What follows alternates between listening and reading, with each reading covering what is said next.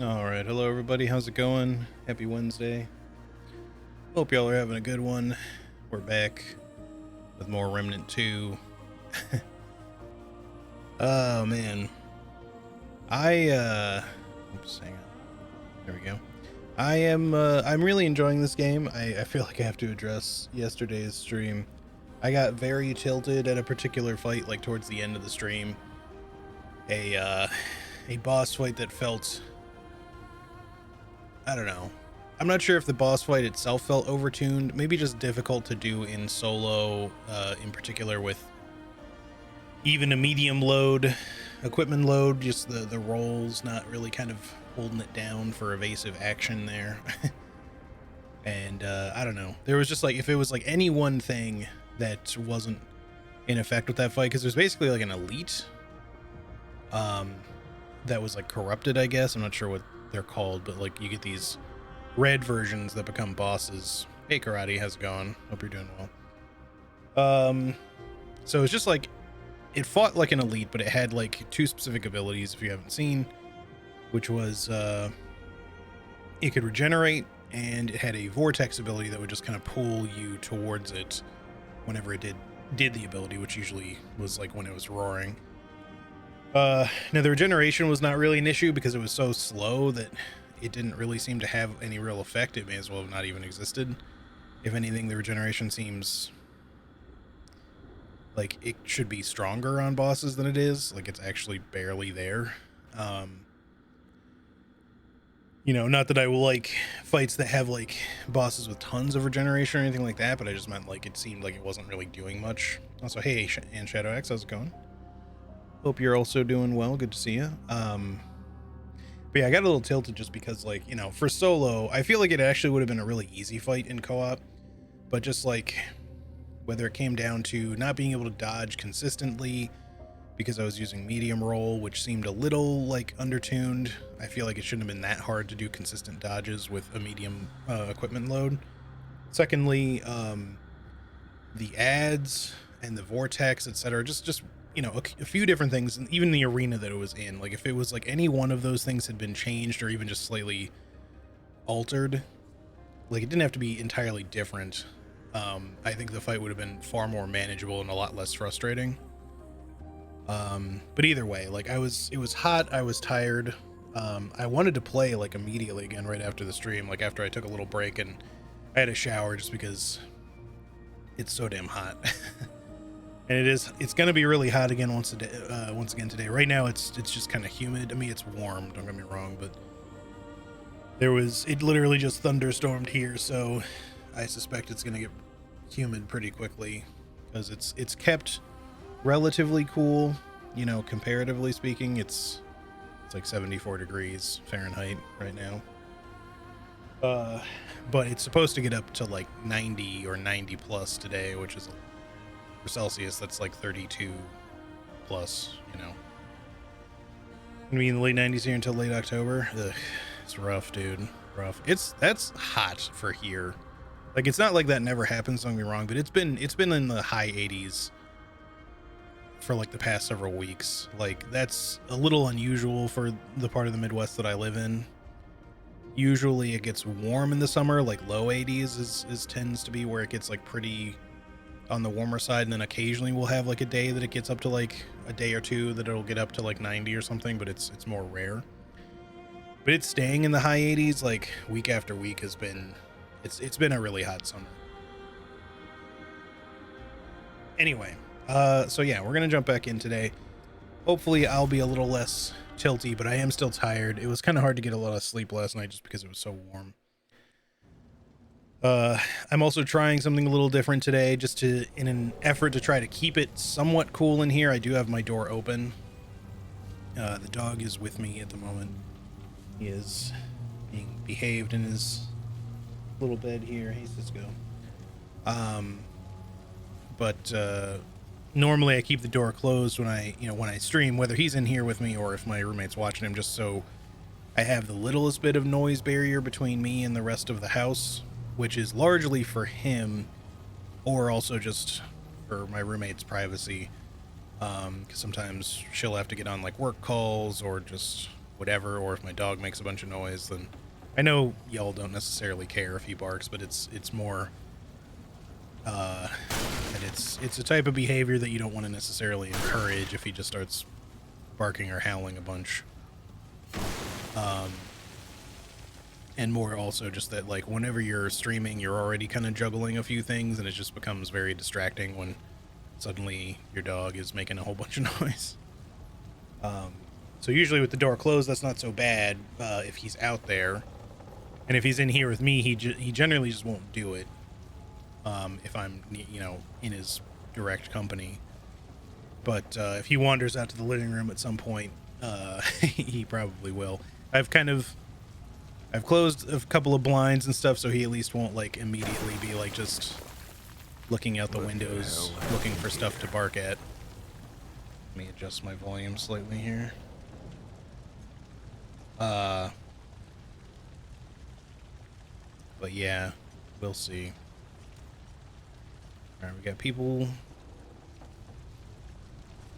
Is everyone just... Okay. Are y'all gonna look real burnt? Like, you... Okay, you are kinda burnt. You become fiery. Yeah. I could not see the projectile coming at me there.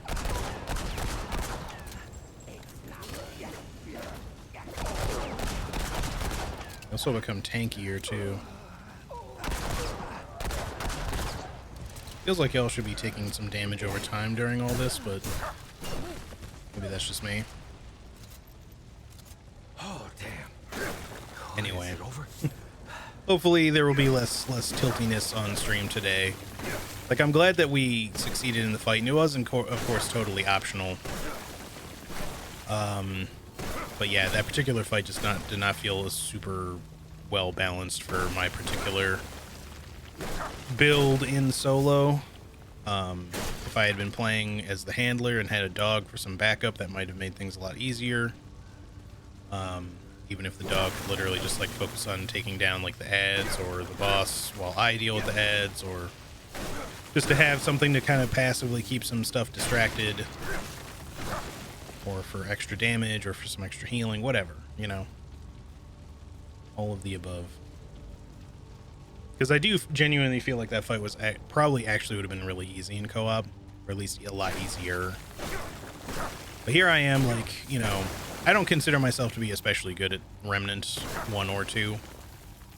I think usually when it comes to Souls-esque or Souls-like style games, third-person action combat games, I tend to fare pretty okay most of the time. Sometimes I would say I'm even borderline good.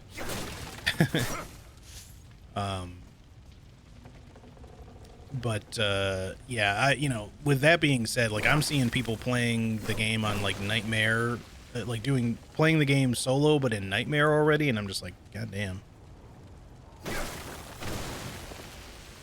I don't know how much of a struggle it is for some of those people doing that, and or if they're playing as the handler class to make things easier on them. Because for me, you know, when I'm thinking solo, I kind of want to be, like, solo, like, not even with companions. Like, I might take the handler archetype as my second one if I really feel like having the dog would be necessary. And don't get me wrong, I love having a doggo companion, but usually when it comes to solo challenges, I prefer to not even have AI backup. And quite frankly, even though it was only a summon, even though they are only summons, the dog and the beacon skulls in the first game just felt borderline overpowered a lot of the time. Like, they just kind of seemed like they made the game easy. You know, because the dog would just run off and go kill things half the time when I wasn't even, like, there. And it was good that, you know, it would let you know when there's, like, stuff, right? Like, enemies to go fight, but, like, it just did way more damage than I was expecting a summon to do. So, there was all that. Hey, Al, how's it going? Good to see you, dude. Hope you're having a good one. All right. Tell you what, Hugh, time it done stopped. Like the sky just halted forever. It's working. The village clock, that is, just like in the stories. Now that I see it myself, I can't keep this flywheel with me. I barely made it home as is. If they catch me, they might take it and start the clock again. Doom us all. I'll tell you where it is, though. Doubt them bleeders can read, and you should know, too, in case you make it through this while I... Check the house clock. But know that old bird won't just open for anyone. Look to the tower, girl. You'll know what to do. I'm off to find you now. Here's hoping these letters have been just a waste of time. Downloading the game to give it a shot. Nice. I really hope that you enjoy it. I actually really enjoy this game. You know, despite my tiltiness as of yesterday. I mean, obviously I've said this already, but like genuinely, I think this game is really good so far. I just, yeah, that corrupted, you know, elite was just really, really not, I don't know. There were just a number of little things that just didn't feel like it was well balanced for solo. But it is what it is. You know, like I said, some other people probably could have handled it better than I did. Maybe I was just really doing the wrong approach. Maybe if I had switched up my armor so I could light roll, at least for that fight, it would have been a lot easier to do. I have no idea. Also, hey, Anna, how's it going? Hope you're having a good one. Good to see you. It said to look at the village, or at the town clock, which I'm assuming is the clock tower. Hang on. Before we leave, we could try one other thing. Hey, Bad at Games, how's it going? Welcome in. Alright, there goes Cisco wandering off to the living room. As I will reiterate for anyone who didn't hear me before, I am leaving my door open today because it is very hot. Also, hey, Shadok, how's it going, dude? Good to see you. So hopefully he will not be a particularly noisy boy, but we'll see. Alright, so we just have to set the time, presumably.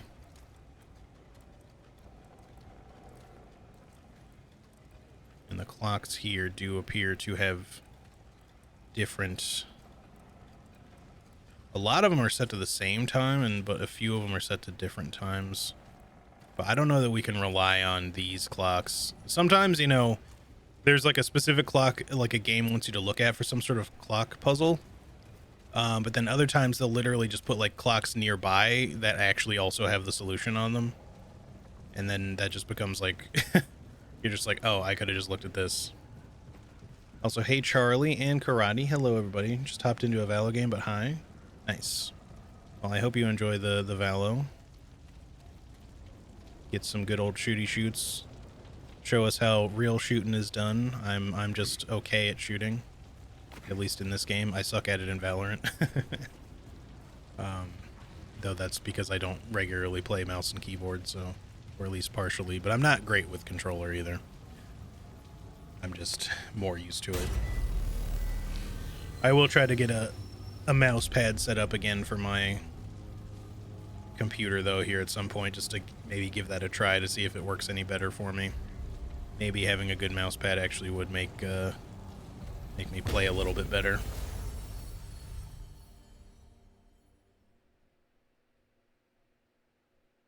You're playing some Tears of the Kingdom Bad Games. Nice, nice. I hope you enjoy it. That does look like a pretty fun game. I still don't know if I'll get it at any point, but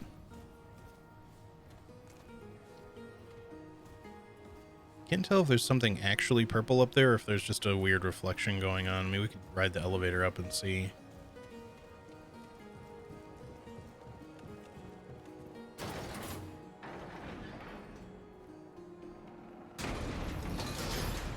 Okay, for a second there, I thought the elevator was broken again, and I was like, am I gonna have to climb up the slow way again? It takes a while to get up there. It's a big tower.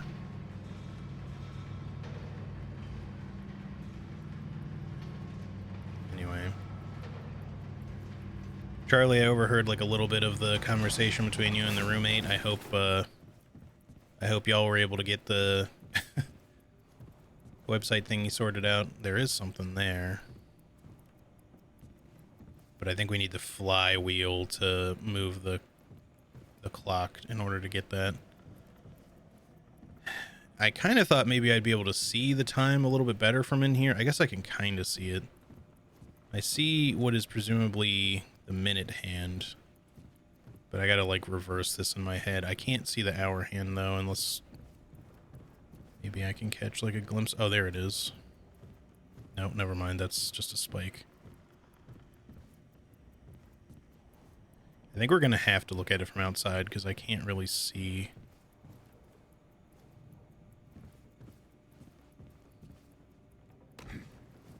That's not what I meant to do.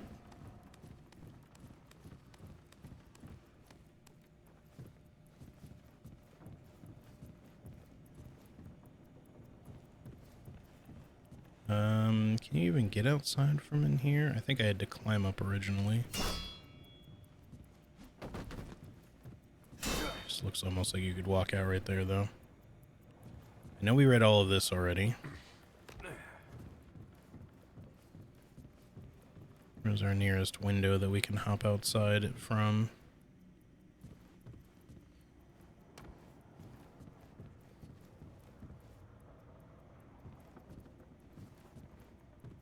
Really? Is there really not?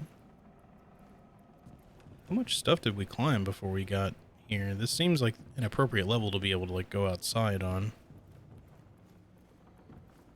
Because this doesn't look like an area that we met. Oh shit.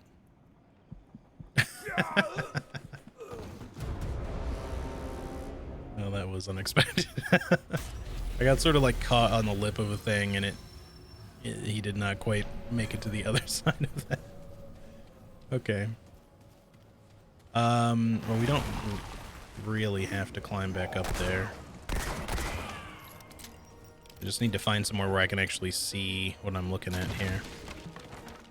Okay, this is it. So maybe... Man, I wish I had a scope on any of my guns.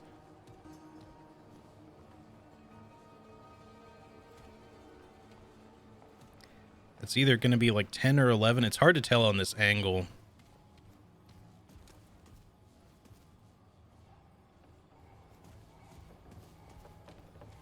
Is there anywhere I can get up higher to see that's not on the clock itself? Because, like, it would be better to have a view from outside, like, further away. Because we can climb up the side of the tower, but, like, it'll be really hard to see it unless we're, like, eye level with the clock itself.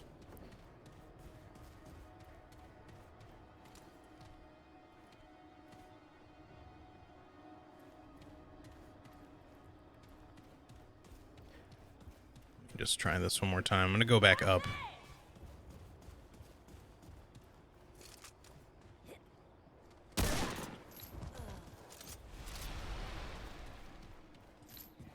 Outsiders! Kill 'em!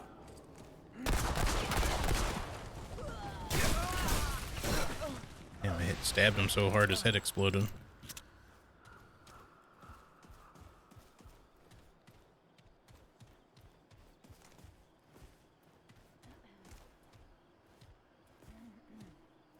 So yeah, that looks like 11.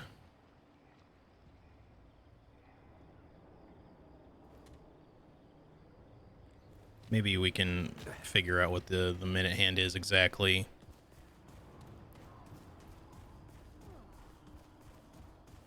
From inside, although, again, I don't know that we really need to.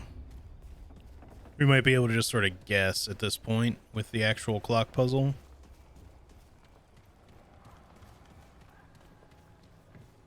I should finish Tears of the Kingdom, but I just wanted to end. That's fair. Or doing a first playthrough without upgrading, because why not? Yeah, I'm sure it is. Had a plan for what you were going to do in Fallout 76 today, but I've totally forgotten what it was now. I need to write stuff down. Yeah, I really like being able to rely on my memory as much as possible, but I will, you know...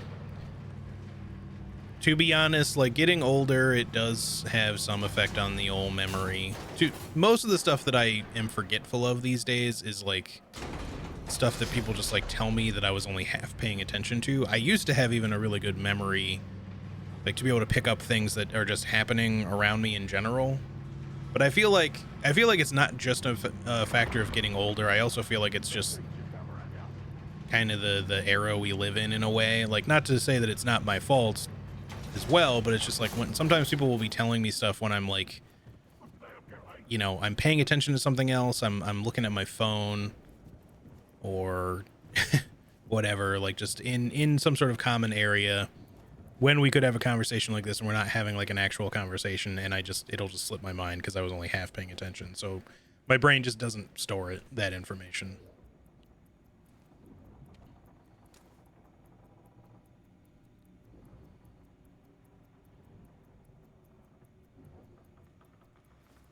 Okay.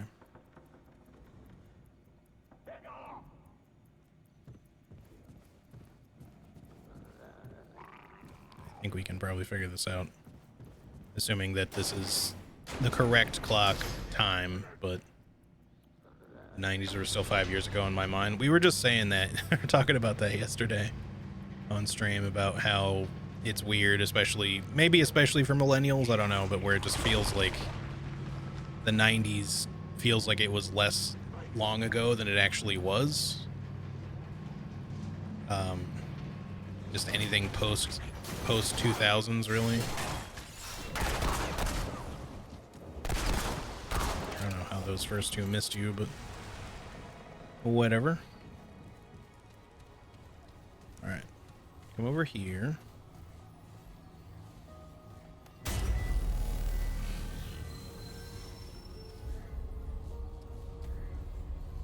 Back to Lamarck. 2010s were just a few years ago. I feel like the 2010s they're like a blip. Like they just don't, they barely existed in the first place.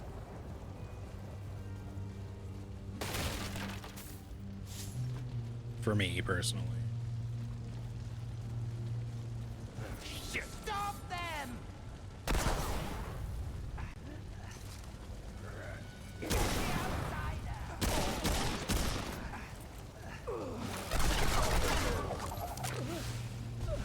I've got enough of that.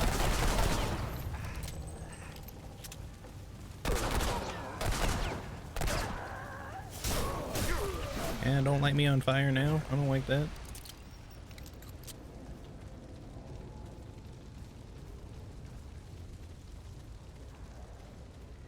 Keep forgetting what I was planning to do all the time. So I've been standing the fridge door open trying to figure out what the fuck I'm doing there. Yeah, I guess that's fair. I do feel like as you get older, it just, like, your brain has a harder time staying, like, present with certain things.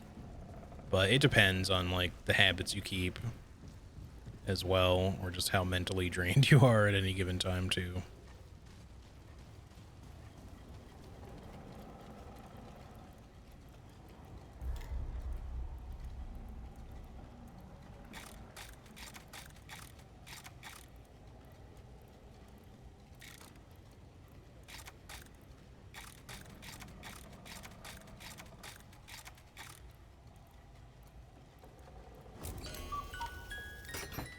Okay, I guess that did it. I figured it had to be, like, close to that one, but I wasn't 100% sure because it's hard to tell accurately on that clock. Alright, well, that was simple enough. Probably didn't really need to spend quite so much time looking into that, but we got there. Alright, we're 2 points away from maxing out the stamina boost, so we're gonna go ahead and do one more with that. And then after we max that out, then we'll start leveling up some other shit, but I just feel like I need so much stamina, and I really wish that I could increase my encumbrance limit so that I could be light rolling, because I really like this outfit compared to, like, anything else that I've gotten so far. And I don't think I can light roll just, like, switching my pants or something. It's like, there's this, and then the next lightest thing would be these, which still has me in medium roll. If I take them off entirely, I can be light rolling, but then I'm a cowboy in his undies. Not exactly the best look. Even with the lighter pants on, it still doesn't work out, so we'll stick with medium roll for now, but I hope that we can find some way to make our equipment load lighter, because we want the style, but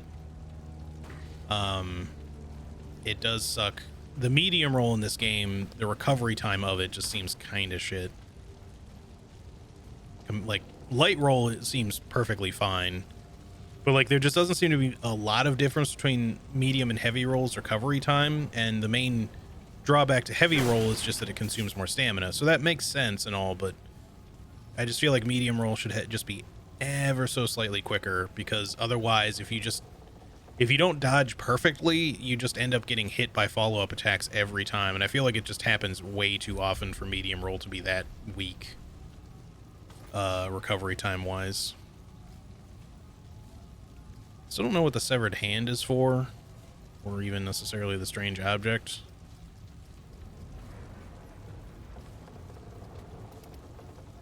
Oh. Ring of the Damned. Band tightens around your finger as taut as a shackle. Over time, a dull numbness suffuses your hand and drifts up your arm, yet you've become accustomed to the sensation, much like the malefactor who wore it before you. Okay. Maybe we should inspect items more frequently. Because I keep forgetting this has like some Resident Evil properties now, where inspecting things actually can mean certain stuff. What? 0415. So there must be like this has to be a code to something. Maybe there's something in Ward 13 that we can open with a code. I can't imagine where else this would apply to, because we got this from like the ward, I think. It was just given to us. 0415. An old hand crank flashlight with some peculiar scuff marks could, if it could speak, you have the feeling it would have no shortage of stories to tell. A fair number of worlds in my time, and there's one thing they all have in common. Sometimes it only takes the smallest flicker of light to bring hope to the darkest times. It's the video game combo. Recognize that number? No, I don't. Or at least I'm blanking on what it's a reference to. Bruiser's been working well for me, especially since I unlocked the second skill. Nice. Yeah, I don't know yet what my second... Oh, Deus Ex. Okay, I get what you're talking about now. It's been a long time since I've played Deus Ex, though.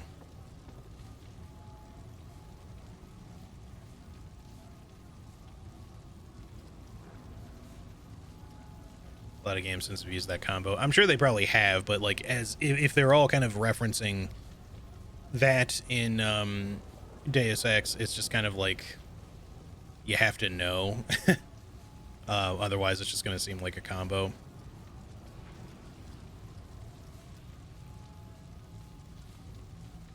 Hopefully it doesn't continue to thunderstorm again at some point really loudly. It was like crazy out front or outside. Earlier, I had to like wait for a break in the rain to take my dog out for a quick walk and feed him before stream, so I was almost late, but then I ended up being quick enough with everything. Okay. Before we go solve the clock thing, let's go back to the ward just to see if there's anything we can open there. Maybe there's like a... I have a vague feeling like there was a lockbox or something there somewhere, but I don't know. I'm not even 100% sure I fully explored the ward, to be honest. Because I didn't really pay attention to it all. Like, the map looks pretty explored, but that doesn't necessarily mean it is. There could be some secret stuff.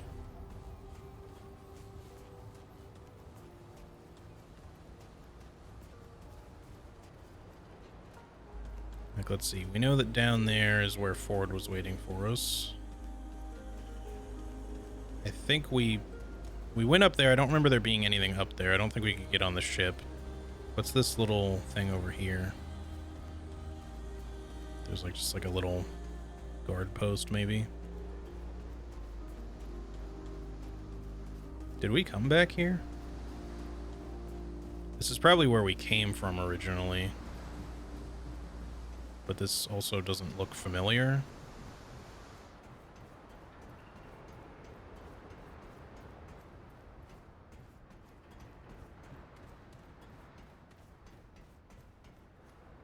I'm not so sure this is where we came from. I think we might have had a cutscene when we first did all this, though. This is locked, though. So we don't have a key for whatever this is. That's probably just where we came from, I guess.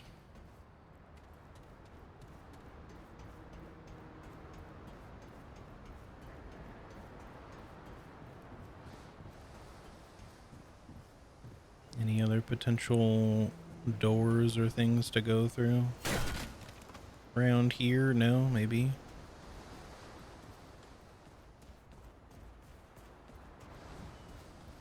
Came in the other end of town.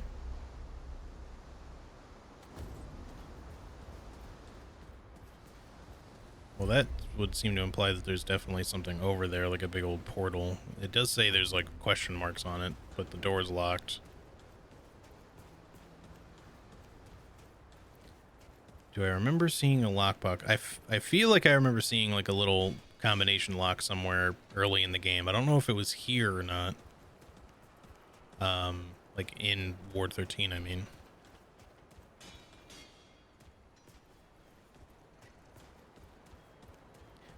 Because like the only other combination lock I ran into was the one with the safe yesterday, and I just feel like I remember seeing one at one point from a distance that I didn't interact with, and I feel like it had to have been like at the ward. But I don't remember where I saw it. I don't think I have anything for you, do I? Better be worth my time, traveler. All right then. Oh, okay. We're finished here. I might buy the healing shot thing later just to see if I can use it on myself. If I shoot it near my own feet or something, maybe it can still heal me. How about some upgrades really quick?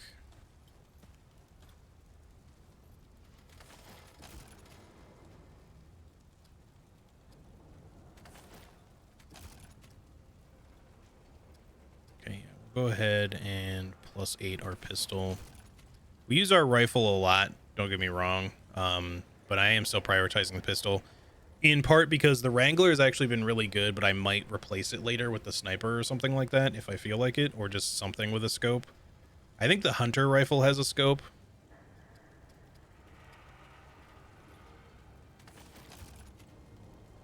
So long. We also have enough scrap we could buy that piece, that metal item from Reggie, I think is who had it. Just to see what that's all about. Maybe it was Ford's room that I saw the lock thingy in.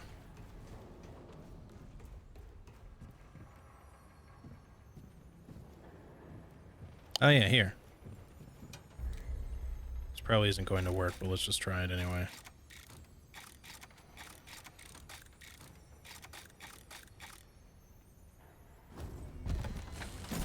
Oh shit.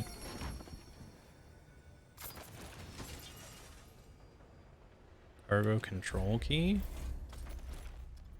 That in any way happen to be the key for the door we were just looking at? A simple key, but considering its owner, whatever it unlocks must be far from simple. Okay. I guess we'll go try it over there. I mean, it's that type of key, so... And there were shipping containers over there, so... Alright, I was not expecting it to just have a key in it. Yeah, I was gonna say Ford did give us the lamp, I think, so... That actually makes sense. Yeah, I guess we did come in through, like, those gates over there or something during, like, the cutscene. Hope the thunder goes away soon. Yeah, I actually don't hear it anymore now. So the storm may have mostly passed, but... I'm glad that it was brief, because I was going to take him out for his walk. I was going to walk Cisco around, like... 9:30, I guess it was. And then it just started like pouring rain, like, and I was just like, well, maybe we'll wait. And thankfully I only had to wait like 5 minutes or 10 minutes or whatever. All right, does this key work here?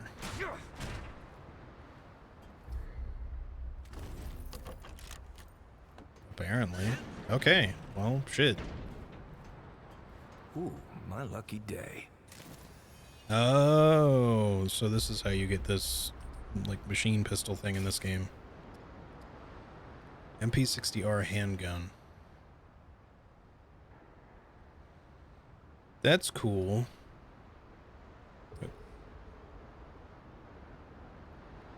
Okay, yeah, we're gonna stick with our regular gun. I think quick draw could be really cool with potentially some other sidearms. Sorry, side pieces. But I think it's gonna be best with guns that have like exactly a magazine size of 6, or potentially slightly higher but not too much. It needs to be lots of damage per shot, smaller magazine size. You don't necessarily want a lot less than 6, because then it'll probably only shoot that many. So if it has like a magazine size of 5, it's probably only going to shoot 5 times,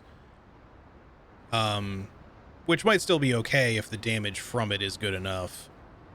But like using quick draw on a gun like this won't probably be that great, because you'll shoot only 6 times from it, and the shots themselves will be pretty low damage. They'll still be crits, but they'll be kind of like wimpy crits. You'd want something that would apply crit like overall to like a lot more shots than just the 6. Mind you, I do have a different skill, so it would probably be fine with something like Sidewinder or maybe Bulletstorm when we get it. So I'm certainly not unhappy to have it. There's something out there too. I don't know. I think we have to use a portal to get there, because there's clearly like a door, a big portal door out there, but I don't think there's like an actual way for me to just get out there, because this is all blocked up.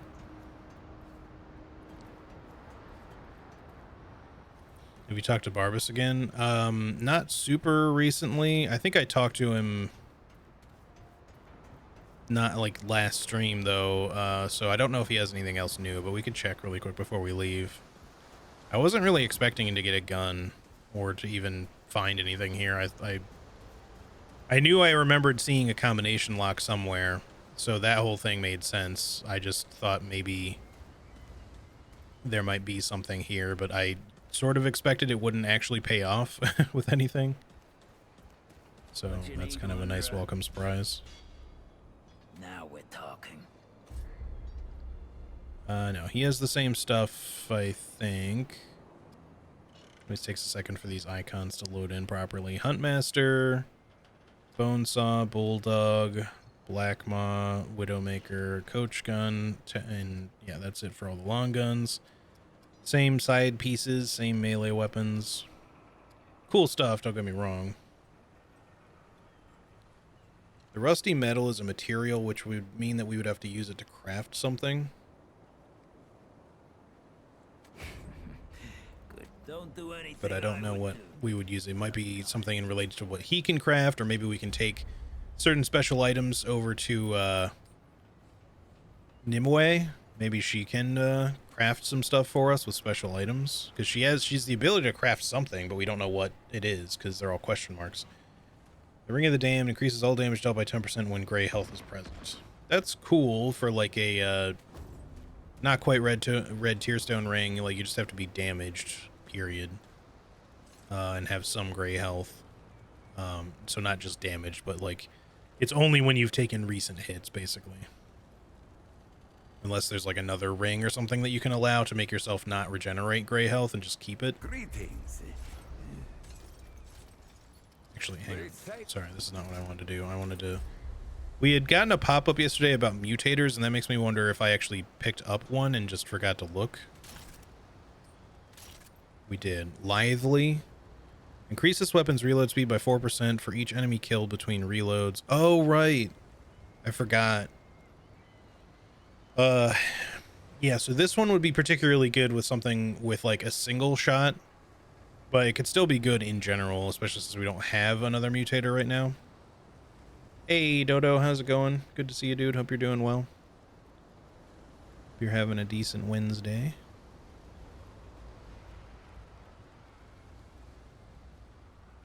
Increase the reload speed by 4% for each enemy killed between reloads.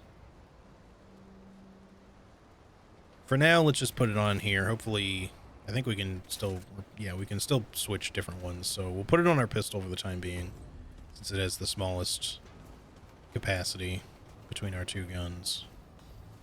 And we have to reload it pretty frequently to keep it topped off or otherwise, so. Okay, we have, yeah, let's go, just because I'm most intrigued by it, I'm going to buy this metal part thingy from, I think it was Reggie that sells it. Hello again, traveler. Rest assured, old Reggie's got a cure, friend. Yes, this thing. Old metal tool. It's a material, so that means it should be crafting related to something. But let's just go ahead and buy it. Wait, you've got a new ring? Black Cat Band. When taking fatal damage, instead of dying, the wearer's health will drop to 1 and movement speed will increase by 25%. This, maybe we'll consider getting that at some point. I don't, maybe he had it already, but I don't think he did.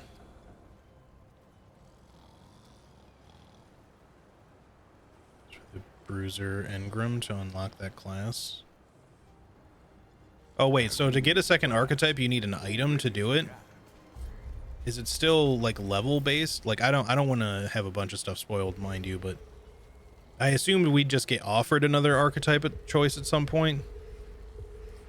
I see. So simply taking a thing to Wally will unlock another archetype choice for us, or does it just allow you to replace it? I see. I don't know if we want Bruiser or not, or Challenger, I guess. But I might. Obviously, the dog companion could make things a lot easier on me. But I do like the idea of it being a fully solo thing. And having something that'll allow us to potentially benefit from heavier armor and or just be more... Let me ask you this. Does the Challenger have...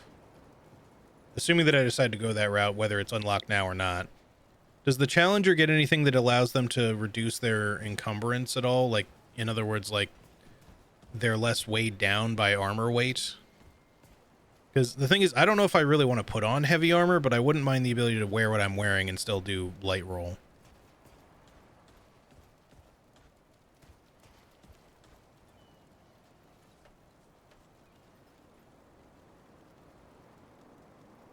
Their base trait reduces encumbrance. Okay. That could be a good selling point for that class. Does anyone know if you can replace an archetype after choosing it? Like, if there's a way to re-spec with the... Like, does the Orb of Unlearning or anything allow you to do that? Or is it only trait points? Because my curiosity is just, like, if you choose an archetype, can you decide later to choose a different one to replace it if you're not happy with the one that you chose?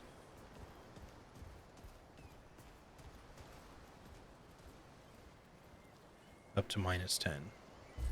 So that'd be enough. I'm assuming that for most bruisers challengers, that's probably enough to allow you to reduce like a heavy armor setup just from the trait alone into like a medium weight load instead of being heavy. And then maybe there's like some rings and stuff like that that also help you reduce the load further. But just having that passively could be really good. I just don't know if the rest of the Challenger class is going to be a good synergy for the build that I'm using. Like, ideally, we'd probably be better off with, like, Hunter or something like that, just because, obviously, we like doing lots of range damage. But I do like to mix it up with melee, too, so... I don't know. Maybe we just give it a go with Challenger anyways.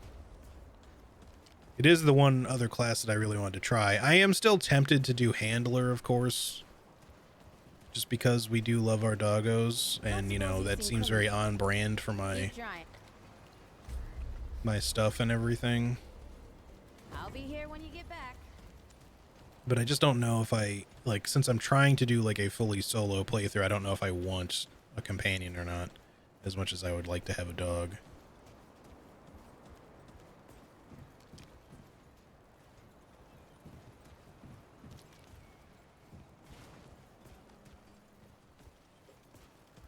I'm trying to think of like who else maybe sells materials. So you have the Challenger one, presumably. I think maybe the metal could be the Hunter one, the one that Barbas sells. Do you sell a material?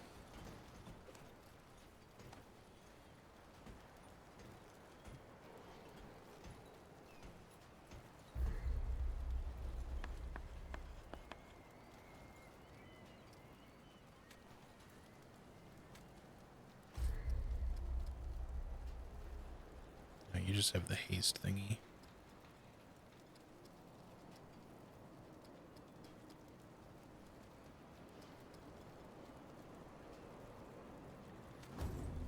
medic sells the medic one, as one would assume. Yeah, that makes sense. This is like Hmm. or something. Trying to think of who would have Like none of this. the one for the handler. Welcome back, traveler.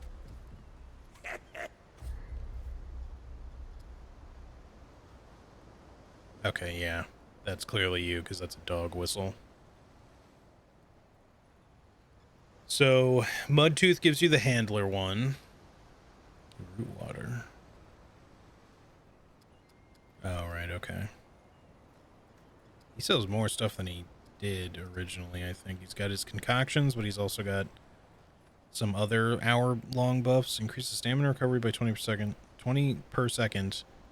Reduces stamina regen penalty by 50%. Reduces health, stamina, movement speed. That could be useful. Movement speed. Armor. Reduces encumbrance by 10. That's a nice potion. Mod power generation. Reticle sway. I'll be seeing you then. Alright. Bruiser. Handler. Medic.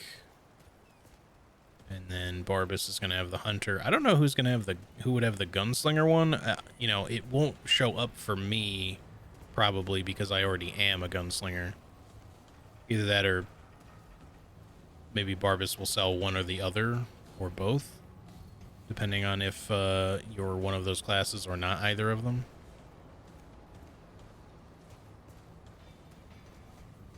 Could be something that, like, maybe Riggs or McCabe sells, I suppose. You think the rooter? All right, well, cool to know. Let me just buy the Bruiser one, or sorry, the Challenger one for now, and Hey then there, friend. If you we'll got see what happens, I guess.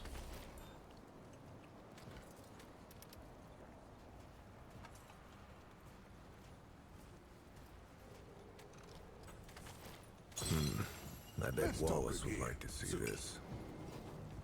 Well, at least the game does give you, like, an immediate mention of that, like... Ultimate betrayal? Wait, what? What betrayal? Do you mean not taking the dog one?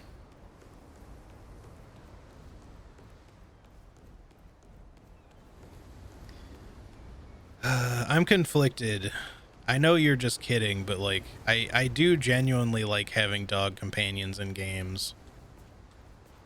Except for maybe Fallout 4, because, like, I love dog meat, but he, you know, he's the only companion I ever take for any amount of time generally, but then I usually let him wait at home because I just don't like keeping companions in those games because they kind of just get in the way.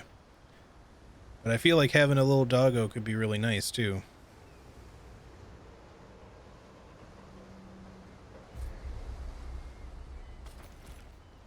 Dog meat is delicious. Okay, now.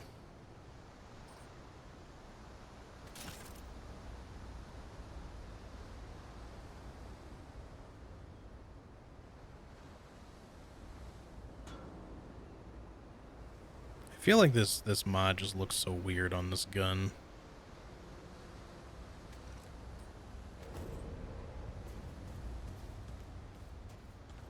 Dog meat's good at being in the way. He is.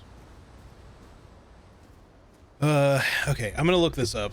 Hang on a second. I don't want to usually look things up, but this is something I need answered.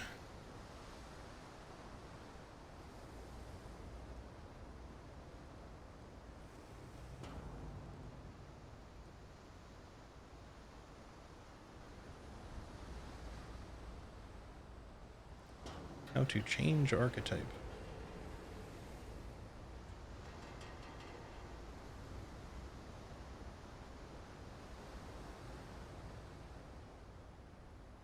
There are items, no, there are times you might want to swap your archetype for variety's sake. You can make another character, but that clears your progress. I think this item just changes your archetype rather than unlocking the second one.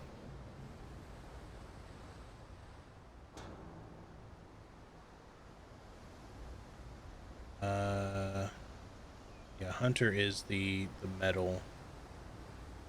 As I thought. Oh, the Gunslinger is the exception. You must complete your second world to get the worn cylinder from Mudtooth. So that one you have to actually unlock later.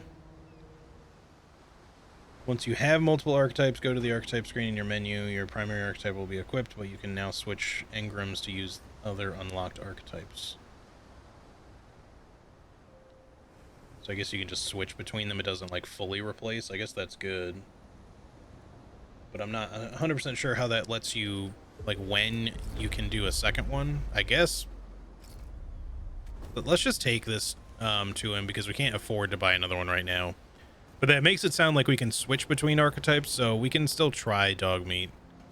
Or we can still try the handler with the dog, assuming it still lets us have the dog companion. The traveler returns. I knew you'd say.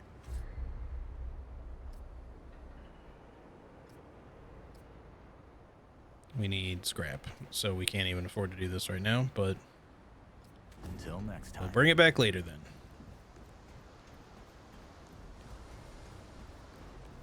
Alright, well that answers that. So you can, I mean, I think, assuming that I didn't misunderstand what that article was saying, whenever you unlock another engram for an archetype, you can replace your current archetype, or at least your secondary one. You can replace this with any ones, I guess, that you have unlocked, supposedly. Obviously for a cost, but that seems to be the case. So that'll give me the chance to try out Challenger if we want, and if we don't care for it that much, we can, and or if we just really want to get the doggo, then we can try doing that. I probably won't do Medic for any particular reason in solo play, but I might try Hunter too.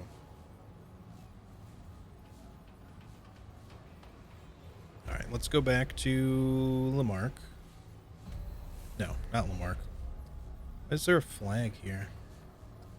I guess it's just because that's where we were last. We gotta take the pinwheel back to the big old clock tower.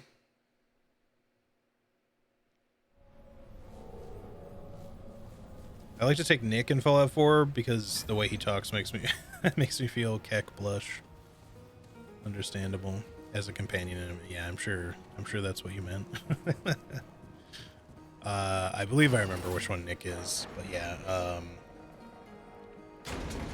like, don't get me wrong, a lot of the Fallout 4 companions are actually pretty decent, but like any other game, you know, Bethesda game, I like companions for the fact that they can carry shit for you and stuff like that, but I don't feel like they're especially useful in combat a lot of the time, and most of the time they just really get in the way.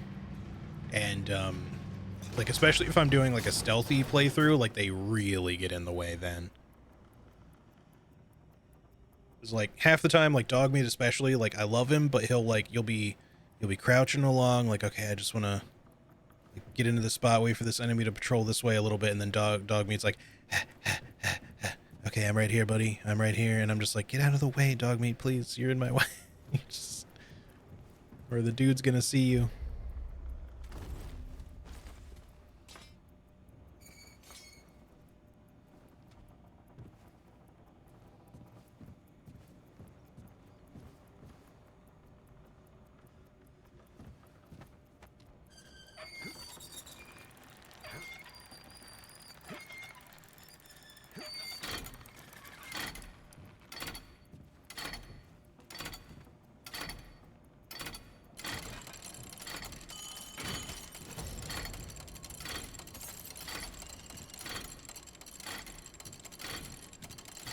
We had an objective for this. I don't know what turning this clock on will do necessarily.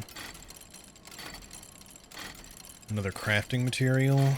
Based on this watch is unusual. It's not made for Earth time, that's for sure. Whatever time it was designed for, it's not telling now. I think we're done in Lassam now. So I feel like this was the last thing.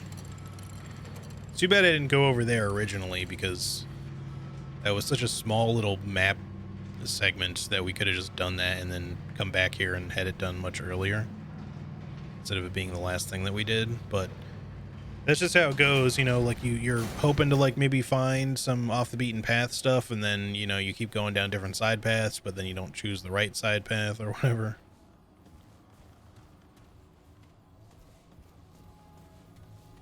I'm trying to even remember why specifically they said they wanted the clock tower to be shut off in the first place, but they had their reasons.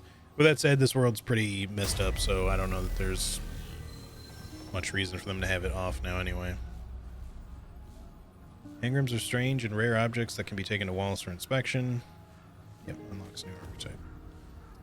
Okay, let me just quickly run back to the ward one more time and just see if we can do something with the timepiece. And then if not, then we'll, or whether we can or can't, we will move on immediately after. This could also be something that we need to take to like the Pan dude, or possibly even Nimue. You're back. I don't think it was for a weapon mod or anything like that, but we'll just double check. Well, no, there is a thing. Time lapse. But again, we don't quite have enough scrap. Creates a 6-meter blast which freezes all standard enemies for 7 seconds, dealing damage to frozen enemies immediately. Breaks the time lapse effect, applying slow for the remaining duration. I could see this as being useful in the stupid boss fight that was tilting me. Not against the boss himself, but against the ads. Like, especially if they were all grouped up in one place, we could have just used this probably and frozen them all and dealt with them kind of on our own time. Yeah. But we'll try to purchase that a little later on. All right, time to head back to the labyrinth finally. Move on to see what we get in the next world, I guess, because I believe everything here is done. The only exception being that Postulant's Parlor puzzle. I might try to do that at some point with folks if they want. If anyone wants to try to solve this in co-op to see, because I don't know if anyone in their playthrough needs help with it or not, but I wouldn't mind checking that at some point.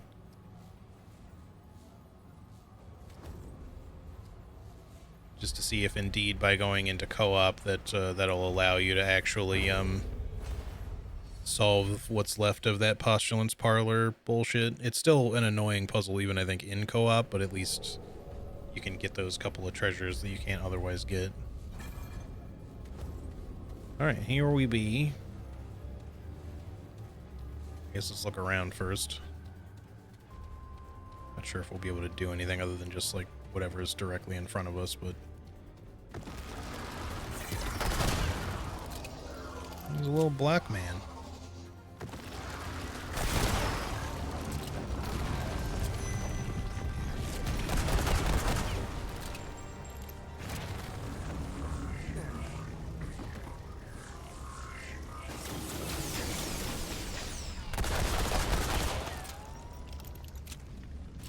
Can you bleed?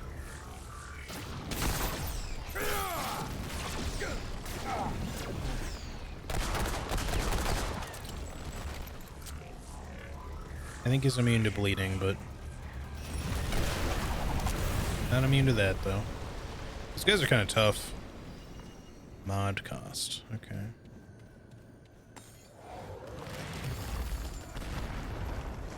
Great.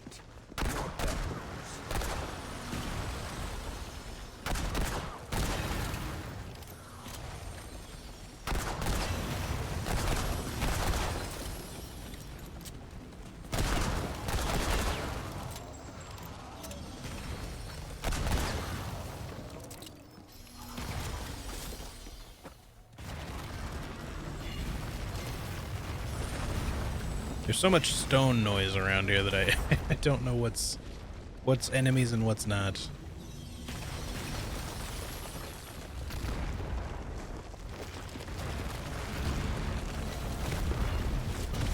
portal here, which leads to some other labyrinth section. Let's just walk through quickly and take a look. Definitely a different map.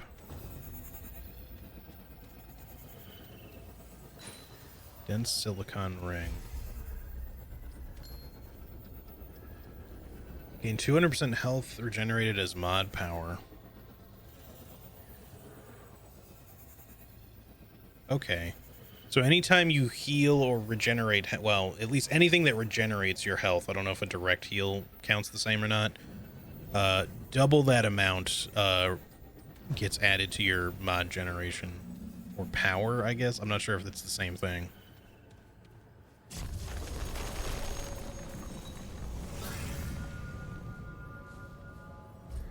Yeah, this is its own whole zone here, apparently.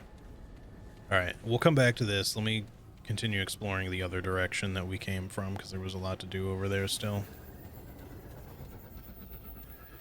Seems pretty good if I understand it. It definitely does. I might use it at some point here. I'll have to like take a look at my own stuff to see if there's something worth replacing with that.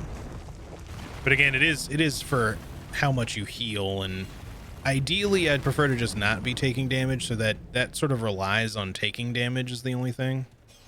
It's my only hesitancy for using it. Don't get me wrong, I know I'm gonna take damage, but I typically tend to avoid stuff that makes you rely on taking damage in the moment.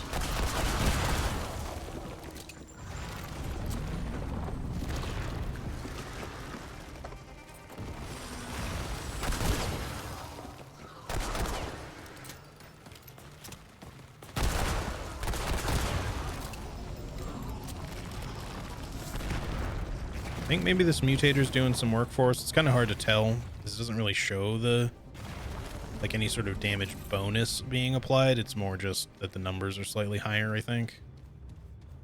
I think you'd see a more significant impact on something like a sniper rifle that already has a high amount of damage off the bat. Is whatever percentage increase will be like a little bit more significant then. But even so, I'm happy to have it in our current gun, and I guess it'll be slowly leveling up somehow. I'm not really sure if there's any way to track that. Or if there's some way for you to manually level them up, maybe. Maybe it's your level 10 and this does not itself level. We are currently level 7.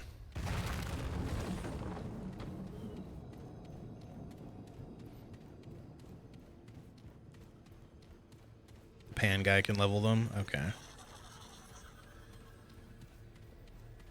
Yeah, I lost some frame rate in game there. That was weird.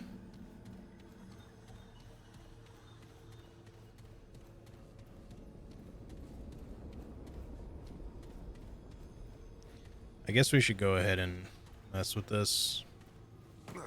I'm sure it's going to be something somewhat significant here, but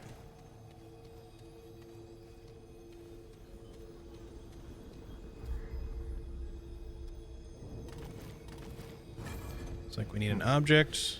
I must be missing something. It's gonna open up a real big portal for us, I suppose. So maybe that'll be the last thing we do in the area.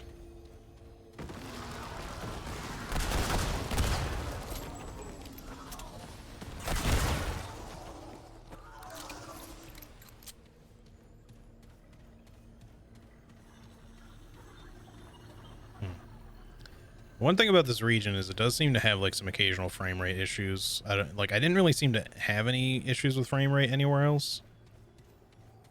It's not major or anything, it just seems to happen here and there.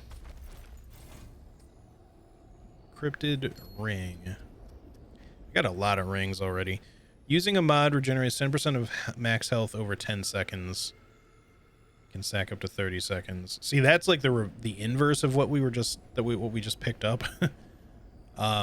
This one's almost a little bit better because this one doesn't so much rely. I mean, you know, you would still need to take damage in order to really make use of this, but it's not relying on you taking damage to receive like a power benefit so much as that this just gives you an extra way to heal.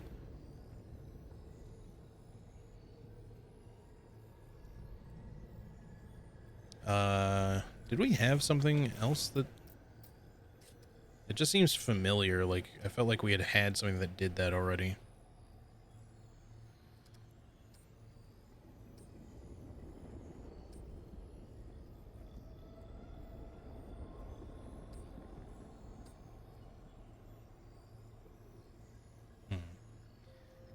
I'd like to replace the Fey Shaman ring at some point, but like I don't care about the regeneration part. The relic use speed though is useful. And I think if we can get that in the form of a trait at some point, then I would like to replace this ring. Because being able to use consumables faster is like always nicer because of how slow you use consumables in these games. Like, it made a much bigger impact with Glutton than I expected it did in the first game, or than I would have expected it to. Even though I didn't like max it out because it was like one of the later things that I leveled at all. But even getting like 5 or 10 points, whatever it was that I put into it, like it made a significant difference in the speed that I was able to consume those things.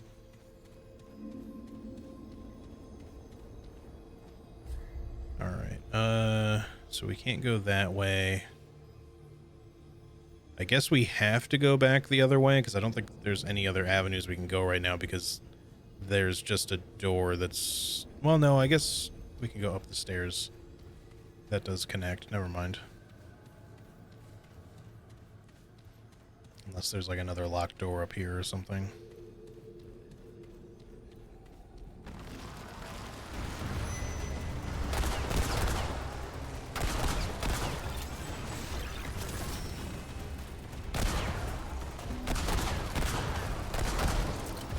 Like a fucking portal attacking me almost. Oh shit. Yeah, I can't roll. I need a little bit of space here.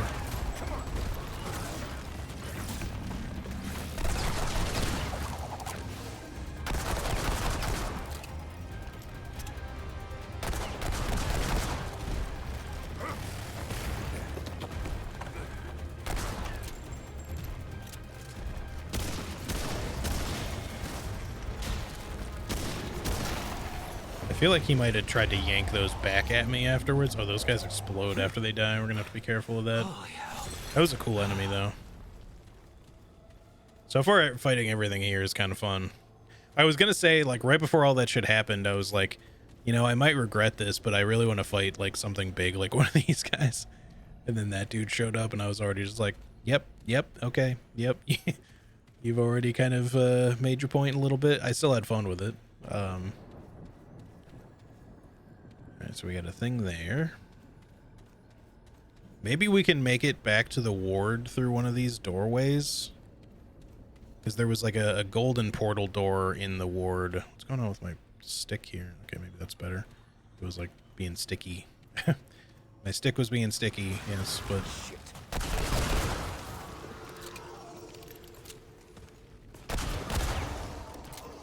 These poor little block dudes, they're little adorable guys, but you know.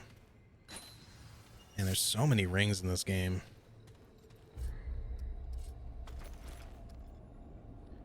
Shard banded ring. Increases mod damage by 12%, could also be really worth having. I don't know if I care too much about the mod power requirement by 10% thing. Like, hang on, let me look at my current mods.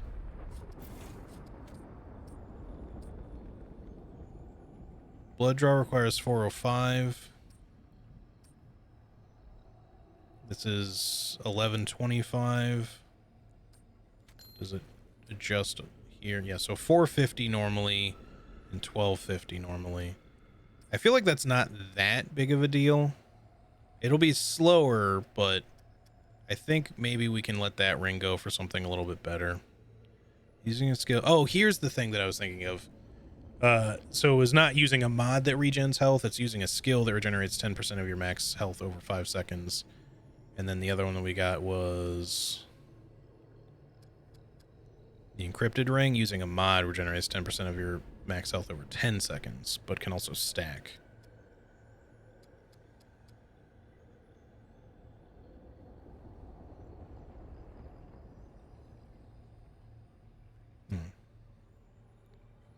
I like the idea of just making our mod damage higher. I wouldn't mind something that just made our skill damage higher too. This is a little situational, but this feels really good. Either the heal ones feel pretty good too. I think I might go with, instead of just damage, I mean, I usually choose damage. Maybe we want an extra heal. Because I feel like that's the only thing our build is really missing right now, is just the means to heal ourselves beyond just the dragon hearts. Because having any form of extra healing that's like a little bit more immediate and doesn't take too long to do, like, it's really useful. The only problem is that putting it on a mod might be a little hard to do. Like, it might be better to save it for a skill. Now, you know what? I'm not going to go for either of those, because it's going to make me second guess using either of them and trying to save them for healing, which I don't really want to do. So mod damage could be good. What else?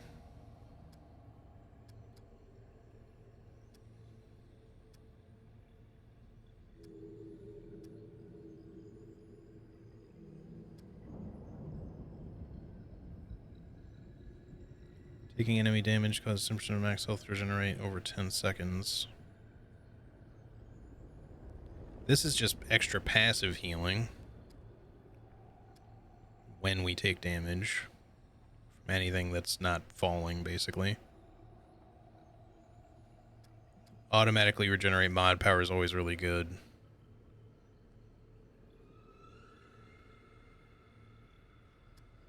We don't want to reduce our own damage. This is a tough choice. There's a lot of good rings here. Like, a lot of these, as much as I'm saying, like, no to many of them, they're actually still really good to have. Maybe even just the passive healing. I think if I ever switch to the sniper rifle, we're going to switch to this, the Outcast ring. Because this increases the reload speed by 5% for 15 seconds after reloading, and it stacks up to 25%. So because you shoot and then reload and then shoot and reload, or if we ever switch to like the bow or some other single shot weapon, both the mutator that I currently have in my pistol, I would put in that weapon, and having this ring on would make me not only reload faster, but gain more damage every time I reload. As long as I keep the buffs active. So that would make that build pretty strong, I think, just off the bat.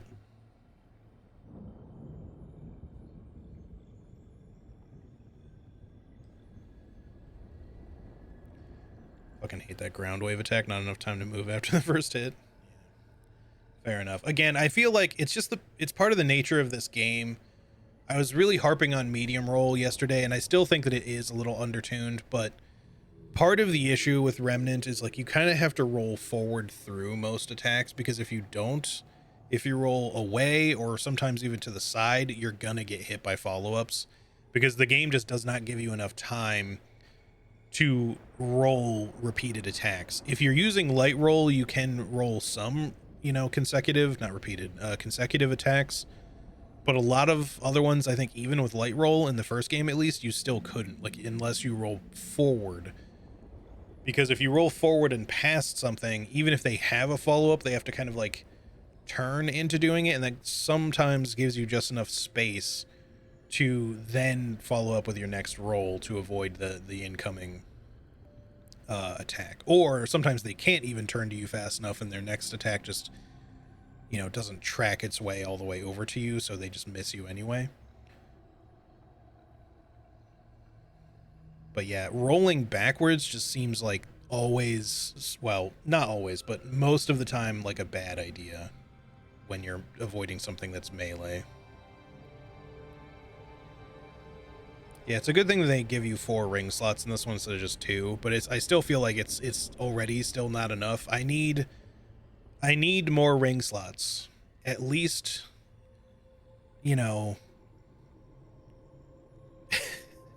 at least 21 ring slots.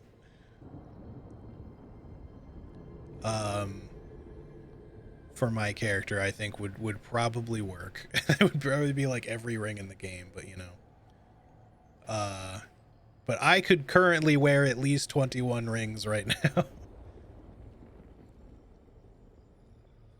More if we count things like earrings or something like that, like piercings. But you know, if we're just talking about things that we could fit a ring on, I mean, granted, one would have to be a bit bigger than the others, but you know.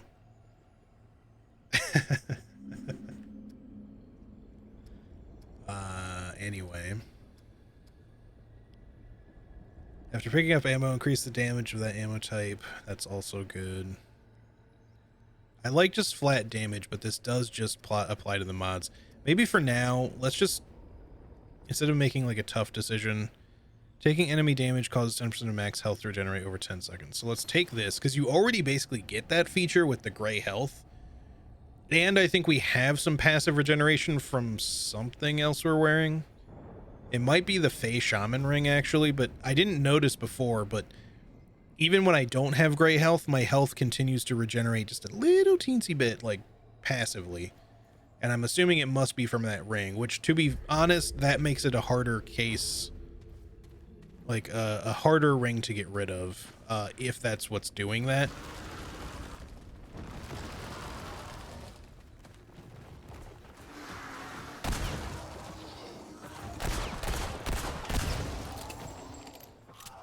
Any little secrets over here?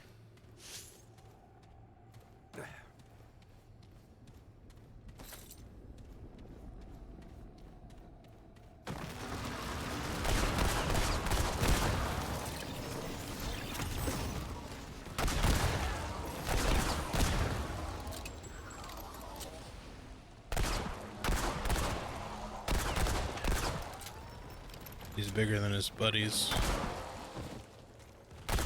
He just sort of like adjusted his head. Thought he was gonna throw his whole upper torso at me.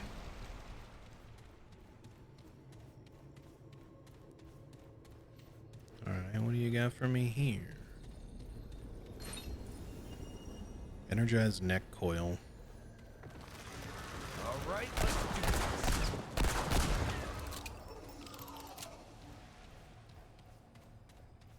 Is there not another one? I thought I saw... Yeah, here you are.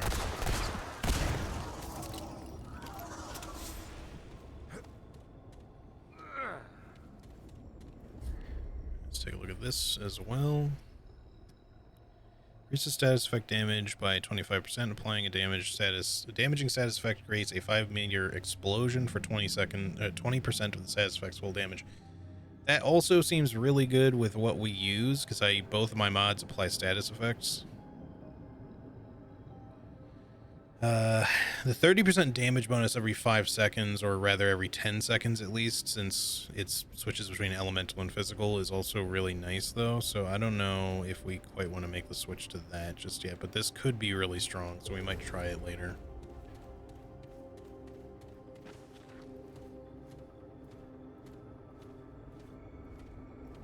Alright, let's see what else we can get to here.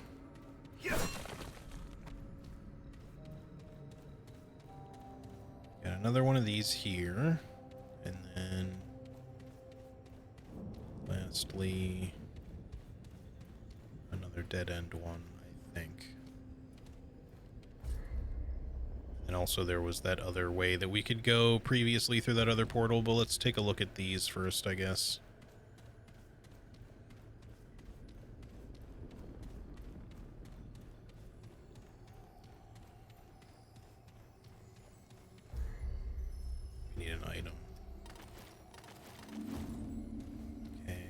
It's probably going to be the case with the other one as well. Just quickly check it just to make sure.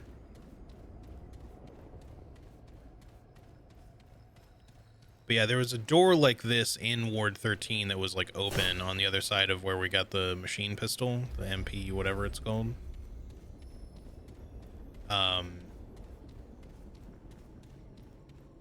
yeah, like it was like pushed open, so maybe we can find something here that connects to that and it'll let us into that room,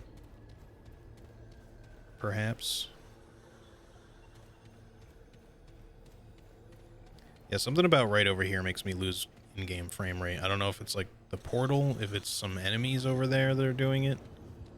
I don't think it's just all this getting rendered, although it could be. But it's like right as I like come up on that little, around that little bend there, that my game loses a little bit of frame rate for some reason.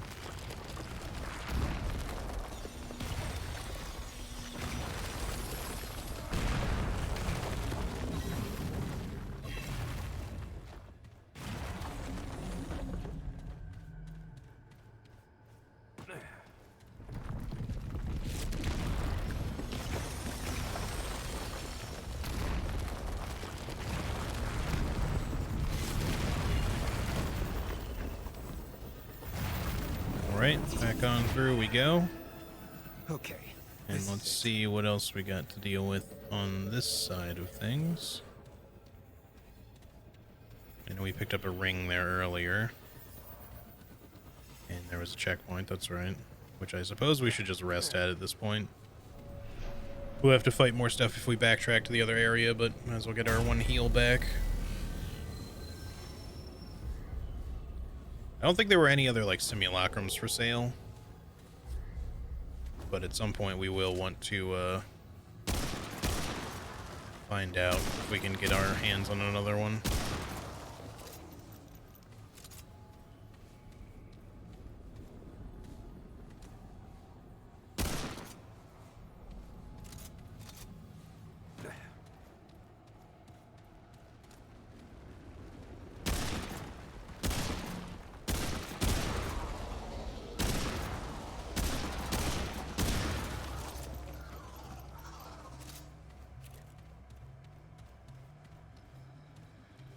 You just noticed there's like very subtle music in this place. Oh, now it's less subtle. There you go.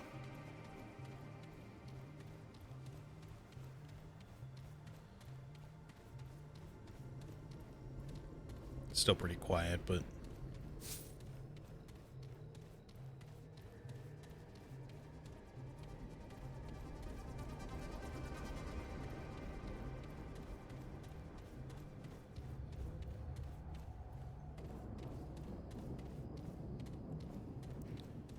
alright, another doorway here. At least it like highlights those on the map for the ones that are active. Assuming we still need an item. Yep. Which we do not yet have.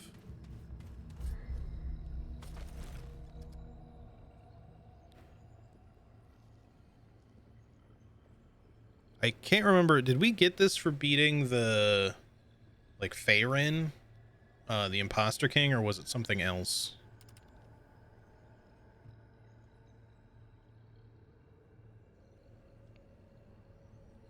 I'm just not really sure what it applies to. I mean, we'll figure it out eventually, I'm sure, but I have not yet found a use for it.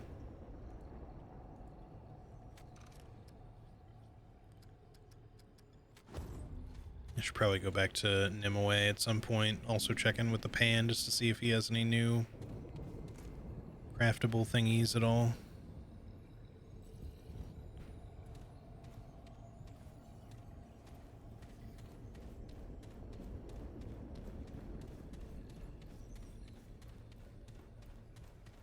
But we know that Nimue can do something crafting related, or at least make something from special items, maybe. They're just complete mysteries at this point, so. What is this? Wow, that was rude, sir. Oh. Not bad. Ruined heart. Game really was gonna try to push me off a cliff with that shit.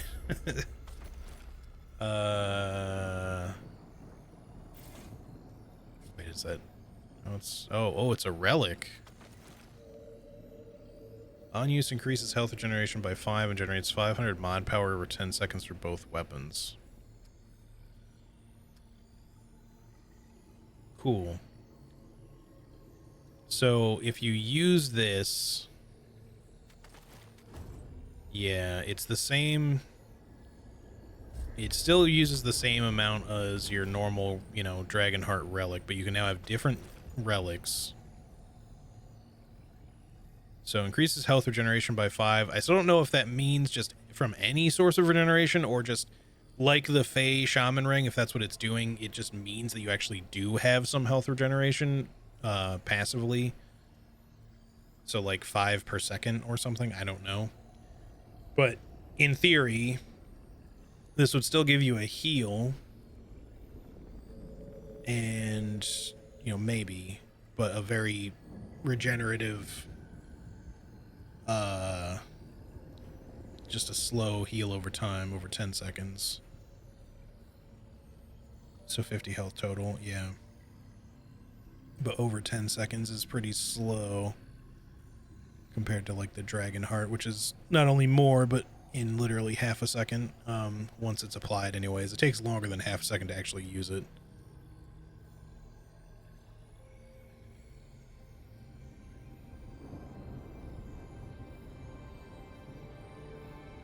But this also gives you a bunch of mod power, but not so much that you would necessarily be able to use your mods immediately. This would let me use my chain shot mod again instantly, but not hot shot if it's depleted, because that one requires more than double this. So for now, I'm gonna not use this. I'm gonna stick with the Dragon Heart, but maybe later.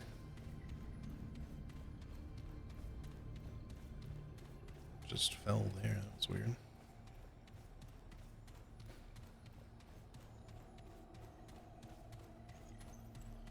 I had assumed that was going to be some sort of like key item, but it was not.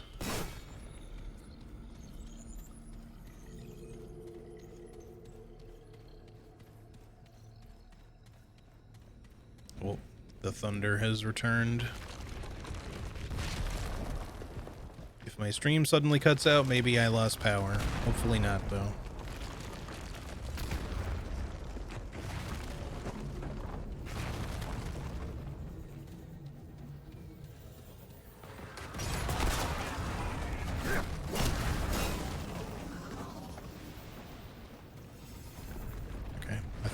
One behind me, but there was not. Man, those guys really like to charge up to you fast.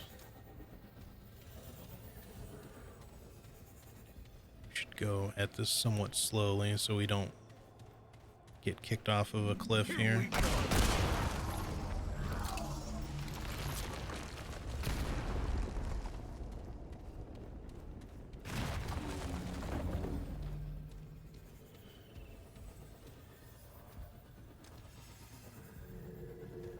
We got another thingy up there. Is there any way for us to mantle up, or doesn't seem like it? But there's a portal directly up there, so maybe we can portal to that spot.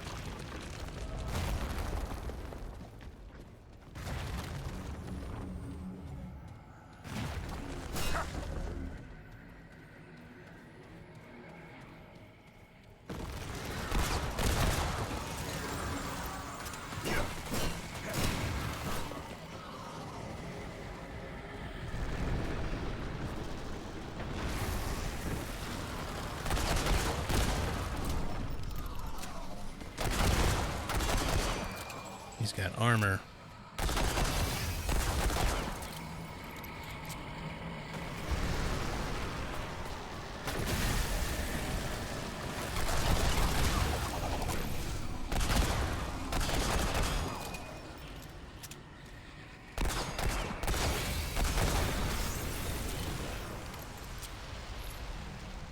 Alright, that enemy kind of had me worried a little bit, but it wasn't really that bad. It's the first, like, armored enemy I've ever encountered, though.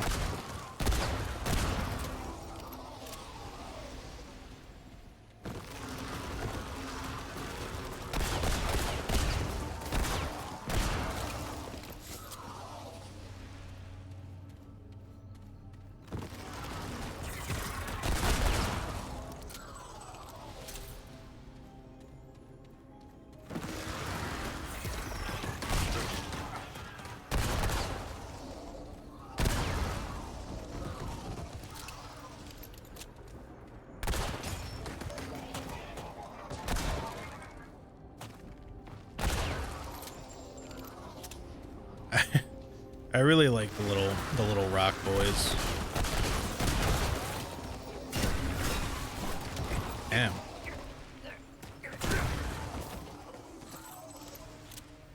Oh yeah, that gives me a lot of regen actually.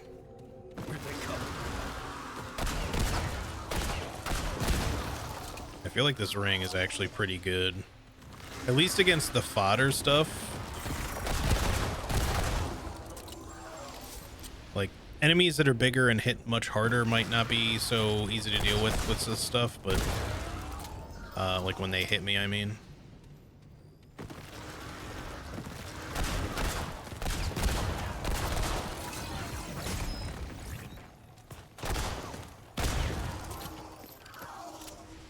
Man, the thunder outside, I don't know if y'all heard that at all. A couple of these places it sounded like fucking explosions out there. It's not that close, but it's loud.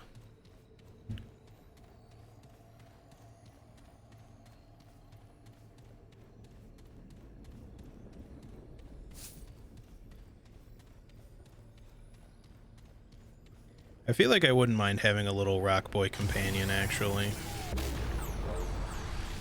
They just seem fun. Assuming this is a shortcut.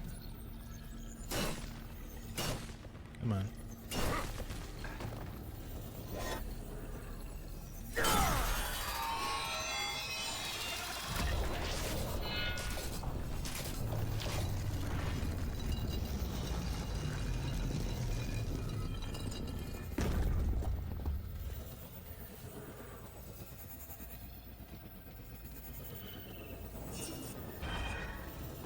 Oh. That completely changed perspective. I assumed we were gonna like I assumed we were gonna drop, but I didn't think it was gonna like that. I didn't realize we were looking at the floor. I assumed this was like a wall and then we were gonna like drop in front of it. Well, I guess I don't technically need to rest at this, but well, we might as well, just in case. I think it should always spawn you at the closest one, but I'm not 100% sure if it still works that way or not. Alright. Ooh, a frame rate. This is like up or down where we were viewing the bad frame rate area. I feel like it's just something to do with this portal. Apologies, I know that that's like maybe not the nicest thing to look at. But this portal is just causing frame rate issues. I'm not sure why.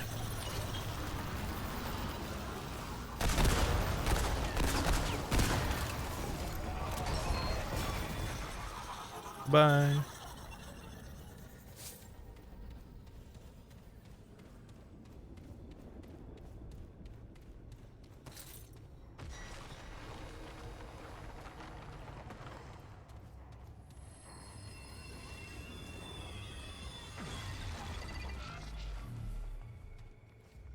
What happened there?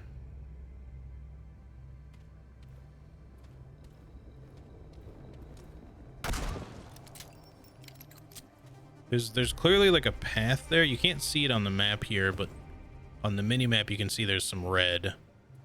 I think dropping to this is gonna actually kill me, but I'm tempted to try anyway.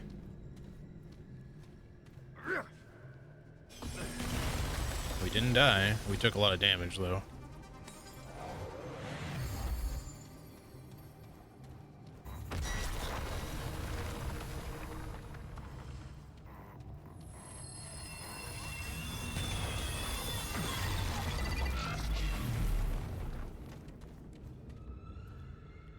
Maybe we have to wait for it to come back. Guess I can climb something here.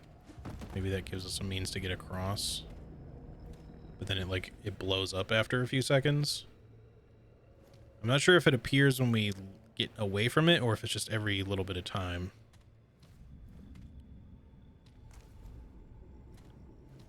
Let's wait for a minute here.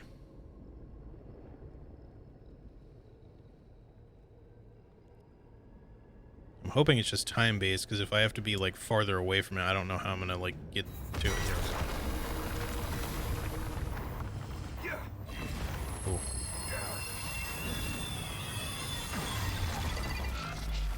Okay. That is a lengthy gap between, that thing appearing and not being there. I'm glad that I noticed it the first time. This gonna be like an optional boss fight down here or something? Or a difficult enemy at least? Maybe. Anyway, we can open up a shortcut or something? Probably not. Well, I hope this item is worthwhile. Okay, well, ah, fuck, it's another corrupted thing. Elemental resist and empathy.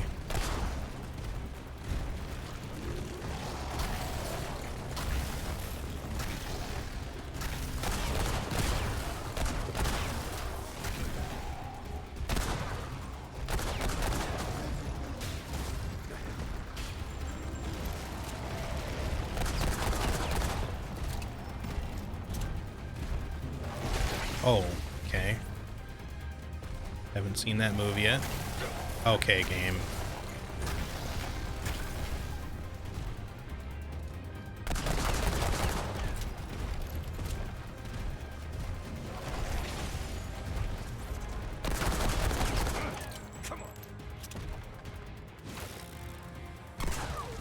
Whoa, what the fuck? That did so much damage. I was not expecting it to hit that hard.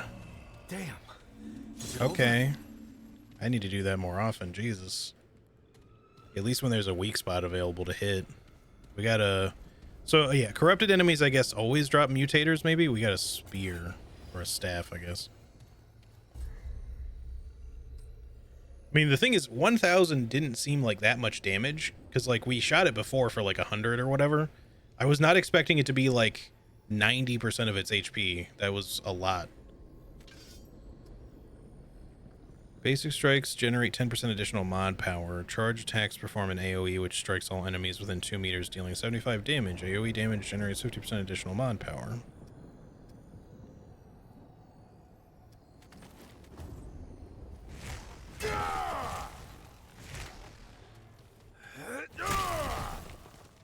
Okay.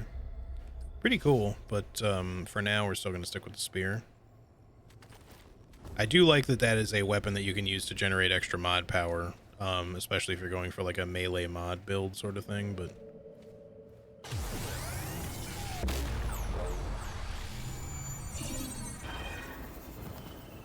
Alright, sick.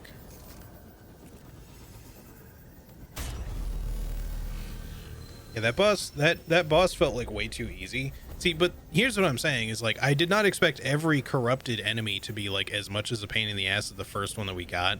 I think we just got really unlucky with that sort of thing, but I don't know. I don't know if there's any other way for us to go here aside from through the portal or just backtrack, but I don't think there was anything else there that we can do right now, so we're gonna go through the drop-in frame rate portal. Oh. Okay, interesting. I was just like, oh, never mind. I guess we just fall to our death.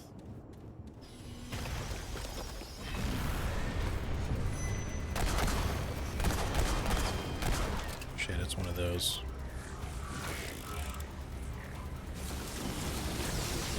Fuck, fuck. Open your face. I'm gonna get hit from behind. Yep, I was waiting for it. He just never wanted to open up the entire time. Ow. I have a moment. I'm gonna die.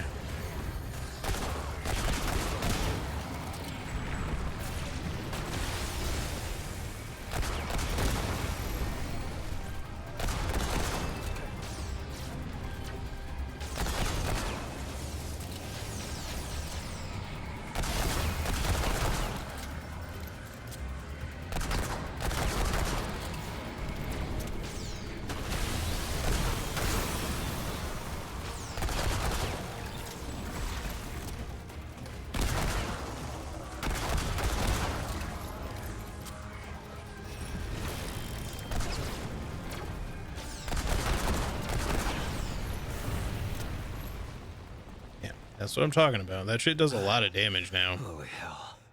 I don't remember if I have anything that's increasing my scale damage, but currently that thing hits like a truck. I still don't know why it did so much damage to the boss, unless it somehow like glitched and double hit, because I feel like at 1070 whatever damage it did to the boss seemed like it shouldn't have been 90% of its HP, but maybe it didn't actually have as much health as I thought it did, and it was just like, you know, it's just, that thing's just all armor, basically. Cipher rod, that's probably going to be the key thing that we need. Oops, one too many.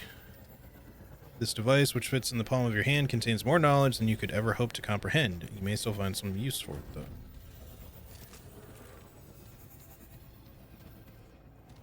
Oh, interesting. It's like all corrupted. Or maybe it's just active now that we have the key thingy. But we have the portal leading back still.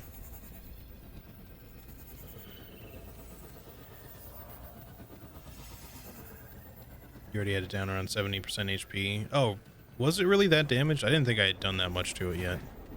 It must have just not had that much HP yet, overall then.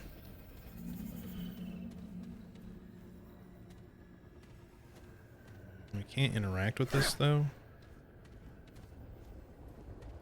Maybe we can come out of this one? It may just be due to the whatever corruption or whatever is happening with this. What? Oh. Oh, the glitching teleporter. I wonder if there's another destination that the frame rate loss teleporter can take us to.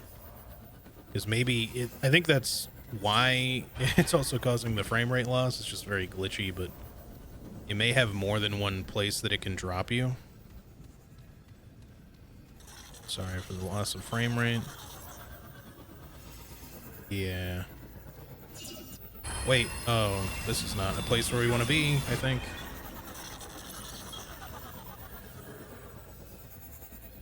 Yeah, here's something.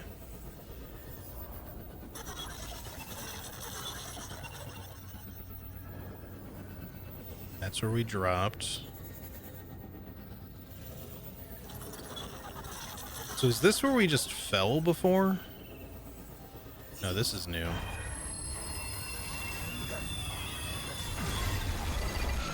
But the path where we fell before, I think, might have been where that thing showed up, and I just didn't realize that that's what that was. Okay, cool, we can go back. Guess we'll do that once I quickly look at this. I don't want to go through the fog door yet. So I'm sure there's going to be another boss fight. 2/3 of its HP is still a lot, though. Oh, yeah, definitely. I was not expecting it to hit, to take it down as much as it did. That was a lot.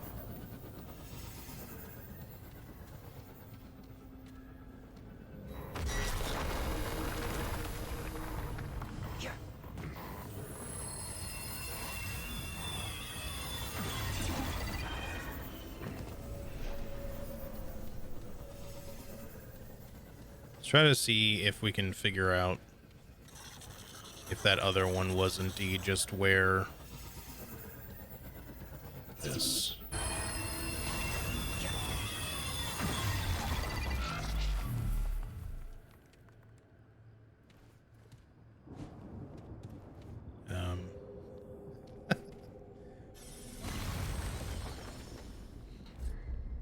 That's where we are though. Okay, let's just wait for it to show back up and then we'll leave, I guess, because I can't get out of here. I'm not sure if that's meant to just be a clue for you that, like, there's a thing here. Probably, because I feel like... I don't know how else you'd get to where you're trying to go here.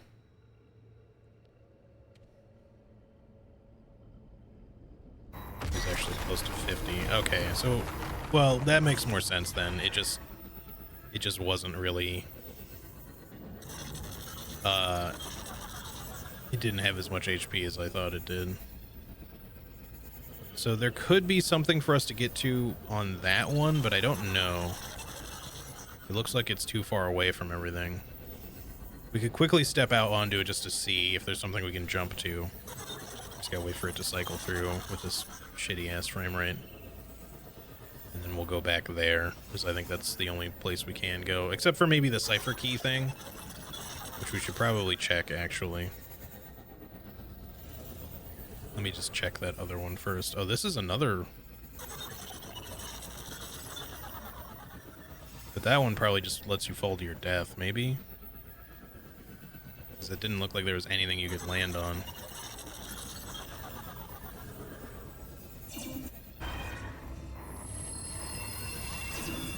I don't know if that'll teleport with me on it, but if it does, I'll still probably fall.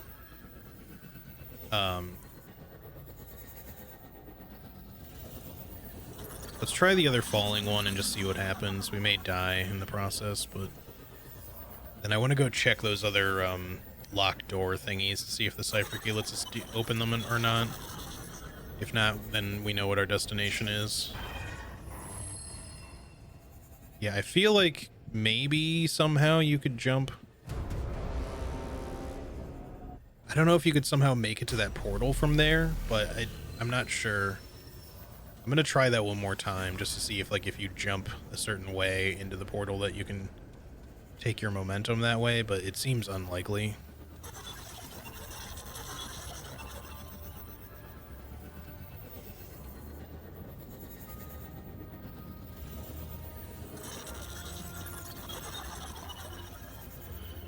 Just gotta give it a sec here.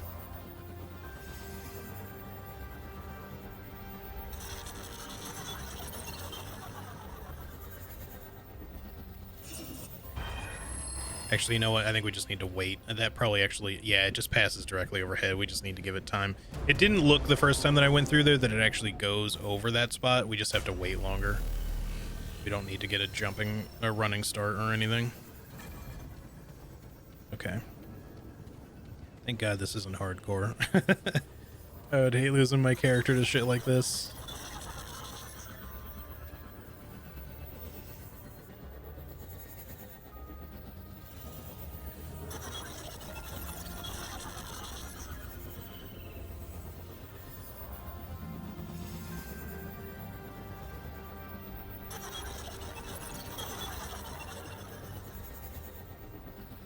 Alright, maybe now?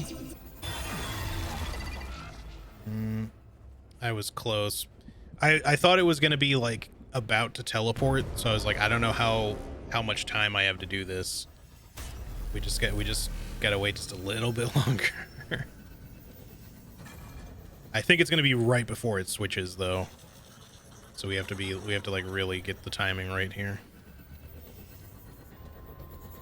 I should probably have watched more closely to see how long it stays there.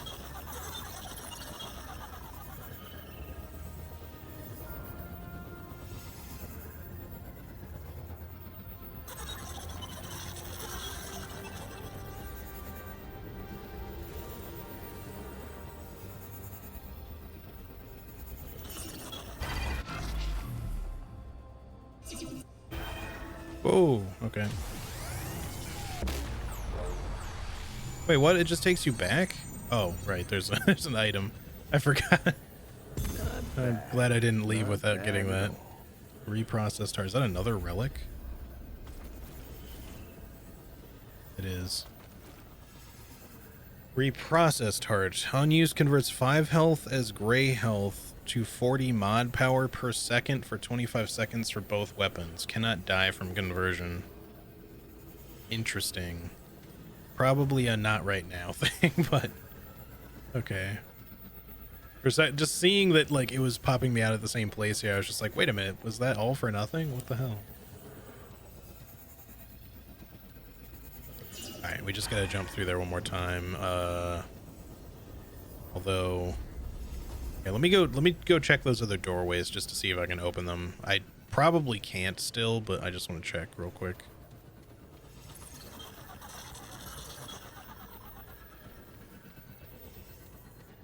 And the frame rate right there is so bad.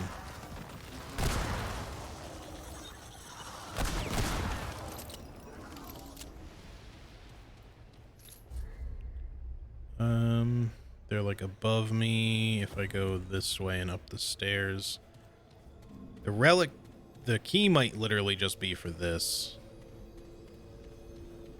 Check. No, it was not a quest item. That's right. Not working. Well, in that case, I don't know that Thing. that it would be anything that we could use to open these doors, but I still want to just quickly check, I guess. The cipher key. But the cipher key just makes it sound like it's the key to literally a cipher.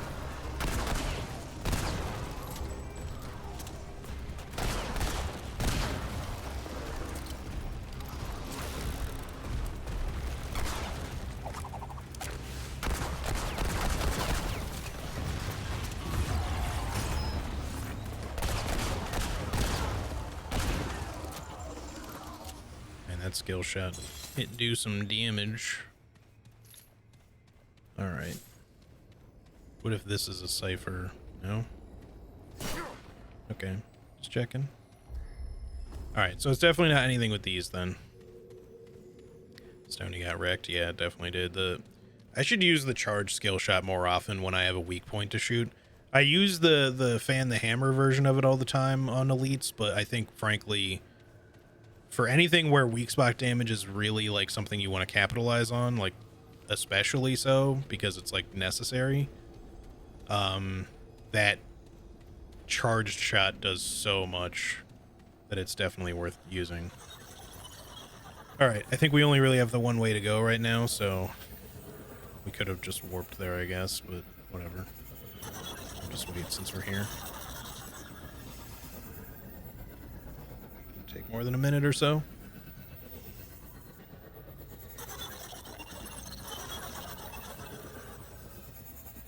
It's so framey.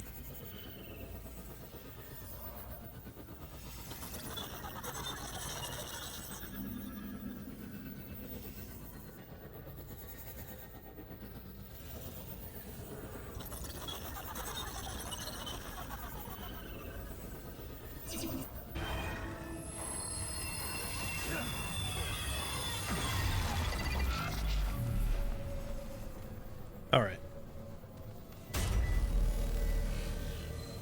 Give this another quick rest.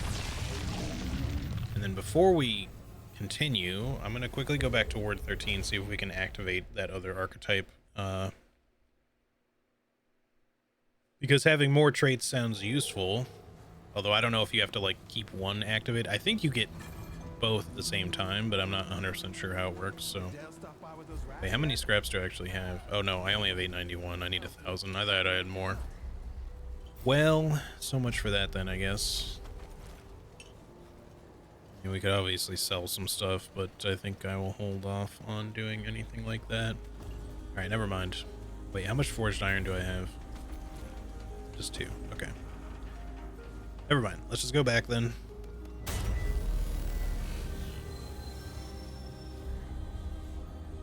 You only get one prime perk at a time, though. Yeah. Yeah.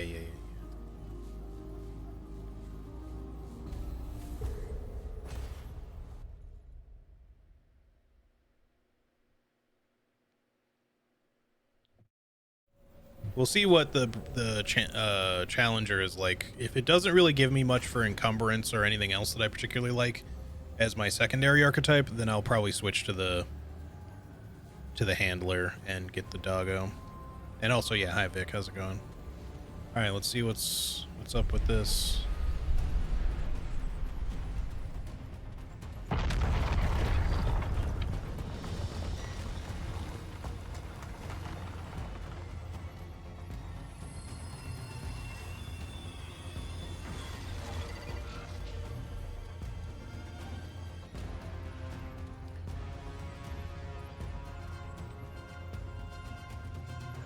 Iliander, how's it going? Are you open to playing with a stranger? Not in particular. I don't mind you asking.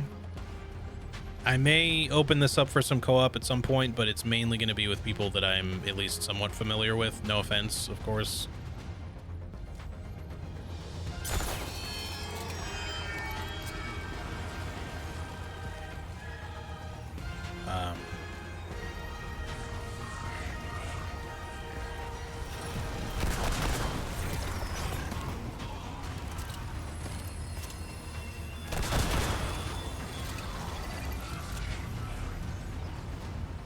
That doesn't mean that that we couldn't potentially here at some point play if I get to know you a little bit.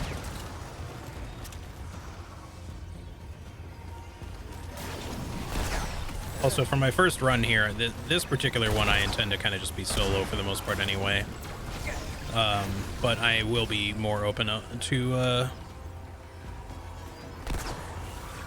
some co-op stuff here in the not too distant future.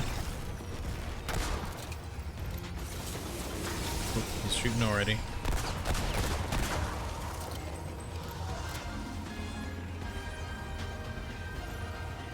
Where'd he go?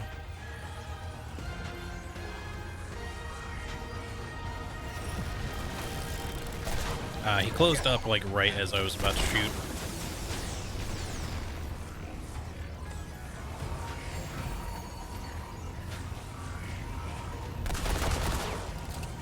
Come on. That's such a... That move is so annoying.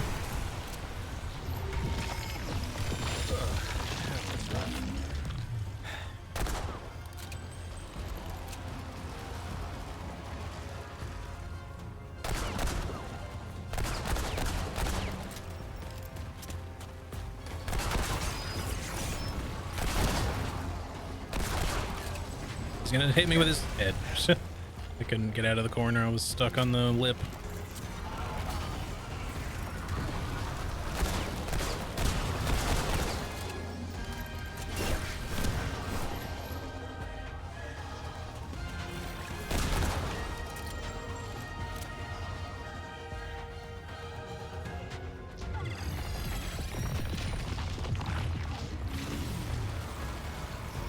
Alright, so that's slowly opening up.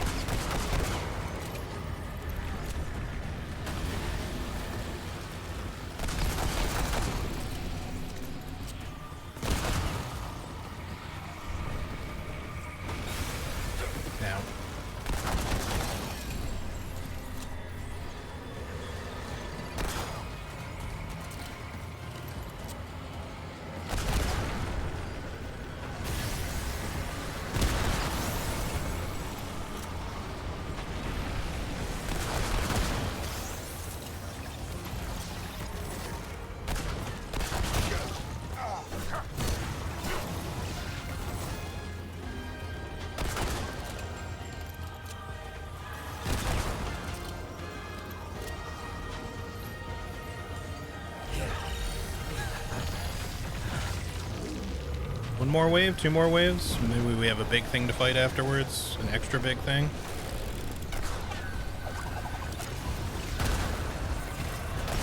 Oh shit. Hello, sir. Don't start your waves yet? Okay.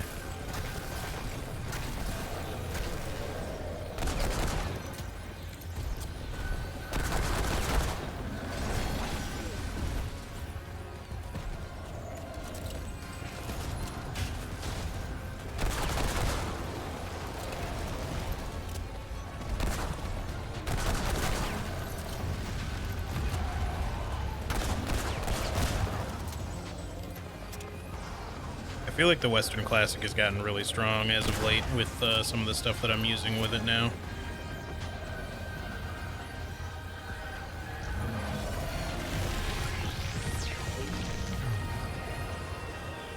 Alright, the way appears to be open, but I don't know.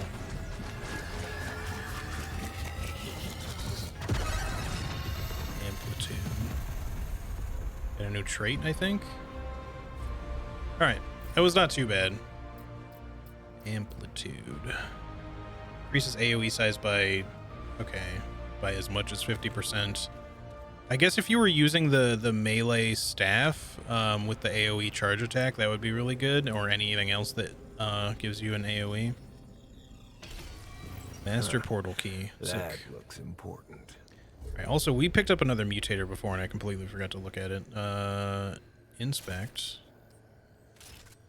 No, we didn't. Why did I think that I did? Maybe, wait, did I? And I just put it in the other gun? No? No, it went in my spear, like, automatically. Increases melee damage by 20% when below 50% max health. Okay, that's fine. Cool. That can sit there. I can't carry any more of that. Alright.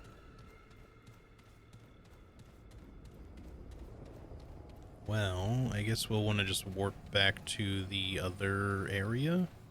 We can probably only open, like, the really big things still. But I might give, like, those other side doors another quick check just to make sure.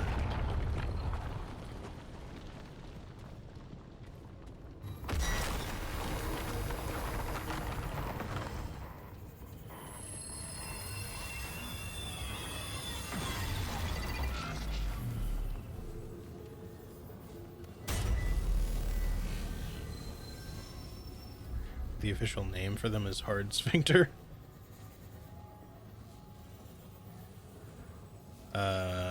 Okay. Let's see. Fractured Ingress, yes, that's where we want to go. There's really only like a couple of places you can be on this, at least so far anyway. Let me take another look at that real fast. Are there even other areas to do, or is that literally it? I don't see any question marks, so it seems like there's literally just like 3 zones, at least for now. Maybe the labyrinth expands later or something. But it would also not be weird for it to just be kind of like a smaller area or something.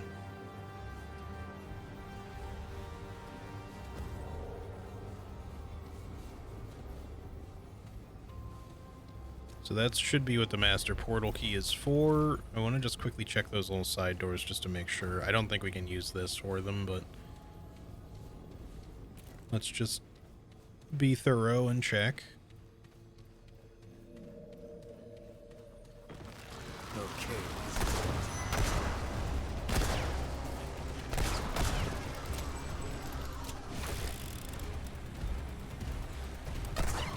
Damn it, didn't quite land that shot.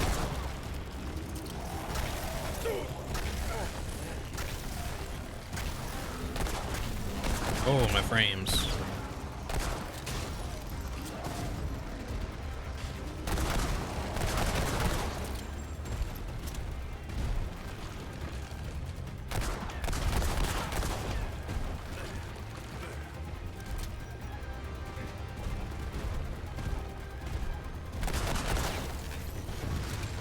Got a little stuck up there. Oh, it's over.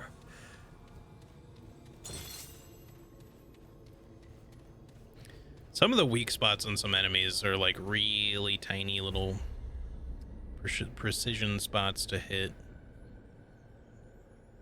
For sure. Alright. Anything we can do with the master portal key here, or are we just only opening the master portal? Yep, okay. I don't know if there's anything else we can do with these. Didn't seem like it, so outside of trying emotes in front of those doors, I'm not really sure what else to do. I don't think that's the key. I think we just need a key item, seeing as how we're presented with the key item interface when we try to interact with the door. Except for that weird red glitchy one. I'm not sure what that was all about, but hopefully we'll figure it out at some point. Either way, I don't seem to currently have the item that I need for it, so hopefully we can find it elsewhere and come back.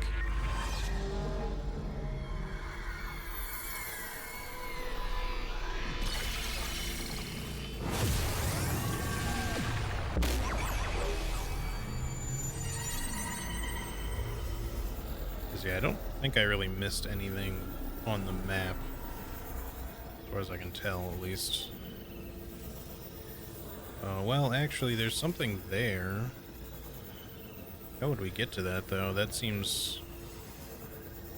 Alright, maybe we don't leave just this second. Hang on. I want to just, like, quickly check over there in case I missed a side path. The last thing I want is to, like, leave here and then realize way later that there was actually a key item we could have picked up here to deal with those doors or something. I think it was connected to this, technically. I mean, don't get me wrong, it's not like we can't just backtrack later, but...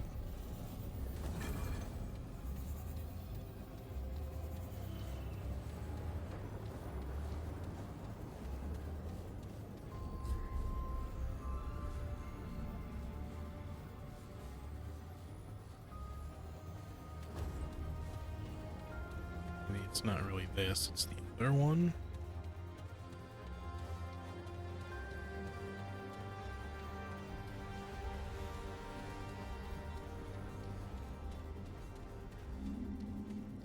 And playing this just makes me want to play Control again. Just the labyrinth area just reminds me so much of that. Control's such a sick game.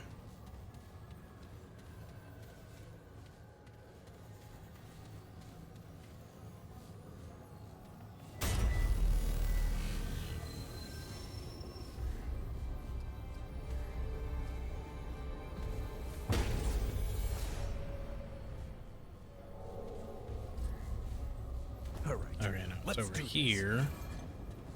So yeah, there's a portal over there that we didn't quite figure out how to get to. Is there like a path that shows up? There's also one over there.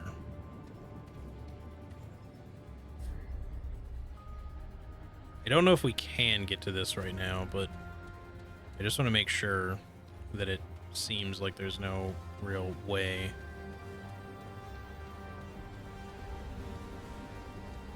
I don't really want to just like assume that we can't get there right now.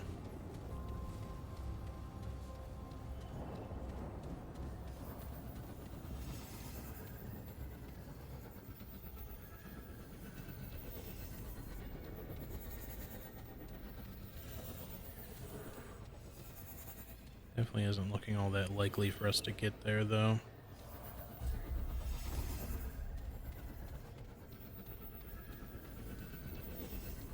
I don't remember seeing anything that looked likely on the glitching teleporter, the glitching portal, that would have likely led us over there somehow.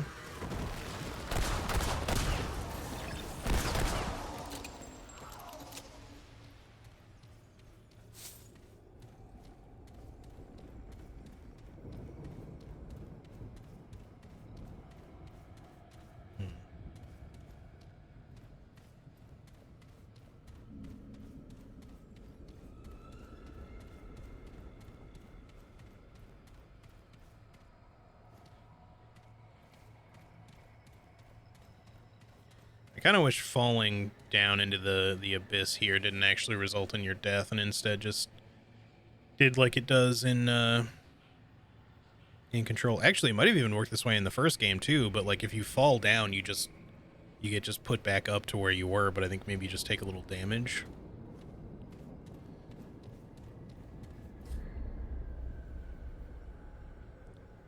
The only other thing I can think to do is to go to the other end over there just to see if there's something. You do die in the first one? Okay. I'm just thinking of Control. Maybe Returnal, too. I know Returnal is kind of a similar biome at one point as well.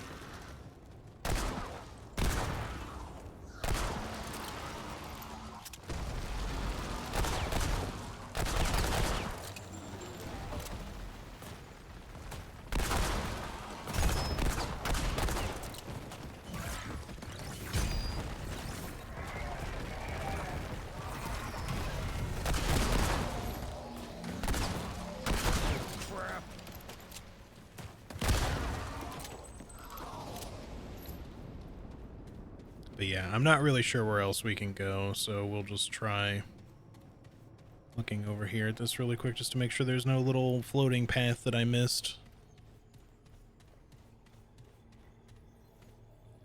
Ah, man, it even seems like they would sneakily put one here or something.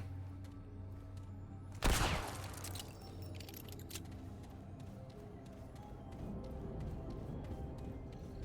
yeah, I don't think there is anything. We'll just have to see if there's some other way to get over there somehow. I'll do one last quick check of the glitching portal just to see if there's another avenue there that we missed. But I suspect there's not.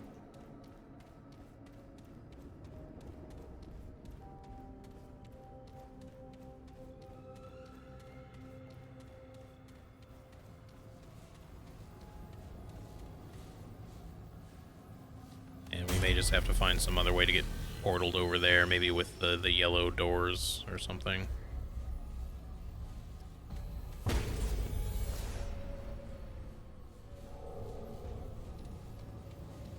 yeah, either way, I don't want to spend too much time on it. We can always come back later and see if I just missed something.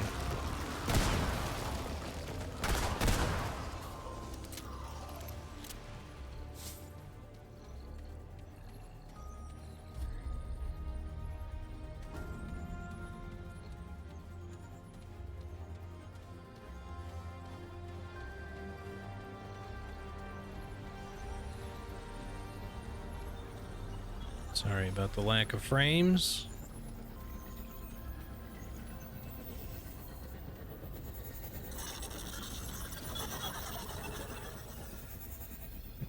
so we went here. That led us to the little island jump one. We've been to this, although admittedly we've been on the other side of this, although I don't think I could get to anything from that side. The other side we already figured out. This is the one that's confusing because it seemed to be nothing, but maybe that gets us to the other side of the thing somehow. Maybe there's something to jump to that I missed. It's the only one that sticks out to me as strange. This one we know isn't it. That one led us to a path we could fall on.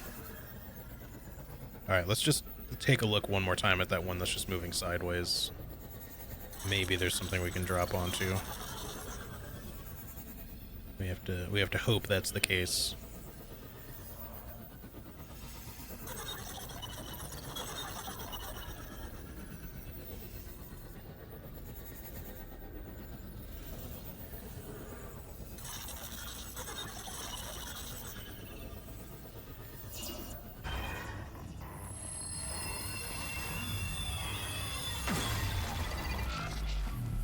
Okay. Just figured I'd see if we could get to anything, but I don't think there's anything there. Alright, well, I guess we'll just head through the portal then. And hopefully we'll figure out that little bit of map another time, because I don't know how we're getting there. Everything else has been pretty easy to figure out, but not that.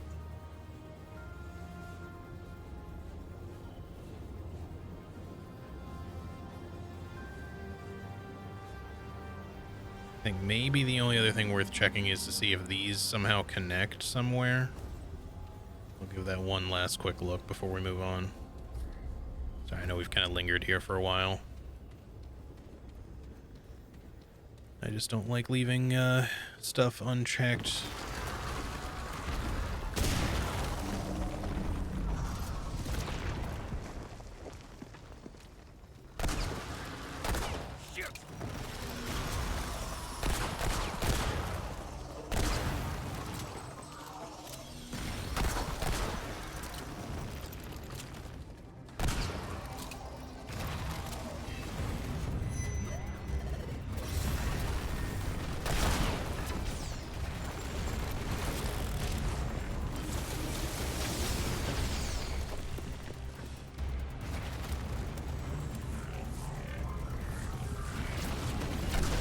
Fuck, I missed again anyway. These guys are so annoying.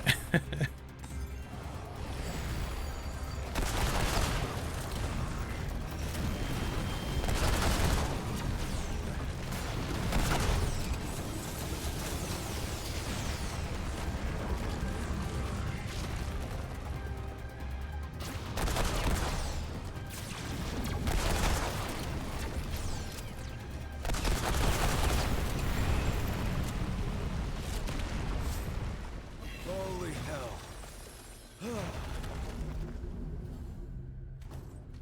I did go through that portal, didn't I? Yeah, that was the one that led to the other area originally, now that I think about it. Is there a portal underneath all that, though? Did we see what that is?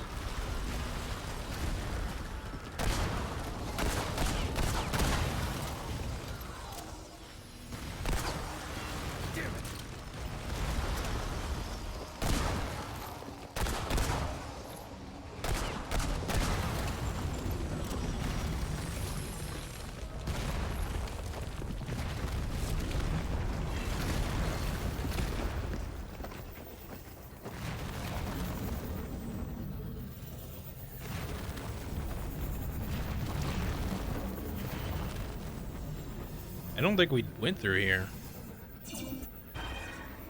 Oh, clever. Okay. Alright, well, now I'm glad that I checked.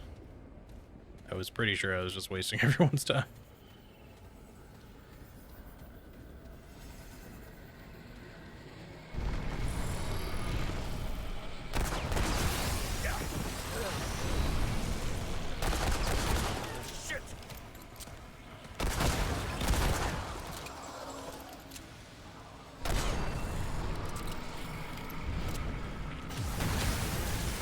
Really? Really didn't think I was still gonna get hit by that over there.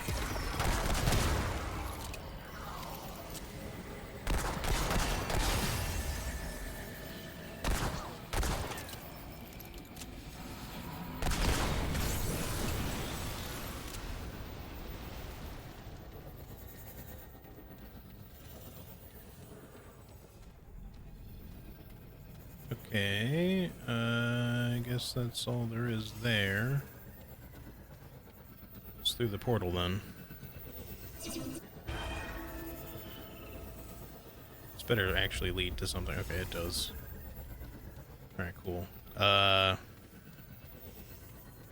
do you got for me here? Any big boys?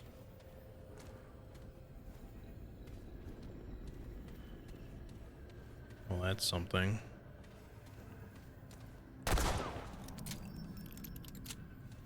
I hope that was the right thing to do. Okay. Let's go this way.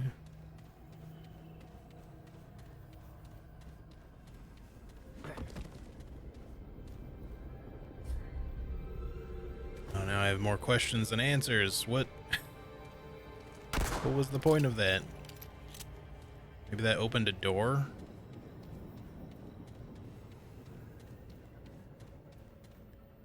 There is map over there, but I don't see anything to drop to.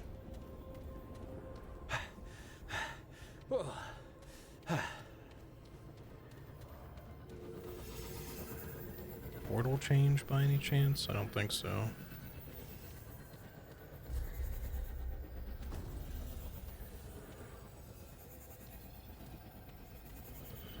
Ah, man, that's curious for sure. Maybe we can open one of these doors now?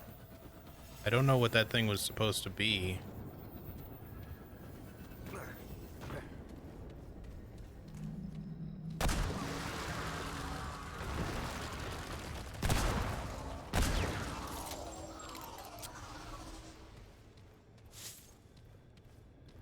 All right, come and get some.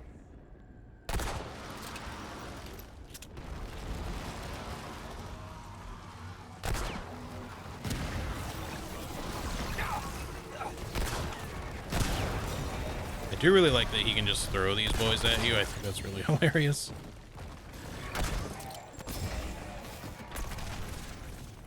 Why is my... Oh. Never mind. I was like, my gun's not reloading for some reason. And the medium roll just... I needed to just roll the attack, but man, it just feels like it takes so long to recover from a medium roll.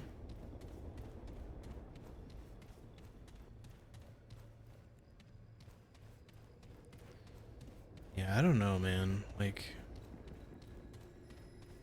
shooting that had to have accomplished something, but I don't know what it did.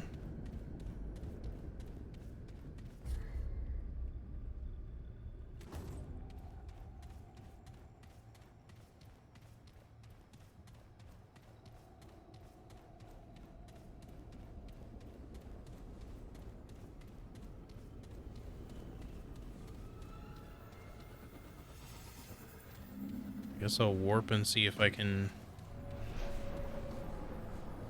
get anything from the other doors somehow.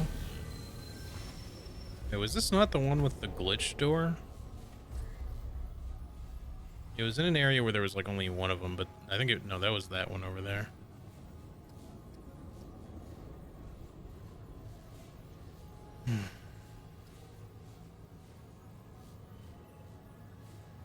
That thing on it makes it look like it's open. I don't know that it is, but maybe we can go check. Question was, how the hell did I get there again? I feel like that was one of the ones we had to get to from the glitch portal, which I hate having to go through, to be honest, but I'm not sure how else we're getting there right now.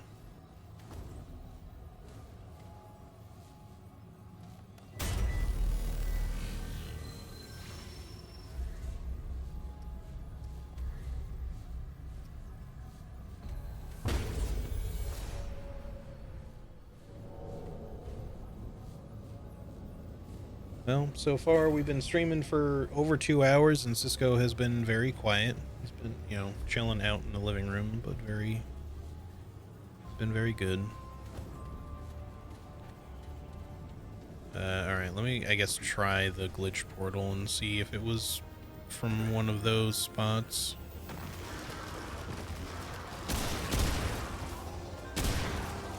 Don't get me wrong, he's typically a decently well-behaved boy, but he does have a tendency to just bark at random shit that he hears.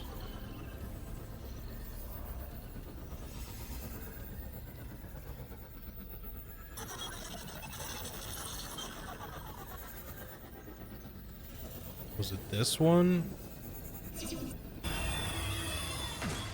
I needed to go sooner, but yes, I think it was off of the fall. I thought maybe the platform that spawns underneath you was wider than that, but I had a feeling I'd be late because I was just sitting there looking at it for so long.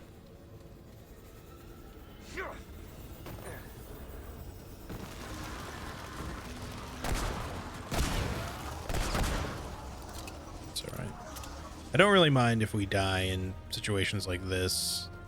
It's only annoying when we're just like dying relentlessly to a very annoyingly designed boss. Since we're not playing in hardcore and there's not really any real big setback for dying, or we gotta wait for this to come back around, unfortunately. He's a good boy, all right. So generally speaking, he's really well behaved. It's just the barks. He's not good with people either that he doesn't really know. Like, he will bark and kind of like snarl, but he just wants to protect his people and try to intimidate strange creatures he doesn't know that are not part of his pack, because he's you know, he's a small boy and small boys get scared. It just takes him a little while to get used to new people, but once he's used to you, then he's your absolute best friend. Oops, I need to go a little sooner still, but we should be okay. Oh, I almost went too soon, actually. Never mind.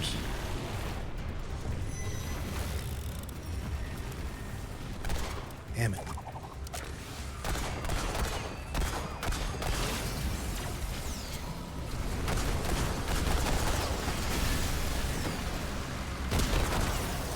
This thing always seems to know exactly when I'm about to fucking shoot it.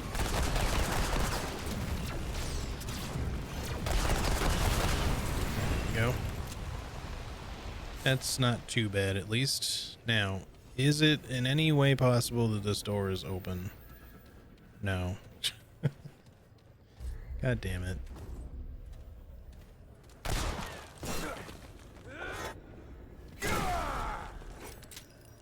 I don't know what shooting that thing did. What was the point of that little side path? Like, I'm glad I found it, but what did that accomplish? It's just making me feel like I did something wrong now.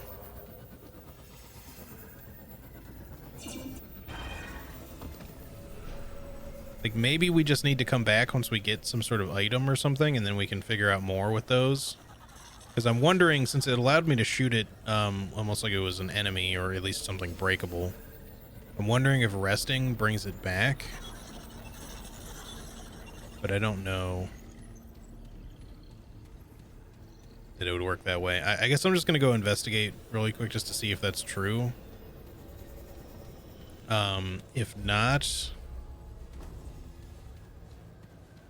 Well, even if it is, I think there's not really much we can do about it now. So we're just going to leave after we take a look. Because there's really not... I don't know that there's really anything else we can do at this point.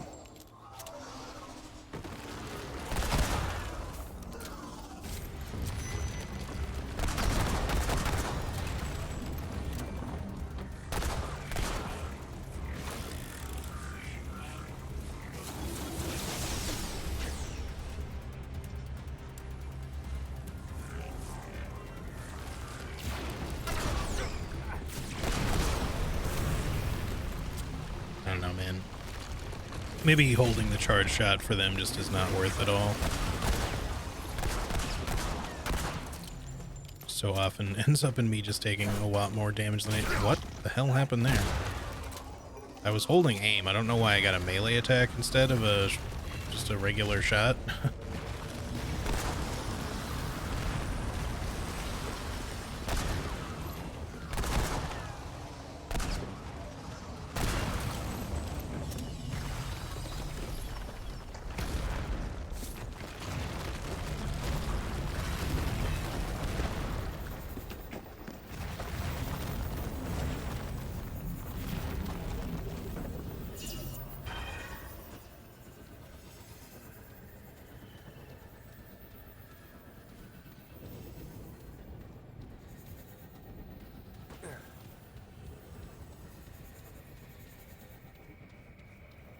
Like, if destroying that thing had led to the path being created, I forgot to rest, so it may not respawn anyways. Although this is respawn, so I guess...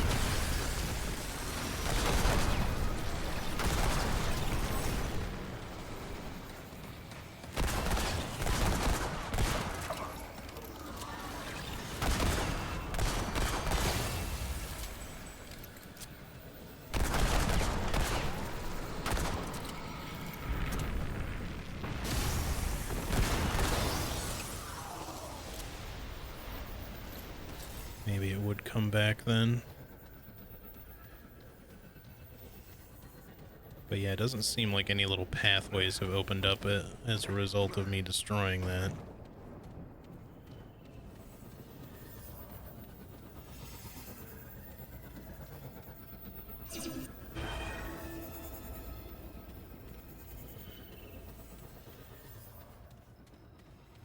Yep.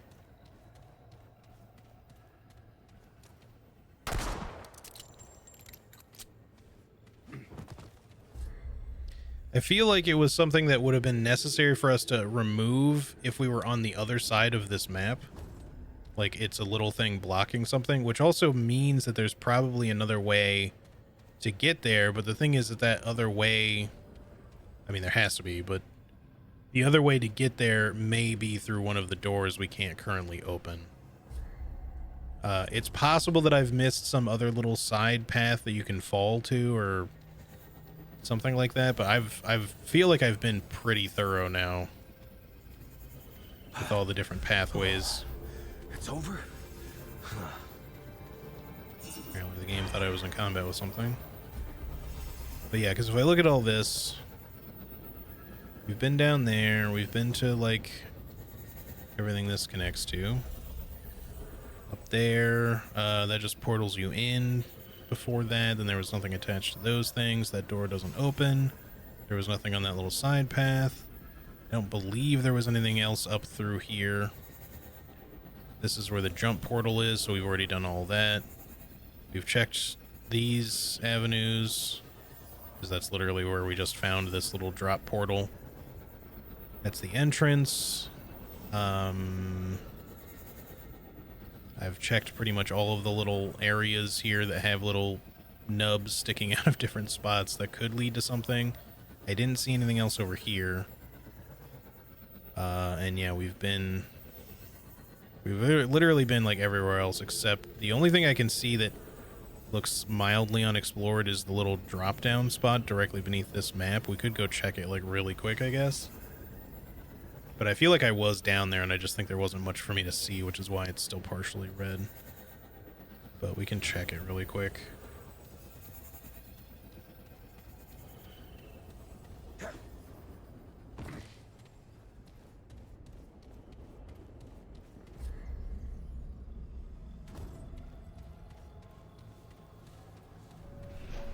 And if it turns out one of those other doors somehow just unlocked itself, then I'm going to be a little annoyed. But I'm pretty sure we just need a key item to unlock them anyways. So I don't think we're really missing anything there. We just need to be able to come back. My concern really has just been missing the key item if there was some secret that we end up having to find, you know. But it might not be like that. Like, literally, it could be on the other side of all this stuff, and I'm just holding myself up here. But you know me, I just like to be thorough.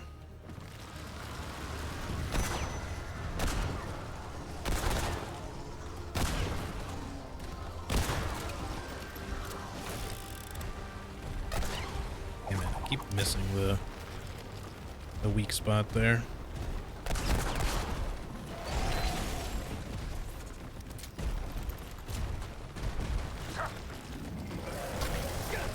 What the hell? What the fuck are you, how are you hitting down here? Admittedly, I feel like I was cheesing him with this little drop anyway, so I guess it's only fair that he can cheese me too.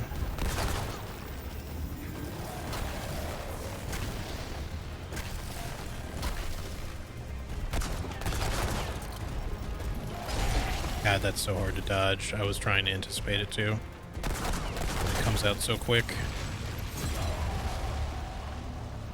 All right, they're little I forgot they explode when they die, but that didn't actually hurt me, so that's good. So I completely forgot about it. That's good to know, I guess. All right, so that was through the little sneaky path down here, I think.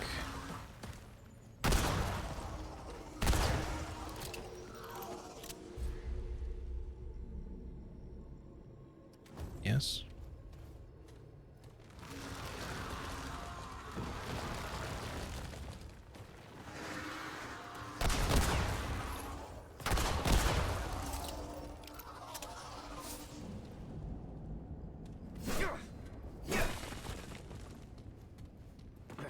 I didn't trust that moving wall. Like, I'm glad that I noticed that little portal we could drop into, because I feel like if I had not been suspicious, I would just never have noticed that.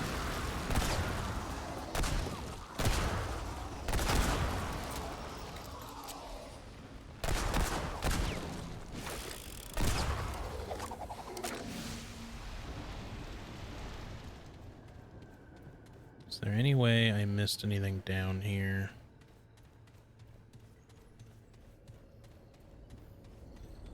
Yeah, because there was like a ring or a necklace here.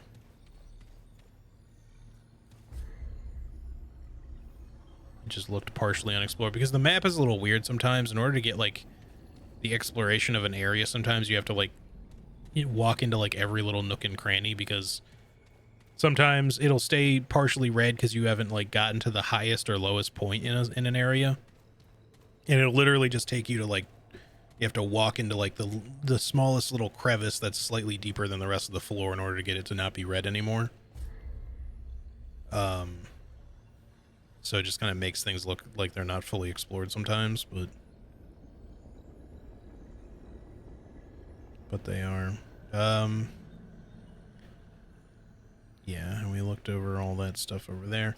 Okay, I don't think there's anything else we can do. And if there is, then I've definitely missed some very sneaky little hidden side thing. Or possibly something very obvious that I just forgot about and thought I actually checked already, but either way,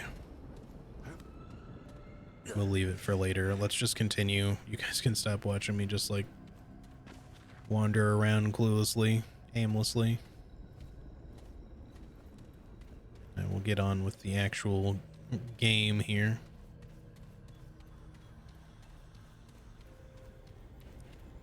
Through the main portal. Yeah, I feel like the amount of regen we have right now is actually pretty good. It's slow, don't get me wrong, but it just makes it so that like if I take a hit in combat, or even two, like if I know that an area isn't like too bad, I can just kind of let myself passively regen out of combat and not have to worry too much about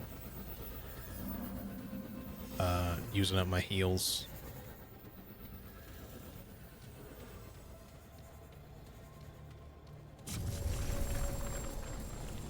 This is probably going to lead to an actual... Oh, motherfucker. This is the map. I knew it. I knew we just had to fucking progress. But I'm stubborn like exploratory me, just being like, you know, oh, we got to make sure we don't leave any stones left unturned.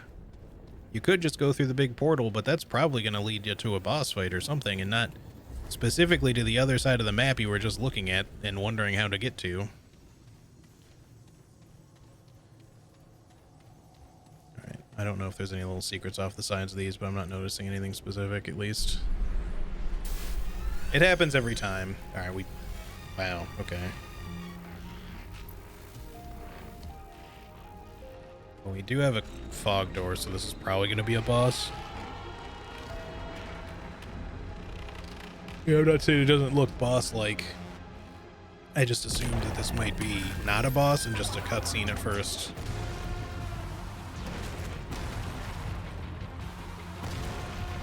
So we shot one of these cubes, basically. That's why one of the lights was, like, not lit.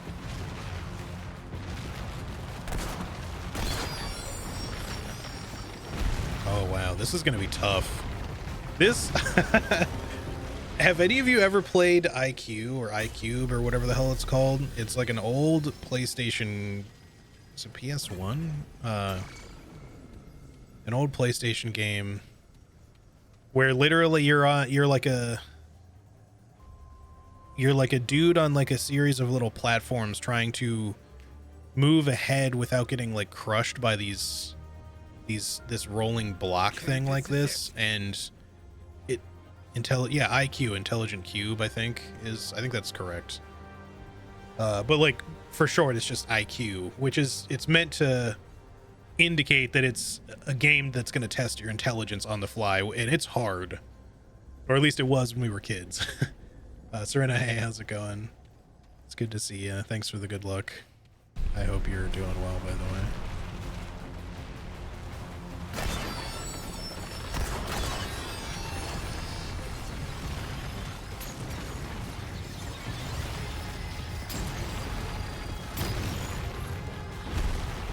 Oh wow, this thing is hard to get ahead of. Came out the same year as FF7. Yeah. We didn't own it, but one of our friends had it, and I remember us trying to play it at our friend's house, and it was tough. I think we're gonna have to kind of just run from this thing. I have no idea how we're meant to kind of like... Oh, I see.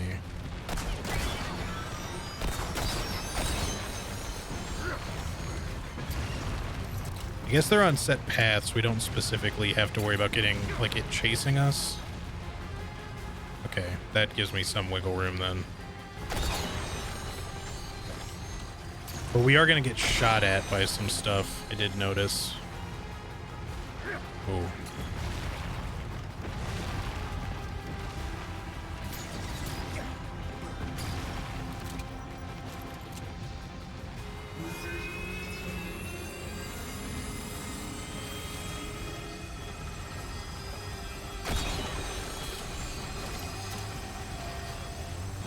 That is probably a really nasty thing you don't want to get hit by.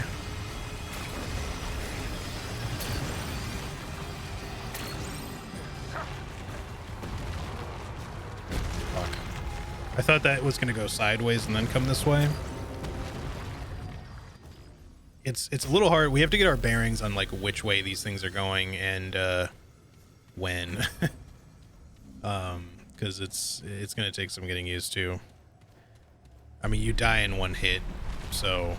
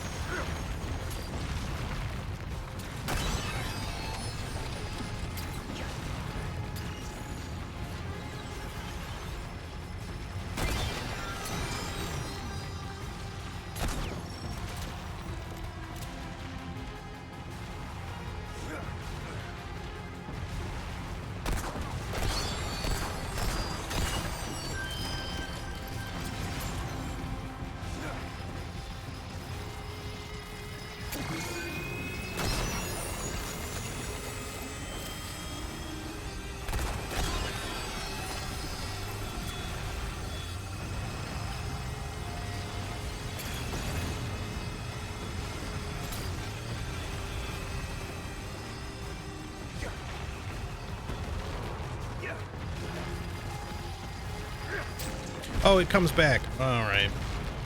I forgot it's just a dead end right there, and it just literally goes right back to where it was. I need to hit the one that's on that side, and it's like, it's kind of hard to get a good time to do it. And we keep only getting like a couple of blocks in here.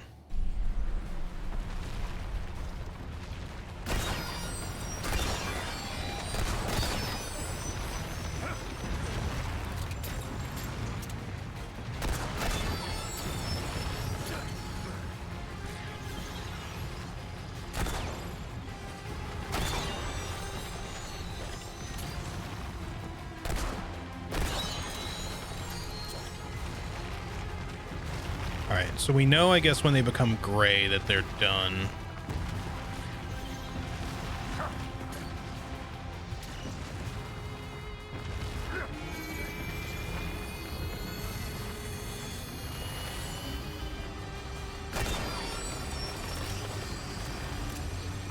This could be bad. No, fuck. There's like nowhere to go sometimes. I feel like that shit's gonna be a death wall. It'll probably just like rapidly drain your HP or something, but I'm a little... It's so slow moving that it feels like even getting touched by it's gonna be bad. Kinda wish that there was some spots I could shoot before the fight, but now I understand why I was able to even shoot one before the fight started. It just makes it ever so slightly easier, I guess.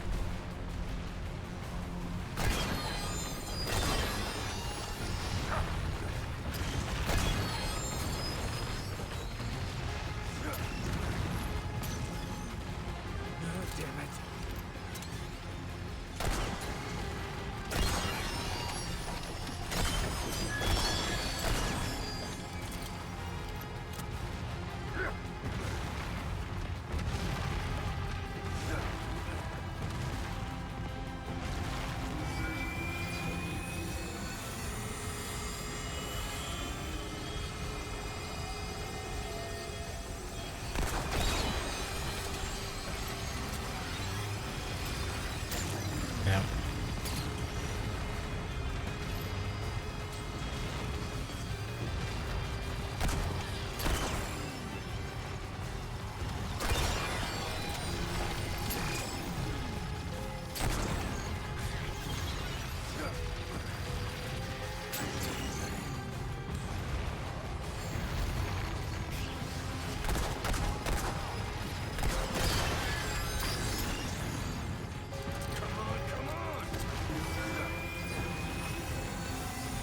Oh. I don't think I realized that there was even one directly above me at the start of this.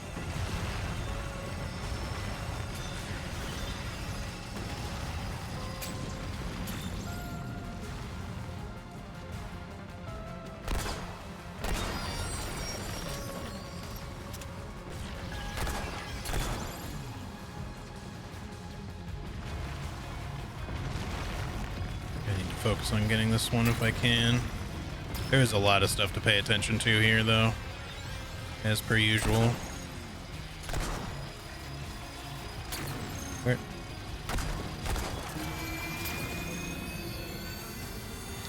Well, that's not good.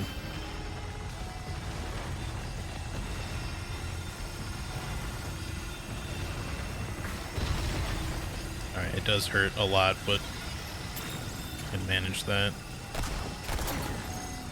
Can you just... Thank you.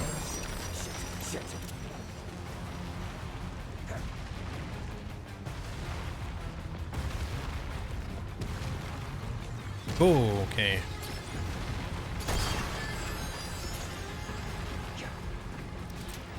We're getting real close.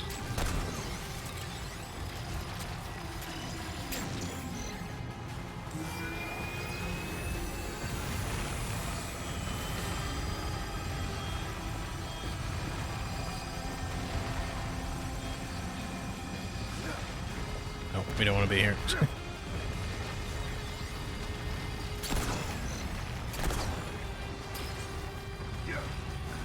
Right, there's one on that thing's side here. Out.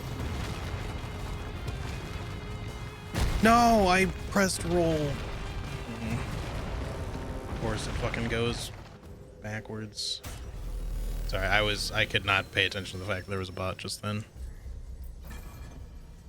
Okay, goodbye. I had to very much focus on what I was doing.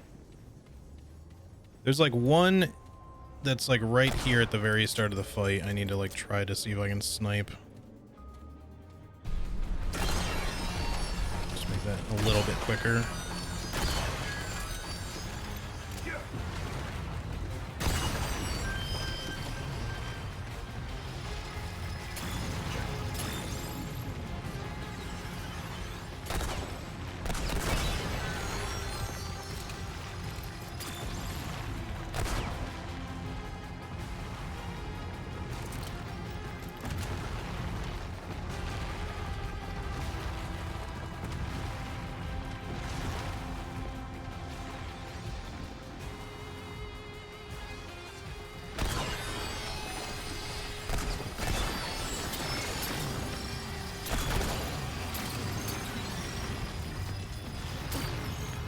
those things have such large hitboxes on them.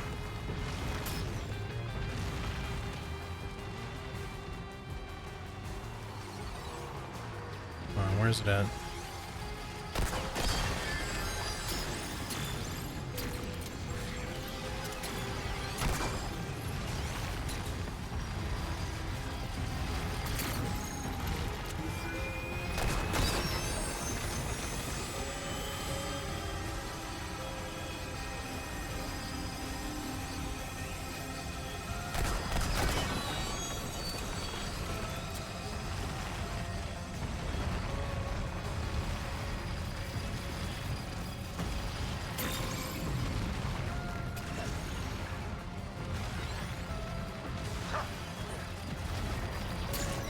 Fucking.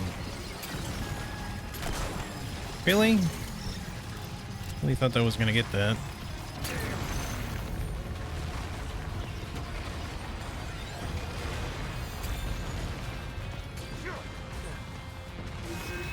Just can't stand here.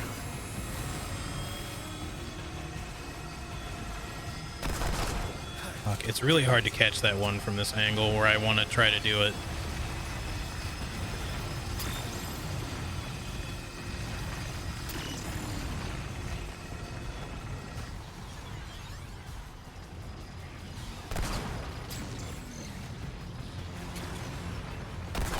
Fuck, I have to like try to shoot that from somewhere else. It just doesn't seem to want to register a hit for me there.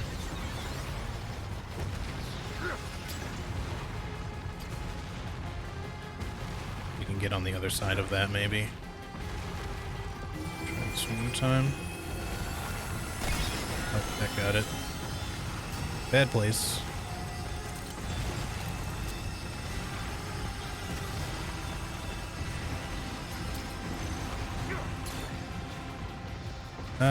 I gotta think of a good time to come over here. I gotta wait for it to like go away.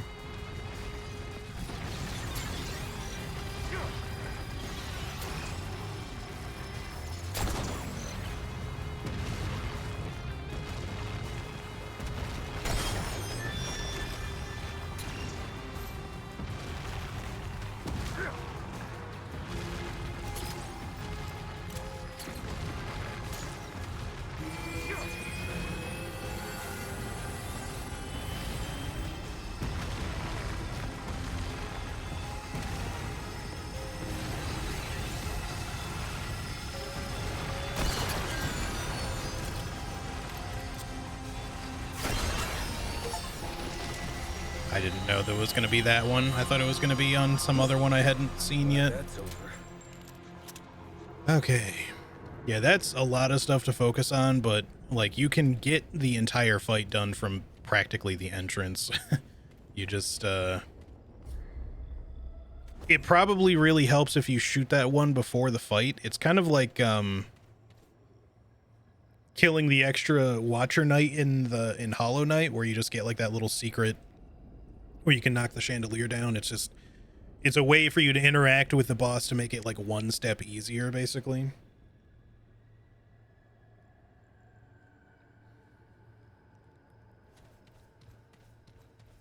It might even be one where it's like particularly hard to get to. I hope it's not the situation where it's like you can't defeat the boss without finding that, because that kind of stuff usually sucks. Because if you don't know about that little side path, you could just be beating your head against the wall for hours trying to figure out how the fuck you're supposed to beat the boss.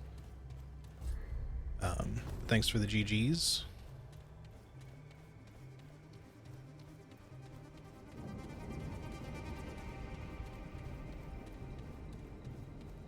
It was a cool fight. Like I said, it reminded me of IQ or Intelligent Cube, despite the fact the game looks nothing like this. But it's, I just remember getting squished by like a rolling block in that game because it's really hard to do.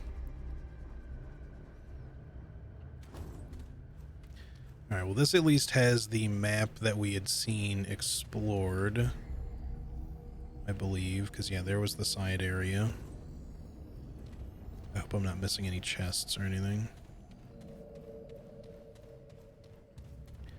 Although people were saying, I don't know that the game gives you as much like chests as rewards for beating bosses in this one. Not that you never do or anything, but I don't know that you should necessarily expect to just see chests all the time.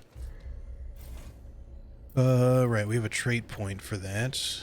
I don't care about Amplitude or Arcane Strike. Let's max out our Endurance finally.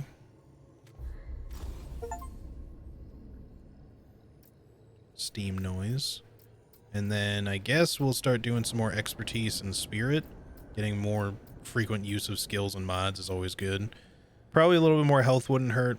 But it'll depend on what other traits we get, if there's other stuff we'd rather prioritize, because I feel like I don't need tons of HP. Having health is always useful, but that seems special. What's over here?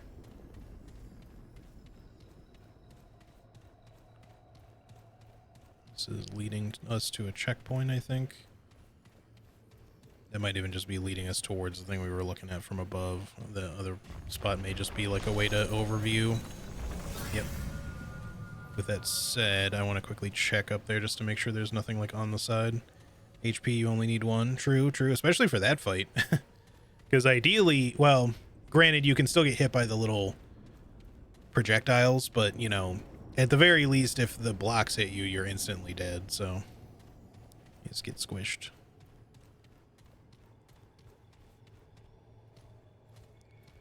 Yep, okay, no items. Shoot at the big blue orb that could be massively important, but, you know, for reasons, just for the hell of it, I guess.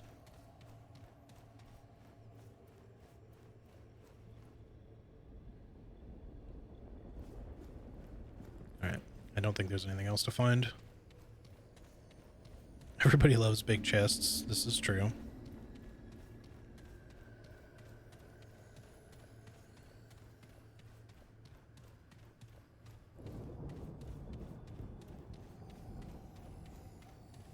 Alright, let's go see what awaits us. Oh, right, I was gonna look at, this. Conflux Prism crafting material. Hexagonal pillars make up the complex inner workings of this core, which rise and fall in particular arrangements to give directives. Thankfully, this cube isn't large enough to crush you. Thank goodness. I'll take this to... I want to return to Nimue.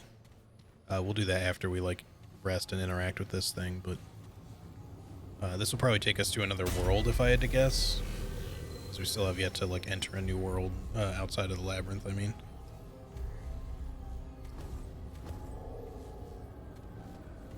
sure wouldn't mind getting another simulacrum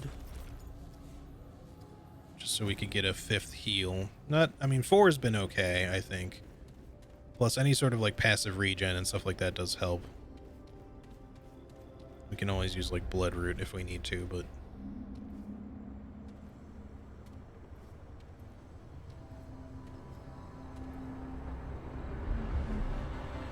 Oh, it's an eyeball. It's clearly a person floating behind it, too.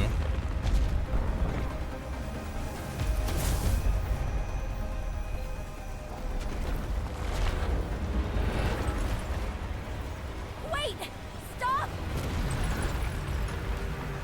It's Clementine.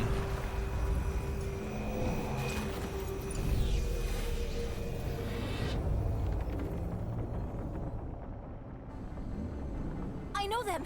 They're my friends! Please! What are you doing here? You saved my ass. I'm here to save yours. Wow. You didn't have to do that.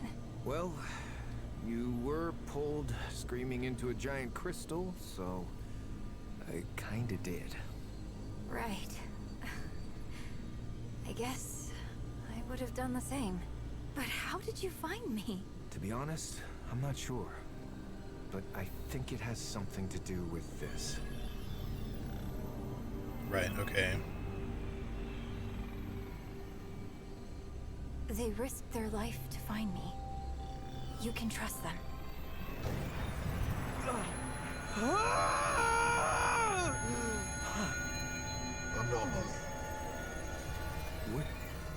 What are you?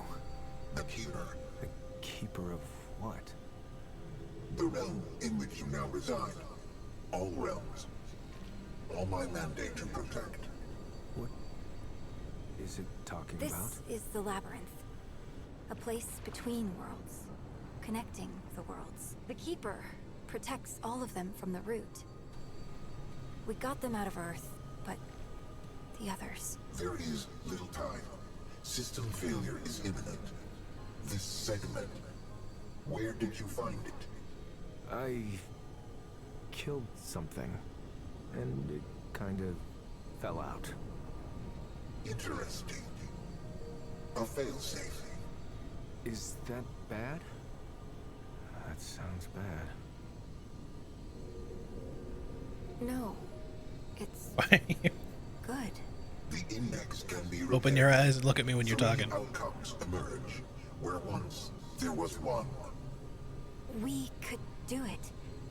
We could end the root. More segments are required. The anomaly will retrieve them. Wait. What about her? The tide must be stemmed. The utility must remain. The utility? You mean Clementine? Yes. Clementine. Corruption tears at the seams of this realm. Yet the doorways remain. Gateways to other realms. This key grants passage. Find the segments and return them to me. So he wasn't specific about what we defeated to get that fragment. I'm assuming that's just because you can roll into, like, depending on what you roll for the start of your campaign, you might end up in a completely different starting biome than I did.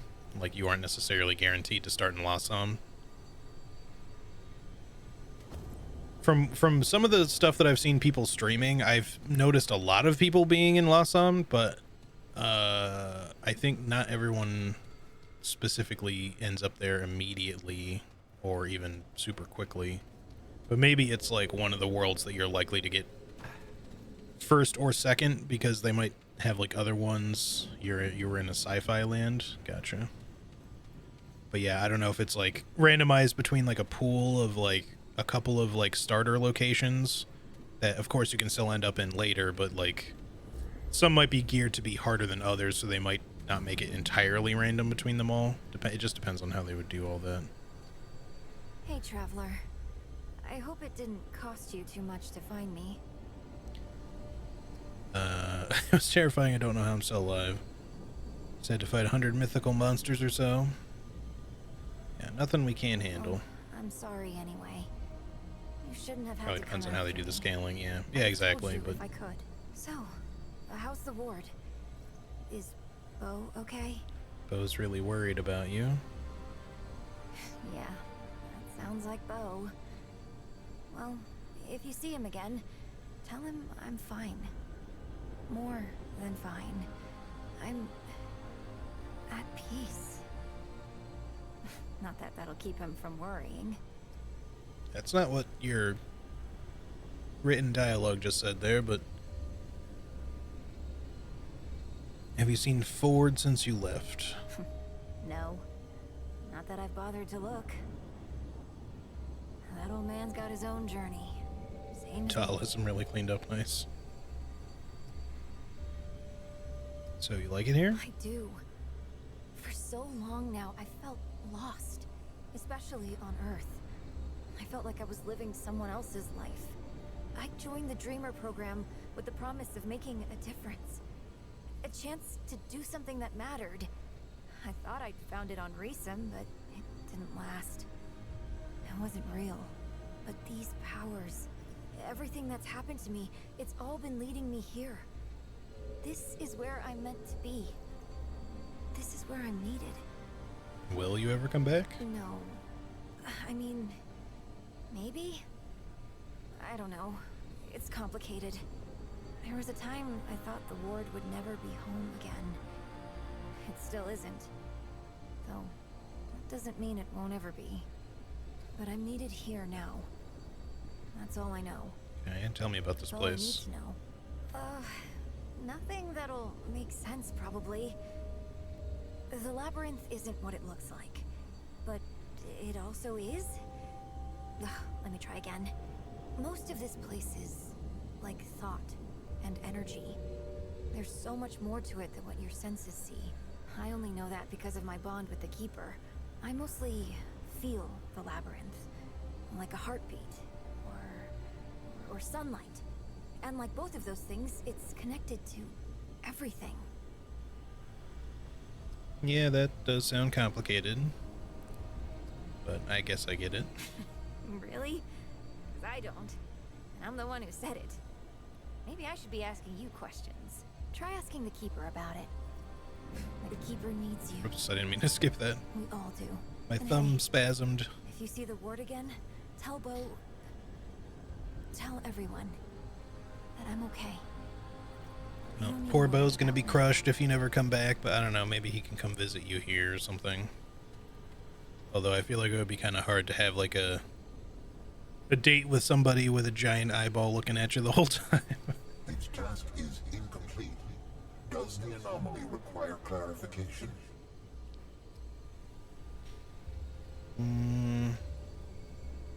What is this place? The seat of all worlds. First the core, then the labyrinth, then all worlds that are, were, or shall be. The core has been purged of corruption, yet corruption remains. All must be purged.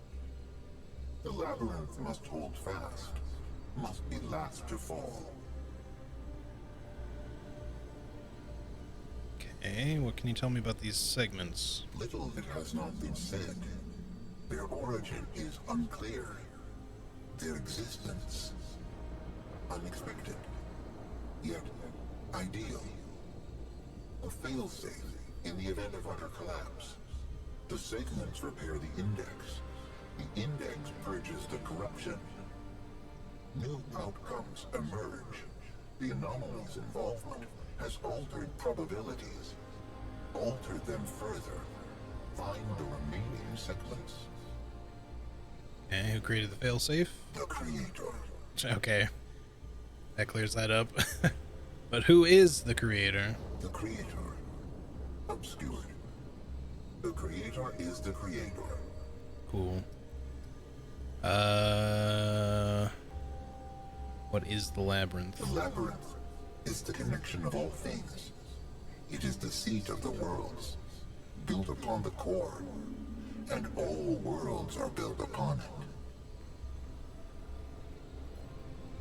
Sure, I know in order to get the other segments, it's basically gonna just be kill the other world bosses, probably. The first was But- extracted from an entity of great power. Logic dictates. The others are dissembled within the same. Yes. Search the worlds. Seek out other powerful entities. Extract the segments within. It's where David Bowie lives, and the Goblin King.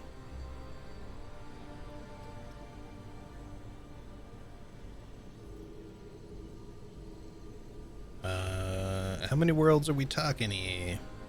Unknown. The intersection of worlds with surviving entities. Hopefully of sufficient plenty. power, and worlds for which corruption has It does not look made like them untraversable. there's likely to be quite a bit, though, given the circular pattern. Start with one, then search another. Hesitancy irrational. Either the anomaly erases one life, or the root erases all. There are no other outcomes. Short-term outcomes are likewise simplistic, for the entities in question erase lives as well. Erasure is unavoidable. Entropy deliberate. This one seeks to maintain the cycle. Right. Can you help me in some way? I have provided the maximum help that I can. All endeavors will fail if I do any more. You are the resource now. Find the segments and return. Okay. You are just gonna say that you're the keeper, right? I am the Keeper. I was the first to rise. I will be the last to fall. Unless, What if we end up fighting sometime as a special boss fight, and then you're not the last to fall? You, in fact, fall before me. At least me. Why did you kidnap Clementine? Optimus Prime over here, yeah. The utility was required. The utility has been acquired. The utility consents and remains. Clementine bears the nature of both core and guardians. The utility understands what is needed. She understands the Keeper. I can no longer maintain stability on my own. The utility is a necessary resource. Necessary. I feel like asking why she would be needed is literally what he's telling us right now, but... Entity, Clementine, was key to stabilizing the system, to preserve the worlds. I feel like he said that just slightly louder to really get it through our skull there. I just told you that, you idiot. Well, I should get going then. See you, giant eyeball.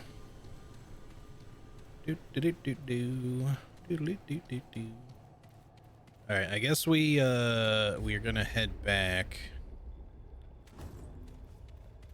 And then maybe the golden doors open now, and those are what lead us to other biomes with the key that we got. It is in our quest key item thingy, so biome portal key. An unassuming looking sphere of light mesmerizing to the eyes that is hardly innocuous. It opens the way to entire worlds, entire universes. I have a hankering, which is not something you would normally say in this context, since it's usually more for food, but I want to check the glitch portal out first. So easiest way to get to that is from the the glitched door. Easiest way to get through to that is from the glitched portal. Assuming that this key does what I think it does.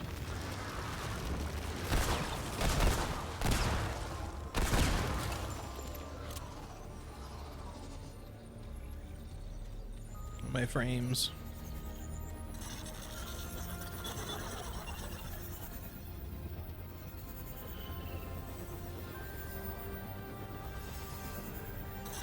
It's time to hit the old dusty trail there, eyeball.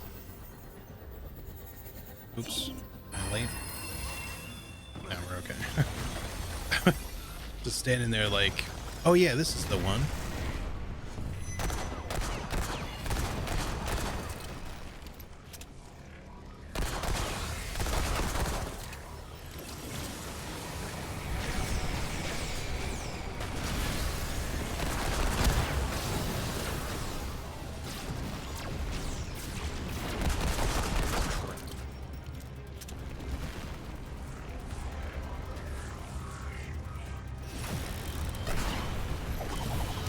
Get fucked.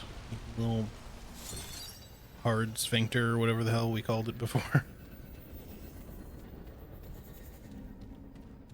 I guess this one is actually just glitched, like we can't even interact with it at all. I should have known. I guess I just kind of forgot that we couldn't actually interact with it. So maybe this one's just going to be locked until we do something later. Okay, well that's fine. We can just go do one of those. And then there was at least one more over here. Although it's not lit up like the other ones are. Which could indicate that it's more side stuff, but...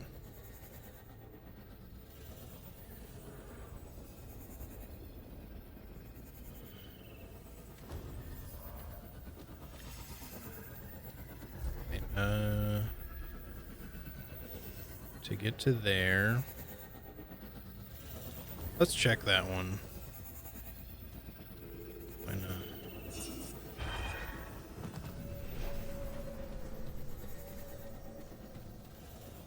It just simply might not let us through it anyways, but I'd like to find out. Sometimes I like to see what's on the side first, as y'all well know.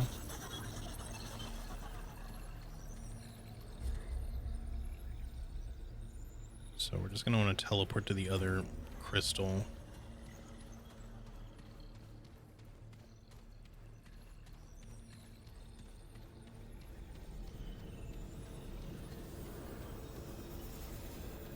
Even if all we do is just check it out right now, I just want to see where it leads, because I do want to see where each of these doors lead. We don't necessarily have to complete a world before we check out the next world. Sometimes it's nice to just do it all at once before we, and just kind of save the surprise, the reveal of the next world until later, but it's okay if we at least see what it looks like to begin with, Not a big deal. It should be this one.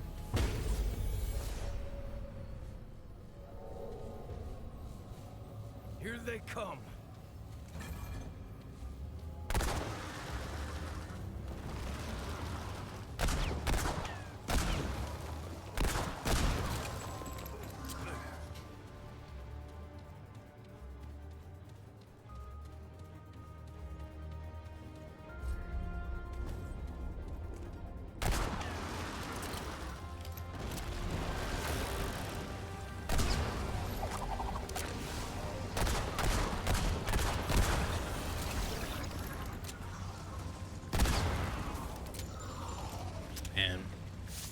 Skill shot just so good. Alright, can we open this one? It is interactable. Looks like it. I hope this doesn't get consumed and we have to, like, do a whole thing. Okay, no good. I was like, wait a minute, maybe I shouldn't do this yet. What if we get locked in until we defeat a whole nother world? I'm glad it doesn't work like that.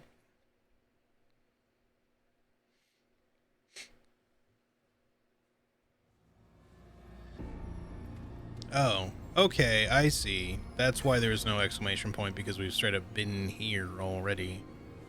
Well, now the portal door there makes sense. Were there any other portal doors in this biome? I don't think there were, but I want to quickly check the Malefic Palace just to see if there happened to be one there. I doubt that there would be, though. It'd be nice if it told you where they existed. You know what? Nah. Let's just go back through. I'm pretty sure. Actually, here we should just work to the other thing. I'm pretty sure there were not any other ones.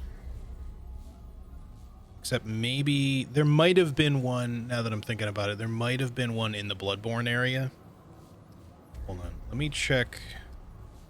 Was it the first one, maybe? Let me check Brockrythe Quarter. I just have a vague memory of there being one at one of the ends of one of these areas, but it could have been something else that I'm thinking of.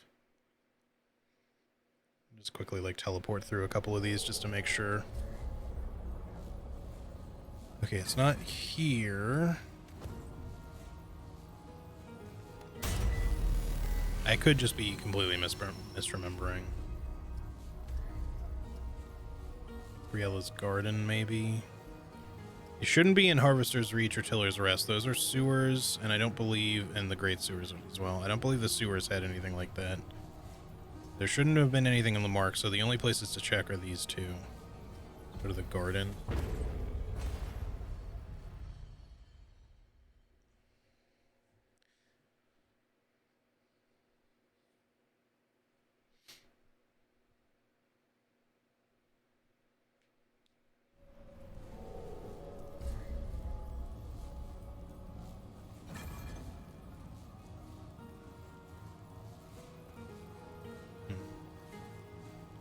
No, although it feels like there was something there almost, but it doesn't look like it. I feel like it would have shown up on the map if there was, at least at this point.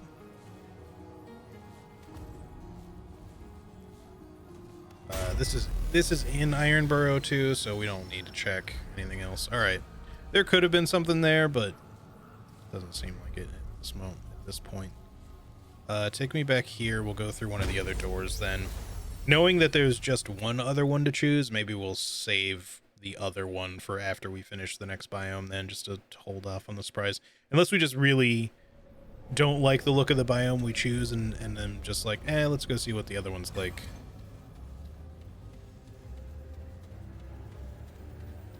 But I want to also go back to Ward 13 once we kind of get going here, just to see... possibly Nimue too. There we go. That's better.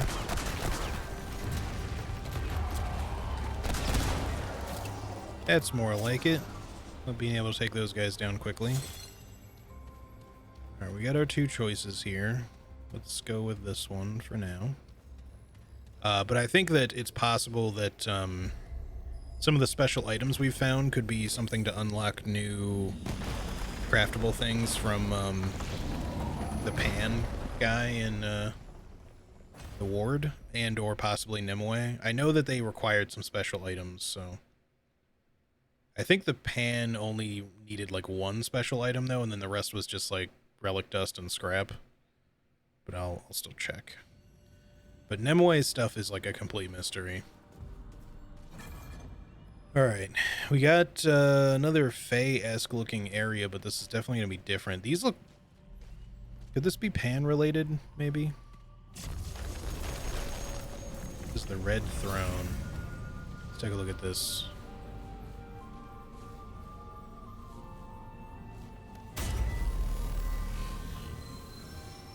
This is... Yeah, it's Yaisha. That's the one... That was the Pan planet, wasn't it? If I'm not mistaken. The jungle. But it's going to be a different part of Yaisha. Okay. But all Rudy now? Oh, yeah, true. Alright, well, I definitely want to do this, but we've also seen Yaisha before, so now I actually am thinking, hey, let's go look at the other one just to see if it's anything new or if it's another place another realm we've been to before, or world. Not saying that we'll specifically do it first if it is new, but because either way it's going to be like new territory. Oh, whoops, this isn't where we're going to go.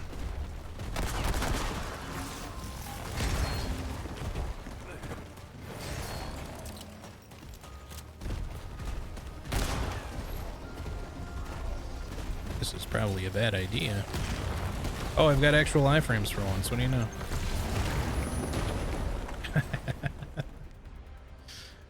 I feel like when you interact with things in this game, you generally don't get iframes, but I definitely did that time, which is nice. Seeker's Rest.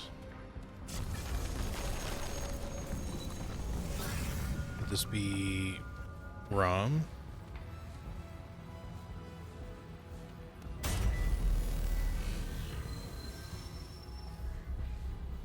Nope. Nerud. Definitely new and different. Is this the sci-fi place that you were talking about? I don't want to know anything about it. I'm just curious if this is where you started. Yes? Okay, cool. Alright, maybe we'll do this first, but I want to go quickly back to Ward 13. Maybe the glitchy door in the labyrinth is what leads to the door in Ward 13, like the secret door, but I don't know how to unlock it because I can't interact with it. Either that or it's something we have to literally open from the other side, in which case it's definitely not that, but yeah, I don't know. I don't remember seeing another doorway in the labyrinth, so I'm not sure how we're meant to do that.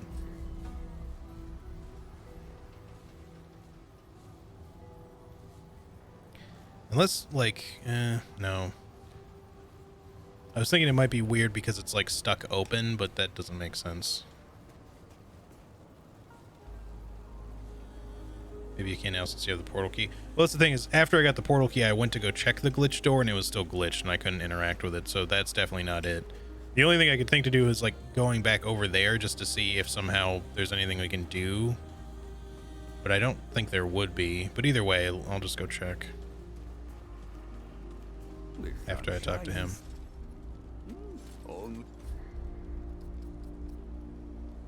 Yeah, Koara pellet is something special we need for this.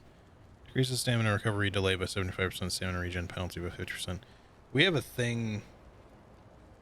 It's a consumable, though. Interesting. Mutators. Alright. We'll... Actually, wait, hang on.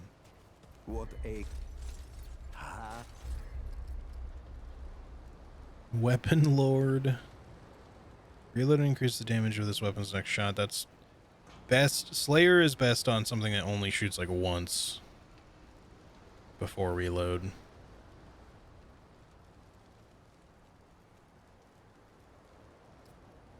And also does a lot of damage per shot, which usually they do when you can only shoot once before reload.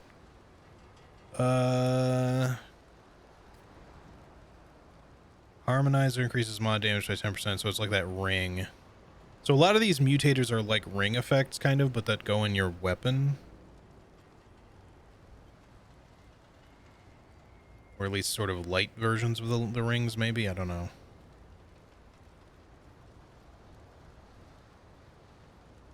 Using this weapon's mod generates 10% of single charge value as passive mod power over 10 seconds. Does not stack. It's a little confusing because I don't know if you can use this to generate something when it has a duration.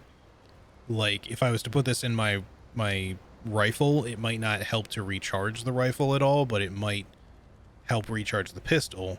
However, because the pistols is instant, maybe that one would recharge both. I have no clue. Mutator, range hits increase the next weak spot hit by 10% per stack. See, this could be really good in the rifle. It could be good in either of the guns, really.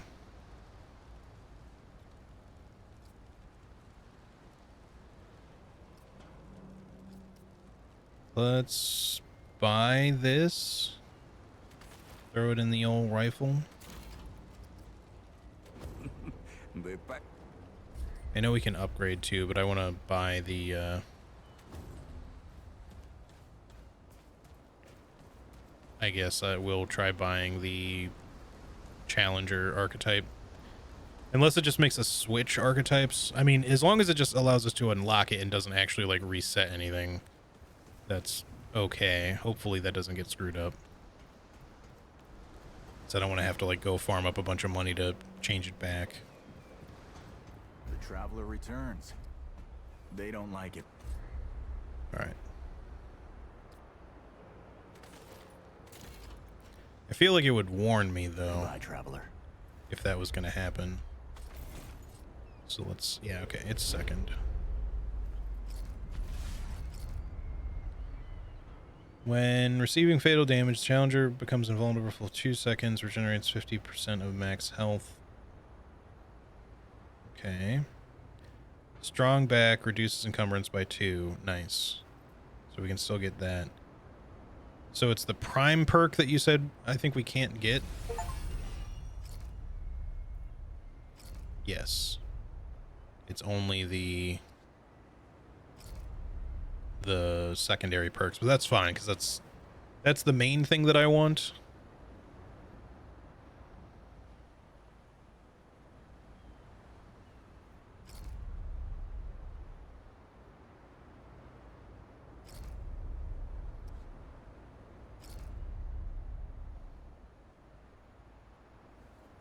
The one you equip determines the prefix.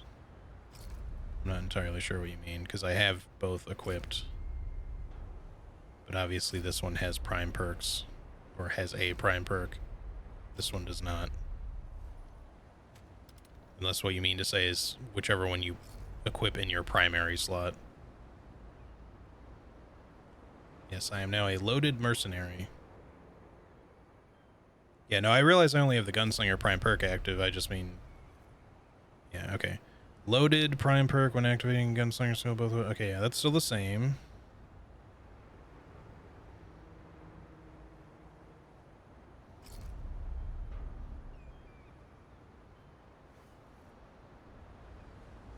Close quarters grants a 3.5 increase to all damaged enemies within 10 meters. Bonus tapers off until 20 meters.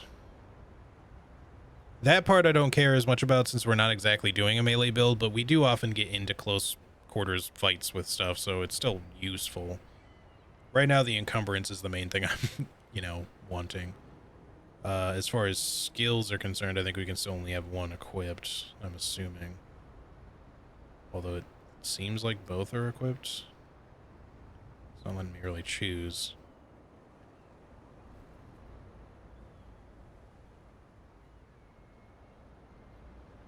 Right. So you mean if I was to change this? I get what you're saying. What is Warstone? Creates a high impact tremor that deals 255 damage to the core. Okay, right. Okay. This seems cool. Oh, we do get both.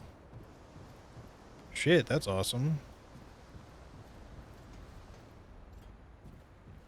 I will probably try buying the other ones too. I don't know if ultimately that we'll care about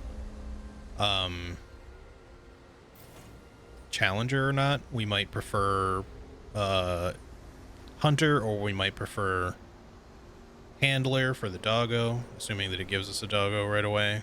Still, I think it does, but I'm not 100% sure how it works yet. But yeah, that's cool. That's sick. I hope this still gets experience as we go. Maybe it gets divided between the two. I'm not really sure how it works, but we'll find out. We will find out. All right, let's go to... let's check the NPCs here before I go to Nimue, but then we'll check in with her just to see if she can do anything with the other items that we've gotten.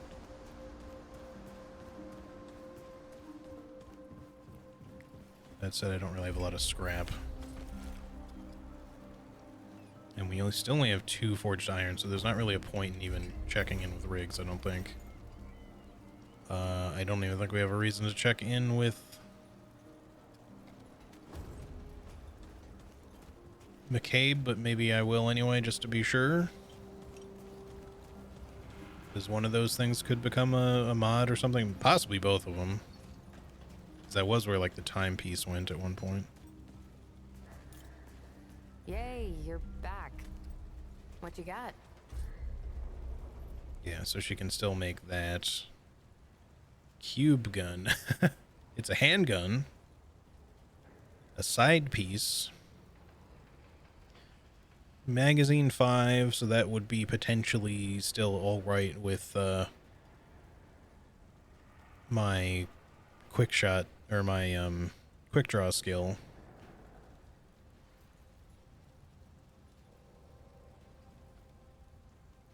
Projectiles return on hit or after reaching max range. Reloading retrieves shot projectiles.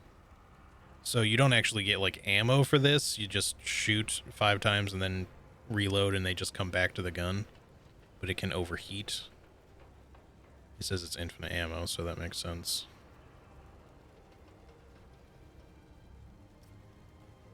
And then Enigma, which is also a handgun, even though it doesn't exactly look like one. This one is probably a bit more... It's actually not that fast. I thought it was gonna be kind of fast, but it's slower than the cube gun. It just has a magazine of 30. Higher damage. Fires an electrical stream and that jumps to nearby target. Oh, I see. Electricity gun.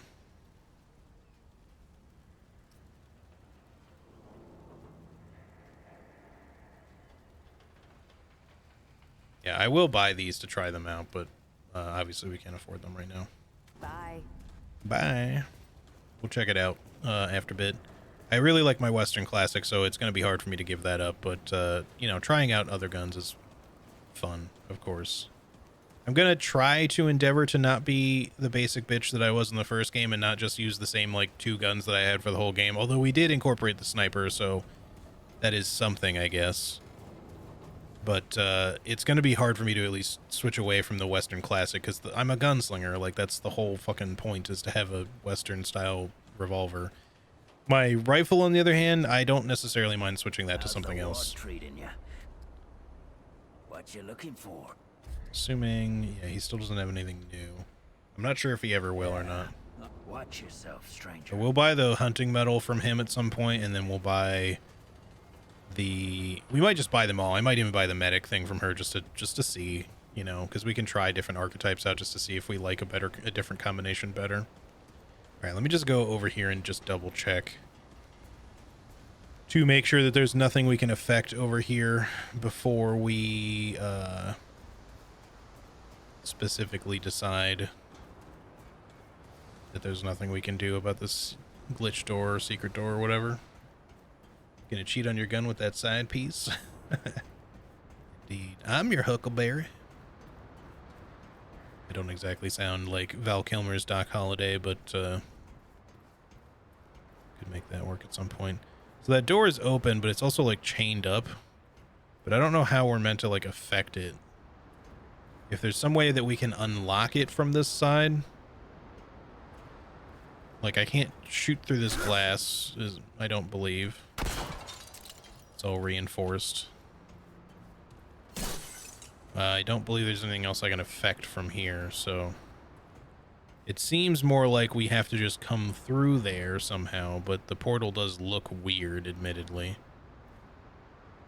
Maybe there's some way to drop in from above, although that also doesn't really look like that's correct.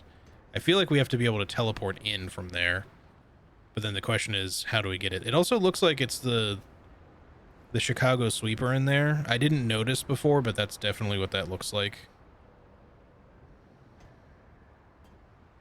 It looks very much like a Tommy gun. You can see like the round drum barrel there.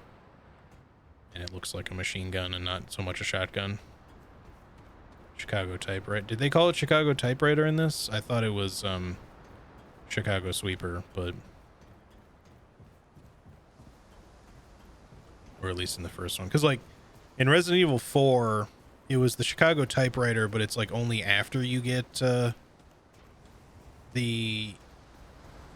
well, a street sweeper is a type of shotgun, that's true, but like Chicago sweeper was actually like the name of that gun in maybe not this game, it may have been Resident Evil 4, but it doesn't get the name Chicago typewriter until like after you put the drum barrel on it, in at least in the remake. I think in the original it's like always the Chicago typewriter. Unless I'm like just completely misremembering something, but I'm pretty sure Chicago sweeper was like the name of a gun. That's not a shotgun specifically. I'm aware street sweeper is a different thing, but that's not what I'm referring to. It's good they don't give you a gun that's just better than the one you've been upgrading. Oh yeah, well, it's the nice thing about the game is that it much like a lot of other Souls games, like other, most weapons are basically just viable. In fact, in this game, outside of maybe the rusty ones you start with, nothing is necessarily objectively the best. I mean, I would say that like meta-wise, there's probably best ones. But specifically speaking, like everything is viable, probably even the rusty ones that you start with if you really want to use them long term, unless you can't upgrade them, but I'm assuming you can. So in general, like it's really just whatever you want to play with, which I like. In fact, the only thing I'd say that's maybe like not done the best is that a lot of guns do like specific types of elemental damage rather than just having like an elemental mod or something. And in certain biomes, that elemental damage, like in general, elemental isn't itself bad, but it's just that in certain biomes, at least in the first game rather, that particular element can sometimes be like really not good to use. Like it just doesn't do very much damage. So it just, I don't know, it becomes like a little bit of a harder sell because like there's a whole world that it's just not very good for. Or at least most of a world. Alright, I don't think there was anything else we needed to do right now aside from just head on. I want to go check Nimue. Yeah, radiation damage, I think that was like really the big one, because there was frost stuff in the DLC, I suppose, that could have been weak against some things, but it was still viable on a number of creatures there, I guess. But mainly, like, radiation was really bad on Rom, and then corruption, or whatever, it was corroded. Was I had a weapon that did that, and that was maybe not so great against a bunch of the things on Yaisha, but again, you could still use it. I think radiation was like the really bad one though, because like most of the enemies on Rom just seem to be pretty resistant to radiation damage, so it just made that pistol that I got, it was like the Devastator or something like that. I forget if that's exactly what it was called, but like it's you know, it's a powerful pistol that shoots like, it only holds like 6 shots, so you'd think it would pack a bit of a punch, but against the stuff on ROM, it's just kind of weak. All right, yeah, so I wanted to go back to quickly Nimwe's retreat just to see if she has any update on in terms of the items that she's got. I don't think so, because we did just find out that the stuff that we had unlocks weapons at McCabe, but I still just want to check with her because her stuff is just a straight up mystery still. So I just want to check in with her periodically just to see. I'm sure we'll probably need items, but I like doing my due diligence regardless. I really wish I could just fight the Crimson King again in the campaign, but I'll probably have to do it in adventure mode, but at least that's an option now. The strange one returns. Namue's artisanship is yours to peruse. Alright, still nothing new. Excuse me. Yeah, still nothing new here. I have no clue what her whole deal is going to be, but I'm sure it'll become apparent eventually. We'll probably have to like bring her very specific items or something.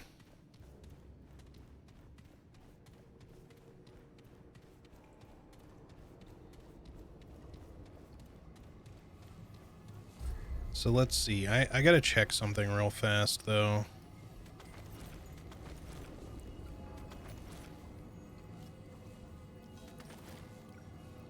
So at 25 we're still okay, but at 28 we're not. This makes me a little concerned that if we only can drop our weight by 10 points, that the Challenger encumbrance thing is still not going to be good enough to put us into light load. Or at least not with as we are now. Maybe we can wear ever so slightly lighter gloves. Like switch to the Survivor gloves. We'll still look okay like this. And then we'll look all right. Or, you know, be able to do in light roll, I mean to say. Not the biggest fan of the way the Elder gloves look with this outfit. Everything else is just as heavy, I think. It's weird even that the High Noon gloves even are as heavy as they are, considering the Radiant and Void are part of heavier sets, but it's mainly that I guess most of the weight comes from their chest pieces. I might also just find or look into some other stuff that we could buy, like Night Stalker stuff or whatever.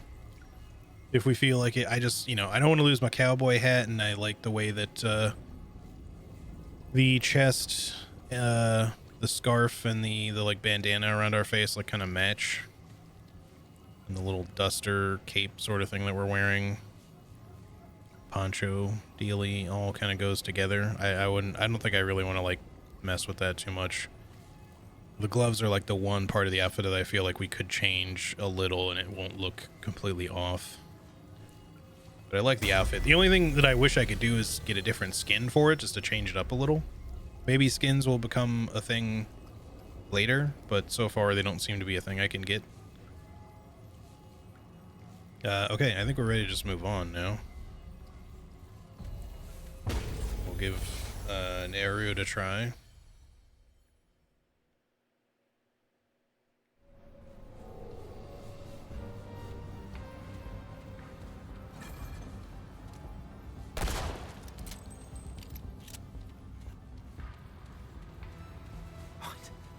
Whole other world?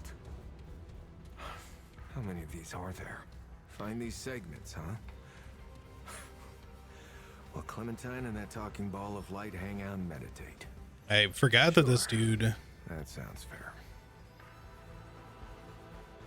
I forgot that he's not the character from the first game for a second there, and I was just like, why are you surprised that there's other worlds? I still think it's a little weird that he's surprised, considering we were just on another world that was not Earth, but I guess on some level it would still be just like, wow, I have to go to like several different worlds and not just one. But oh, that is a look.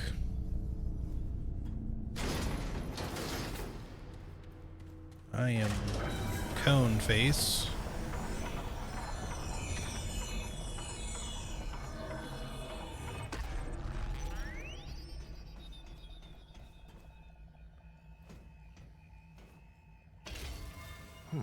Seeker's Key. Looks important. Alright. One of the 5 keys required to enter the core tower where the convocation of Seekers once guided the Derzier. The Derzer.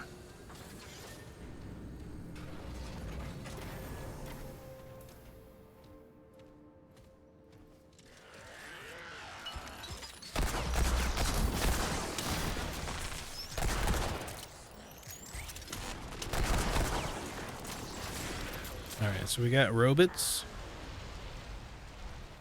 I am ready for sci-fi land. This seems cool. Pretty.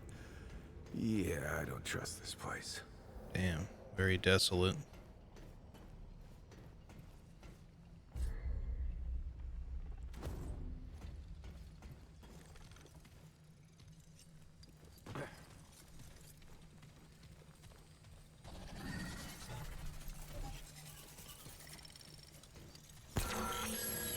Impossible.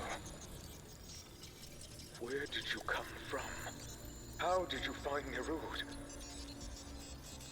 You should not even exist. Is that all you have to say? I can't interact with you.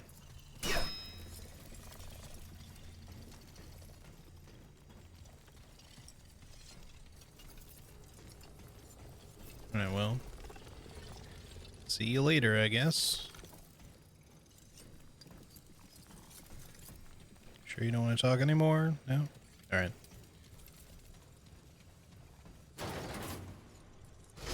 Bye-bye. Encumbrance works the same as the first game. It's 25. It's in 25-point blocks, so 26 plus is medium. Yeah, that makes sense. But that's okay. Like, I realize like there'll be rings or amulets or whatever that can also reduce endurance, or encumbrance, maybe a trait even.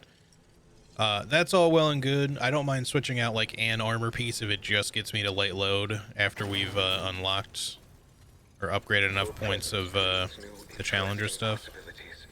I have many questions. Find my tower within the wastes beyond. Look for a glowing white orb held aloft to the heavens. There you will find me. Yeah, the same reaction. I mean, to be fair, it just sort of stares at you and then doesn't say anything, so... Oh, shit.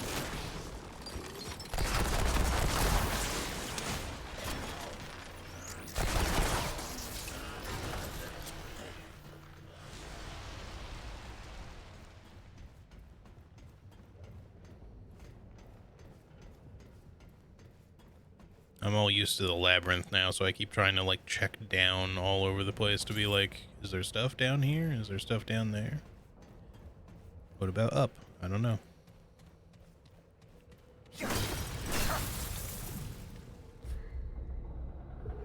Okay, good. We have some experience with Challenger.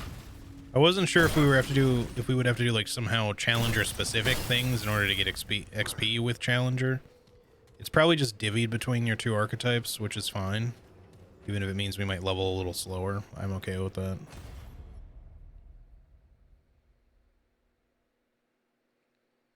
Kind of wish I had known that buying those things is what unlocks those archetypes earlier, because I would have gotten it sooner to start leveling it more quickly. Although, again, if that meant that I would have not been a level 8 gunslinger and by now would only be like level 4 or some shit, that would probably be maybe not the greatest, since I do primarily want to be a gunslinger. I love these needle faces. This is fucking cool. The desolation and everything reminds me of Scorn a little bit, kind of, but it's not like it's at all the same. Definitely a different landscape and architecture and all that, but very alien, sci-fi, dystopian. Oh. Okay, we won't walk that way. I guess we want to just go ahead and stay out of the old, I thought it was going to be radioactive, maybe, but that's... I think that might have been applying curse. But he's not dead.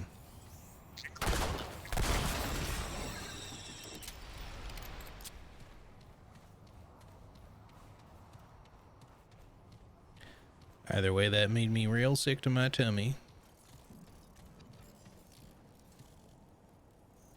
I thought I saw another one. Oh, I did. Literally right there.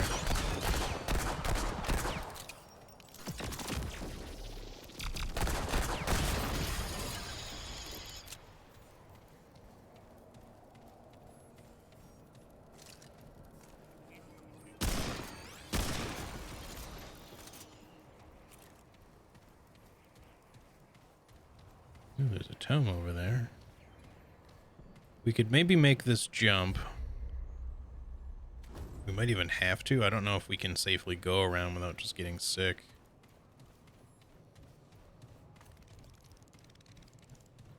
Bet this place has some cool guns. Yeah, more than likely. Yeah, we were starting to wander into the sickness territory there.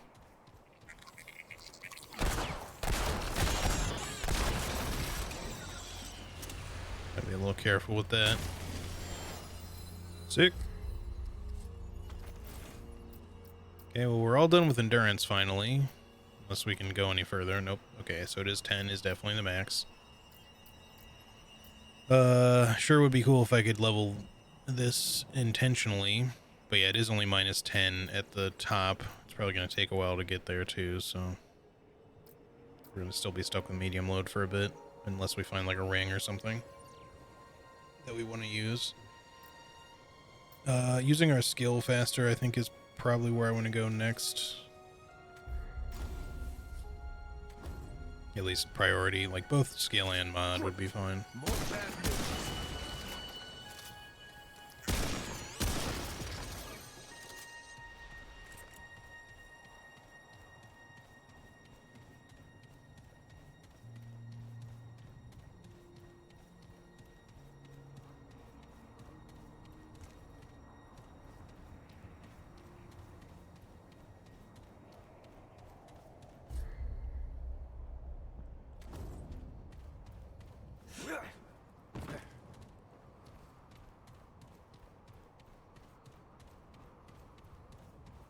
It's a very interesting place, to say the least.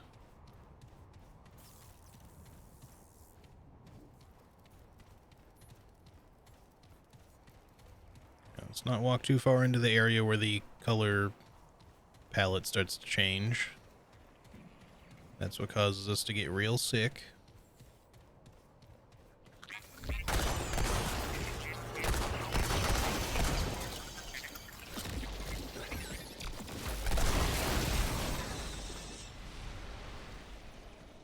That was really cool that it hit like those weak spots repeatedly.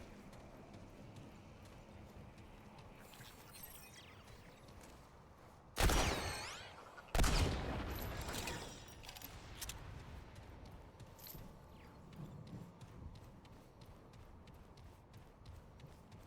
place is going to be interesting to navigate.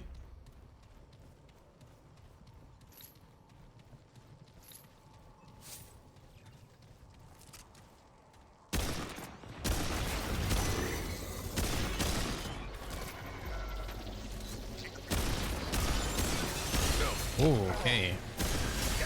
Okay.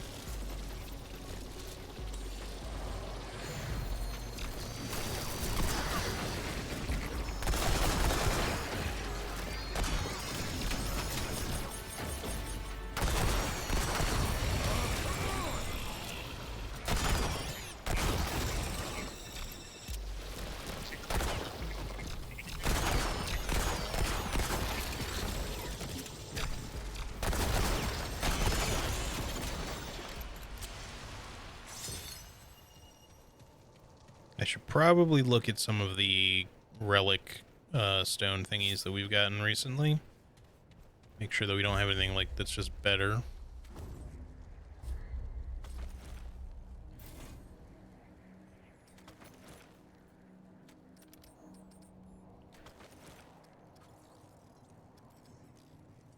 Ranged critical damage. Ordinary ranged fire rate. So ordinary is like the next thing above cracked, I guess. I don't think that I have anything that I particularly want to throw in here just yet. The crit damage, don't get me wrong, is good and all that, but I think we're okay for now until we get like a better version of what we're already using or just something that I actually want more.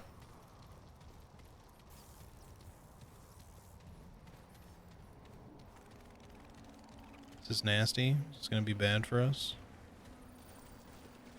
Okay, seems to be alright.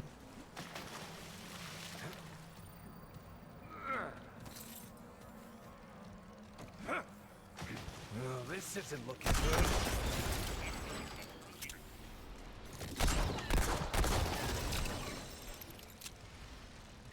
So far, so good.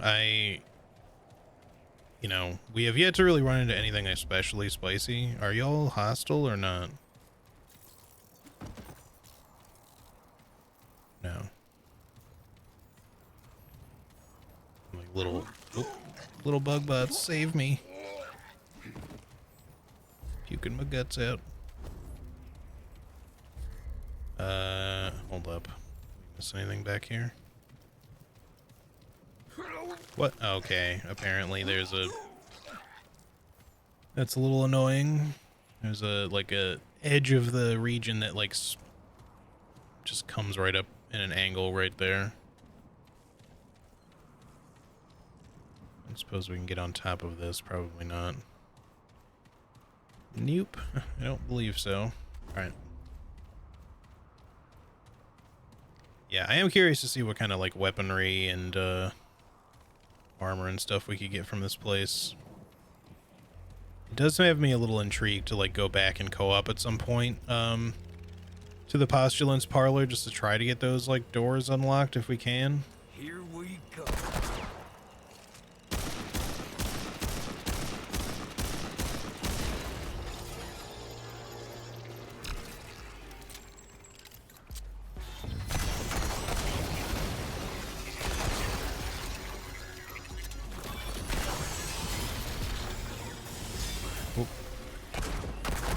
I think he just lasered his own dude.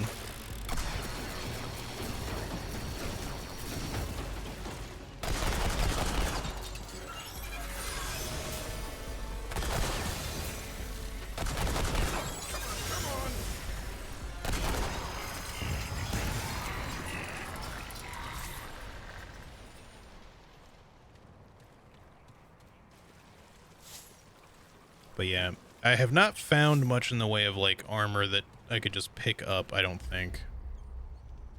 Double check here, but yeah, we still just have the set that we got from our class, and then the extras that we got, I think, for having the Ultimate Edition. What's this all about?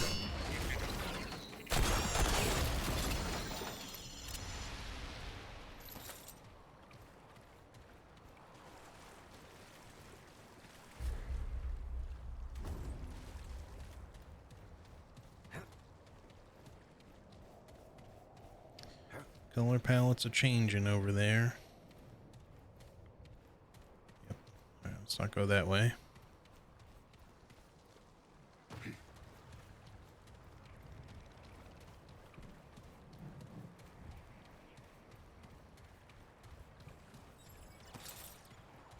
At least we're getting some more forged iron again, because we are going to need some more upgrades soon, I think. Man, this is a big place. It's very spread out, though. Like, I feel like we're not getting, like, tons of stuff here, but I'm not thinking of that as, like, a bad thing necessarily. This is just, like, one part of the biome.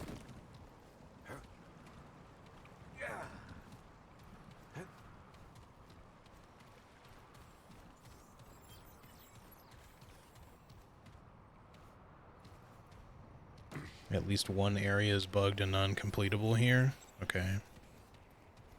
I guess if I run into it, I'll ask if that's what I'm running into, if I find something I can't complete.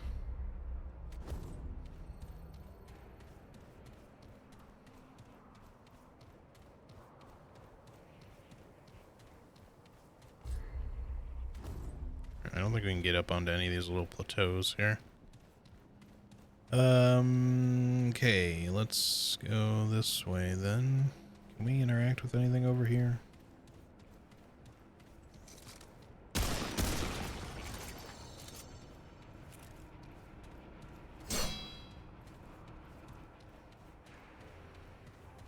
Looks like we can go in there for the elevator.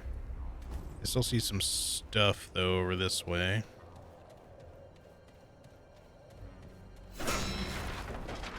That was unexpected. There was probably another one of those back there that we could have broken, but whatever.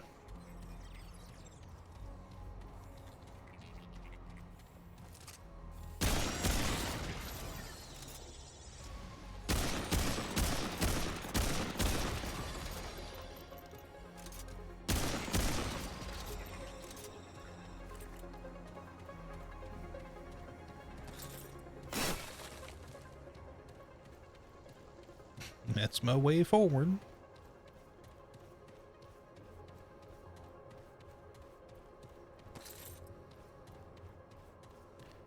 But we might have a couple of different ways forward. So I see some stuff over here. Which makes sense. There's usually always like a few directions you can go.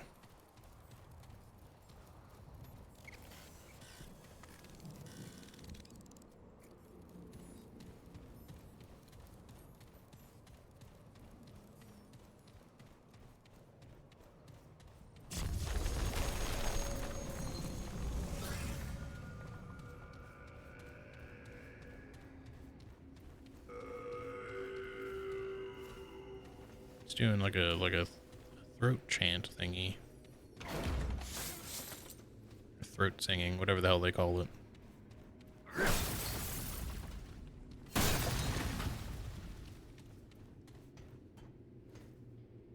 Against all predictions, you stand before me, living, breathing, an impossibility made manifest. The Seekers would have wept at the sight of you.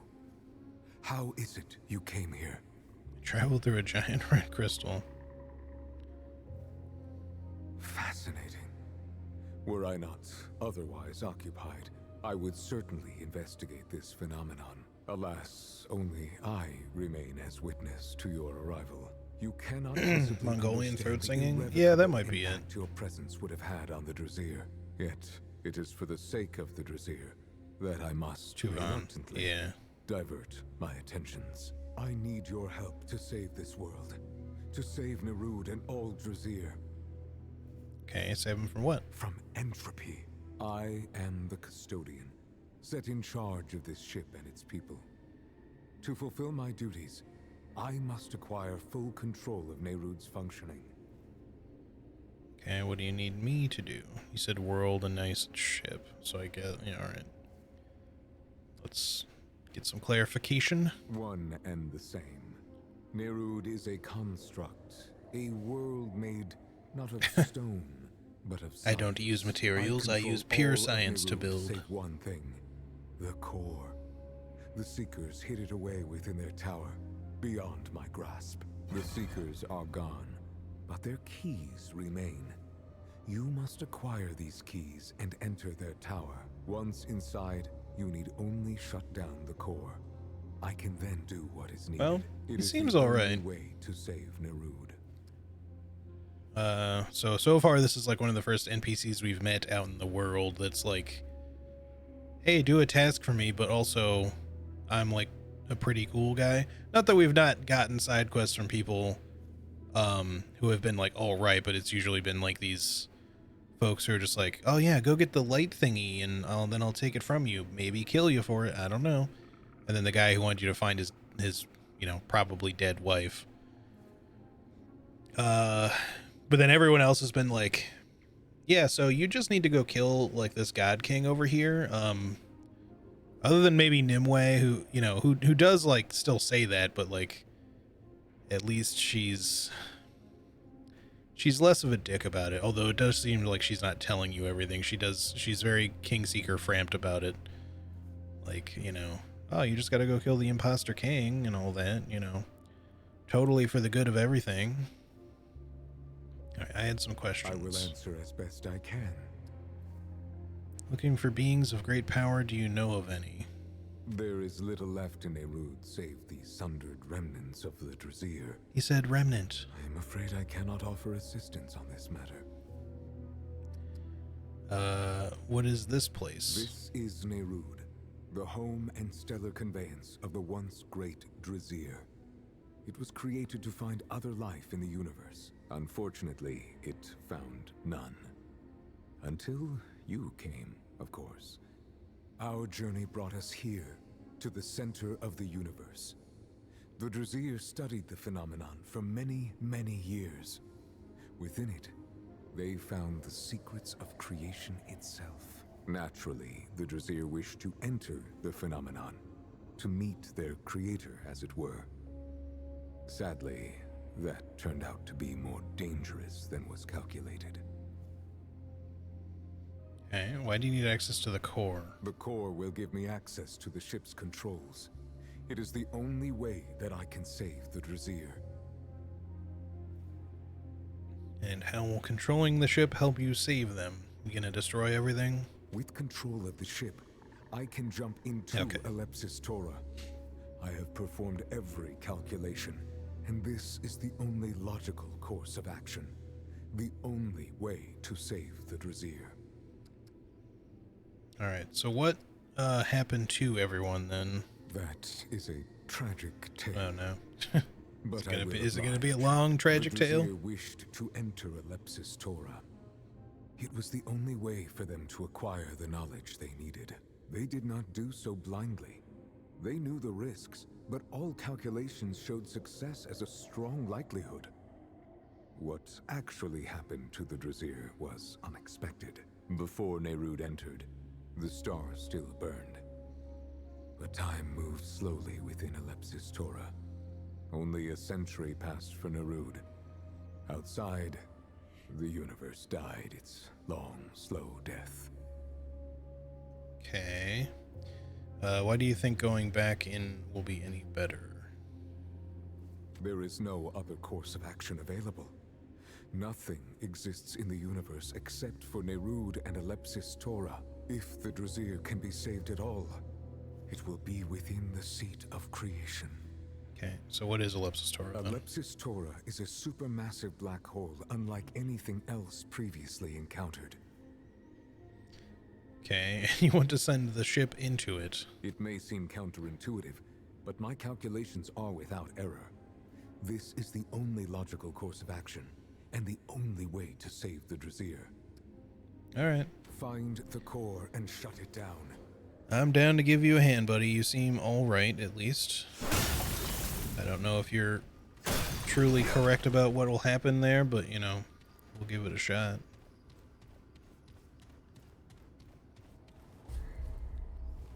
This is like the biggest map I've seen in any Remnant area.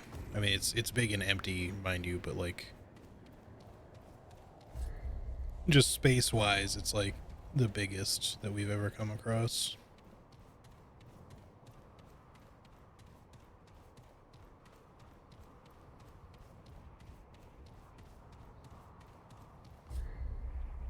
I think we're likely to find much here. This is just heading into color palette change. Is there anything else this way? I think there might have been some more stuff over there, but that should be it then, probably. This is probably going to be a dead end for us here, because I don't think we can get any further there without getting real sick. Doesn't mean that there won't necessarily be some secrets around here if we can find some way to trudge through the nastiness, but maybe that's not cursed. Maybe that's just like death. You know, think of it like death blight or whatever. You spend enough time with that for the bar to fill up and you just die.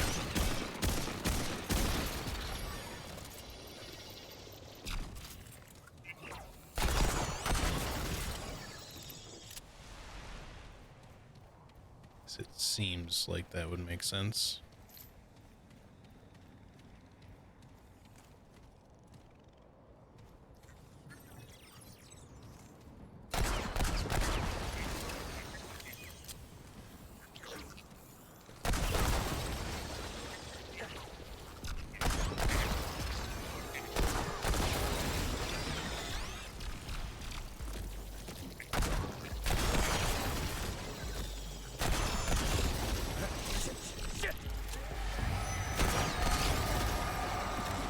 Oh, that's new. Got like a fucking radiation ghost? What's going on here? I don't know why. I assume he's radioactive, I just do. I don't know that he is, though. Ow.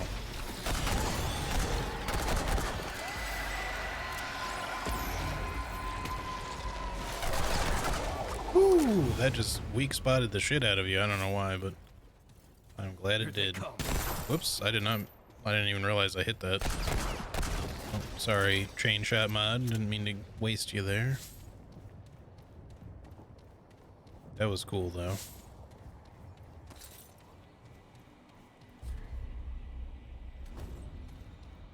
Once again, I doubt we can go very far here, but let me just check around the back as much as we can here.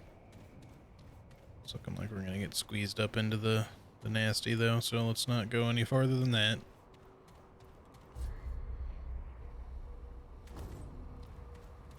Could there be a secret behind all that? Maybe, but we'll find out later, maybe.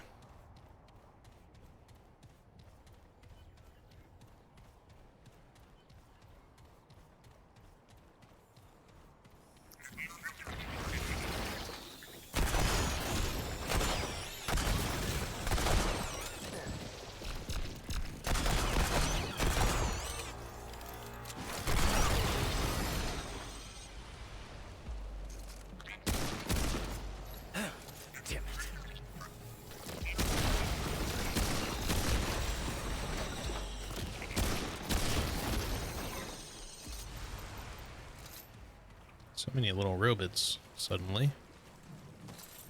At least they're just like these little floaty boys. They're not particularly tough to deal with, nor do they hit especially hard.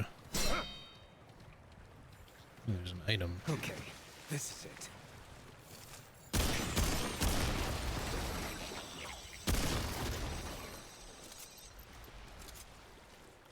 Stone of Expanse.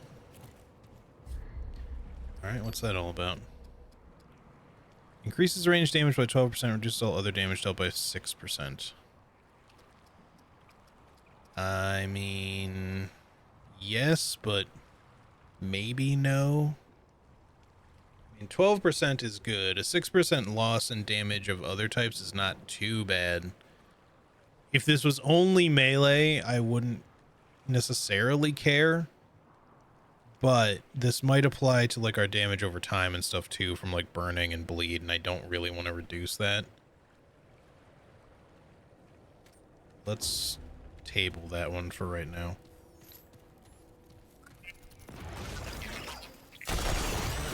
It's not like our damage as it is also like bad at all. It's just oh, he like possesses.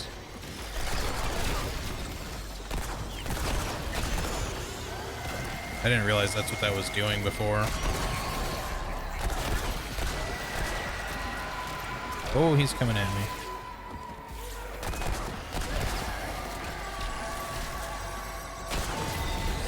Right. Couldn't shoot it in time.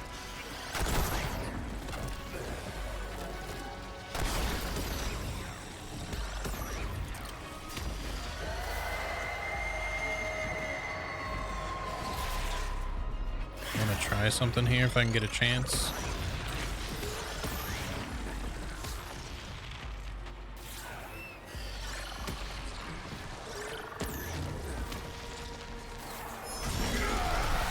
Okay. I figured that would probably not hit him because he's like in the air, but I'm rolling into the nasty shit here. There we go. I want to try the ground stomp on something, but like it probably is not the greatest against flying enemies. which makes sense, but Yeah, that's it. For now. okay, we're good. There's more back here, maybe. There's at least an elevator that I can see.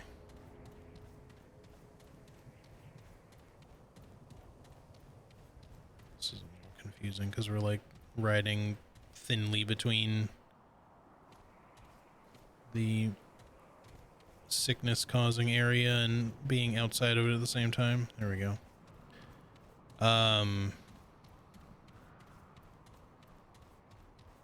Must just be up that way. Yeah, there's like a room there.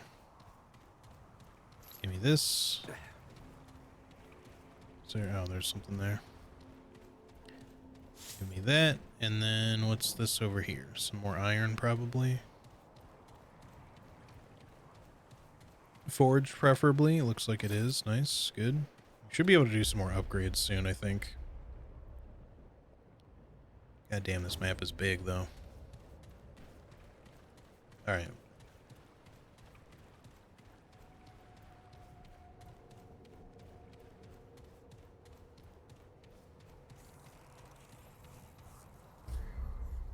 And there's still more that way?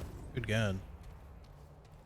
That's not even all of it either, because there was like, there's stuff over there we have yet to explore. This map just goes on forever, it feels like. This is like locked, I guess. Knock, knock. Okay, well, at least we know we're not getting in there right now.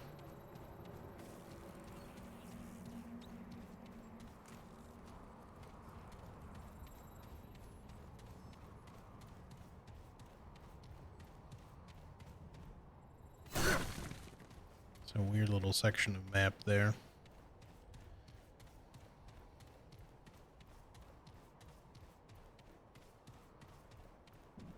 That thing said to look for a tower with a glowing white orb. Shouldn't be too hard to spot. Right, so there's that. I think we want to we probably need a key item for this anyway.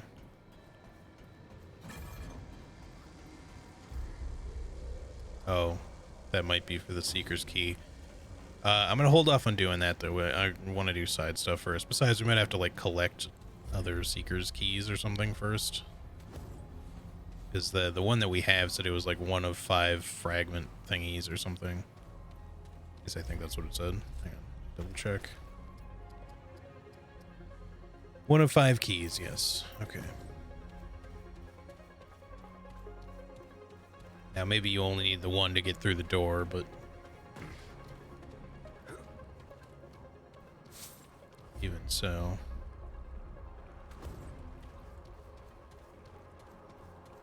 Alright, it's pretty dead-endy over here. I don't think I can... Yeah, well, I wasn't trying to do that, but...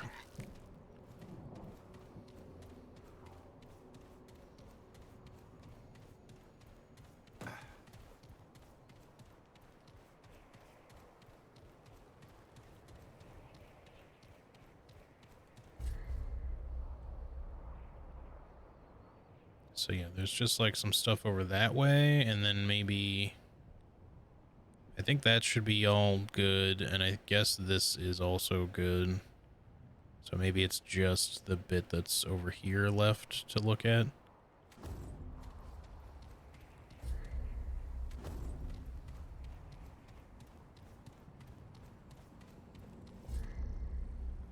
We checked that one. I think that elevator, this elevator we can go into, well, actually we didn't go in there. But I know we can check that one, I'm pretty sure. So yeah, last thing is just to see if we can do anything over here.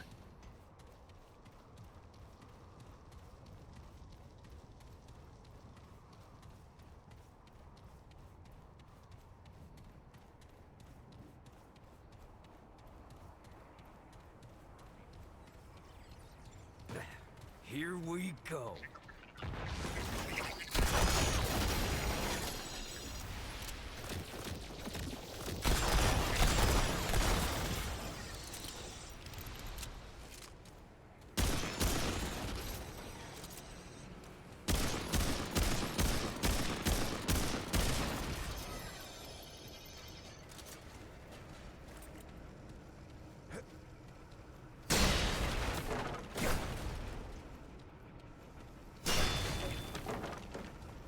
We've got another elevator here. Oh.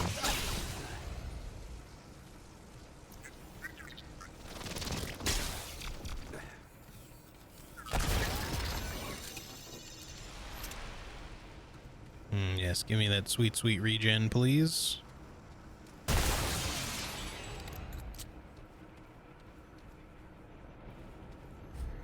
So many elevators, dude. Lots of different places to go.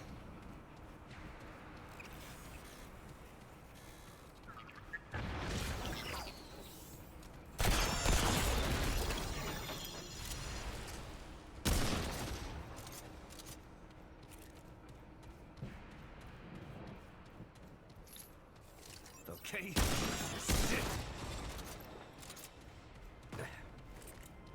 Not sure if my character really knows what it is. Because he keeps saying this is it when we fight like one enemy.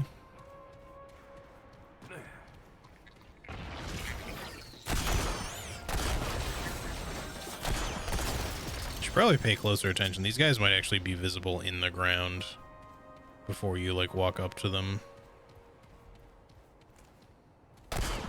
Like, not that it necessarily really makes a big difference, because they're pretty easy to kill, but I had originally assumed that you couldn't really see them when, you know, prior to them popping up out of the ground, but maybe you can.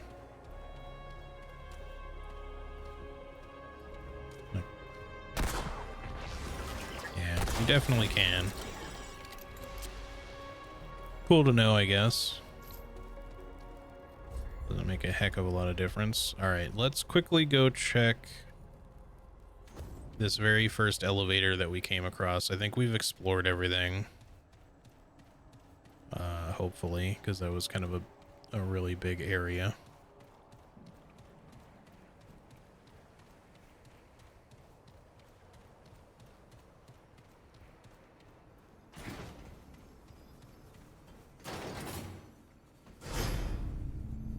Okay. This does indeed lead to a doorway. Ooh.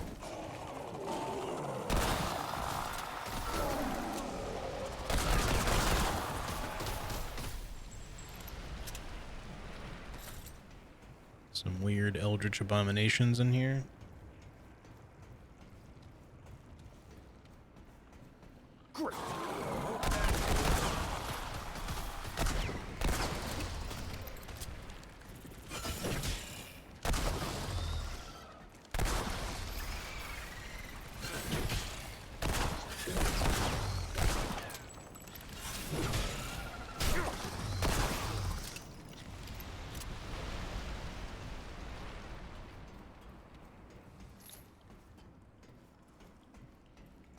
Just alien creatures in general, kind of bug-like.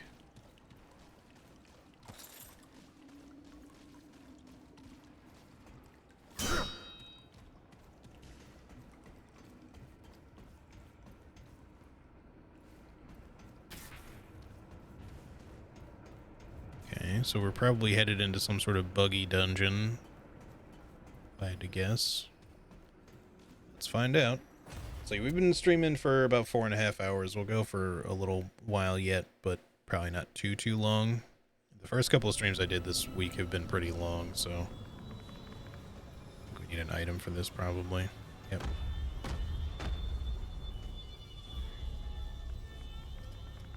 Assuming the Seeker's Key isn't going to do shit. Okay. What's this? Is anything?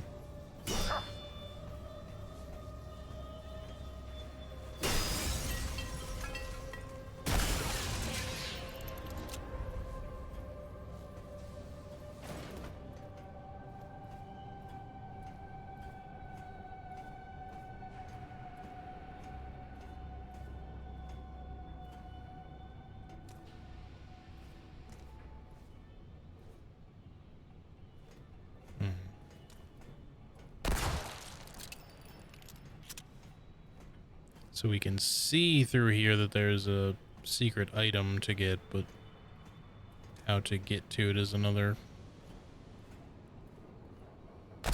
another story.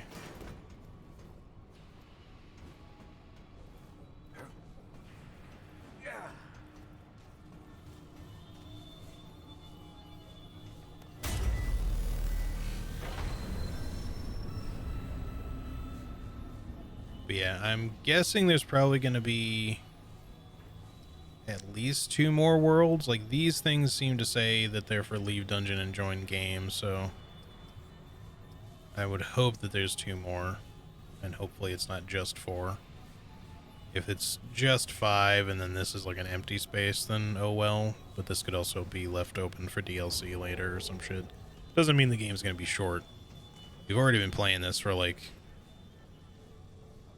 I guess including today, probably like 16, somewhere between 16 and 18 hours, depending on what Steam thinks I've done.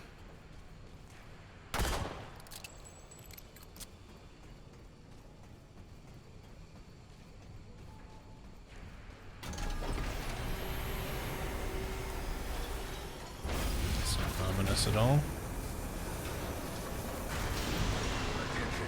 Virulent life forms detected in this sector. Sick. I love fighting virulent life forms. Unless all virulent life forms are neutralized. Oh, so we're gonna be locked in. Maybe, maybe not. It may just not let us proceed until we've killed everything in here.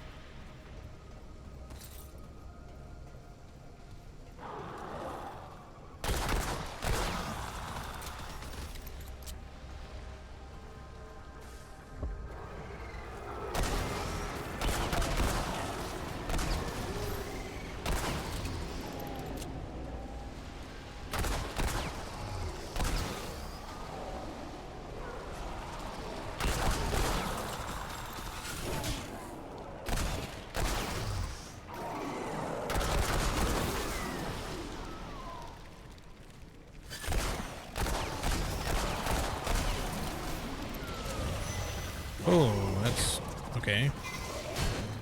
Less than good.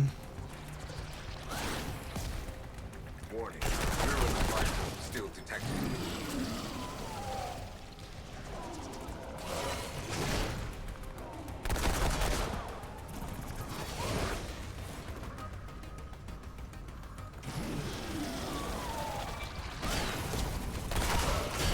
Fuck.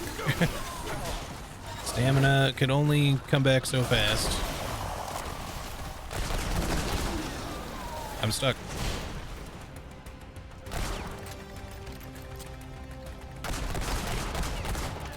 Man, that thing really is pretty good at dodging air attacks and making you not hit the weak spot.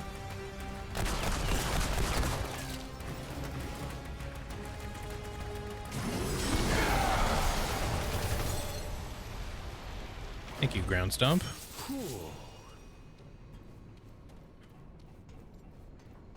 Glad that does some good damage.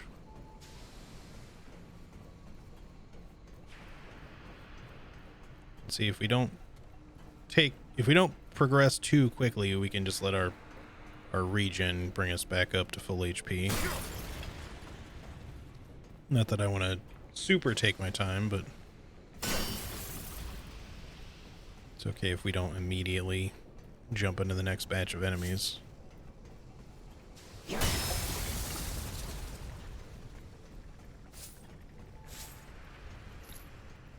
I guess it's good for the elite to be a little bit on the tougher side, because frankly, the rest of these enemies, these little bugs, pretty easy to kill. Even the ones that are like a little bit bigger that just like shoot globs of whatever at you, like if you actually shoot them in the right spot in the head, like it does a lot of damage to them. Like I feel like even more than a typical weak spot it does. It's like a lot. Warning. 3 minutes until quarantine protocol. Oh, I was not realizing that we were on a timer. We're probably gonna get fucking vaporized if we don't hurry up. What else? Okay, never mind about the whole taking my time thing. We're just gonna... You're gonna fucking giddy tooey here.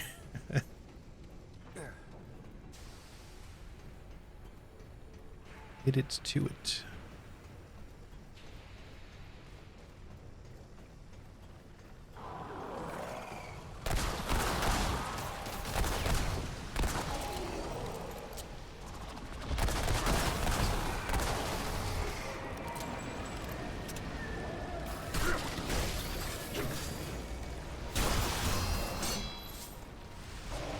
Where did you? Oh, okay. Hey, Challenger. Speaking of, ground stomp's actually pretty okay. Unless all virulent life forms are neutralized. Ground stomp's pretty good, actually. Ow.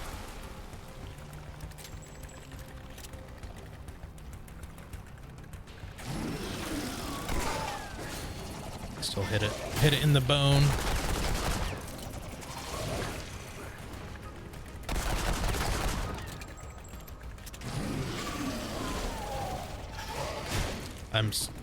I'm apparently at a dead end and didn't realize it.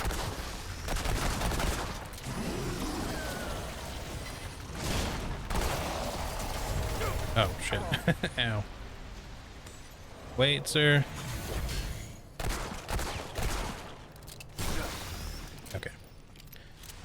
All right, let's move it along and hope to not get 1 minute until quarantine protocol initiation. This might not be good. I feel like this level had better not be long.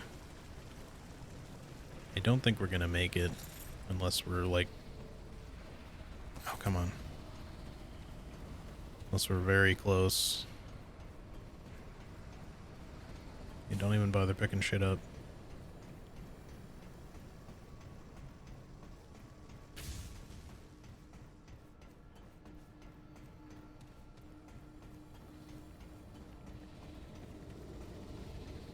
It'd be kind of cool if it gave you like a timer on the screen to keep track of. Initiating quarantine protocol in 10, 9, 8, 7, 6, 5, 4, 3, 2, 1. Quarantine protocol commencing. Initiating purge.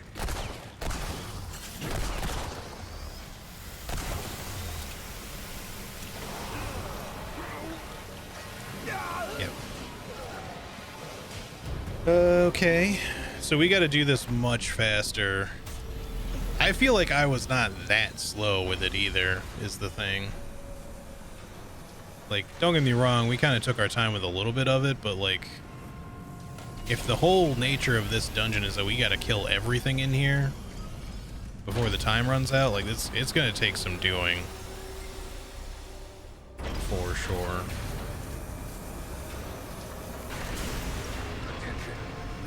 Life forms detected in this sector.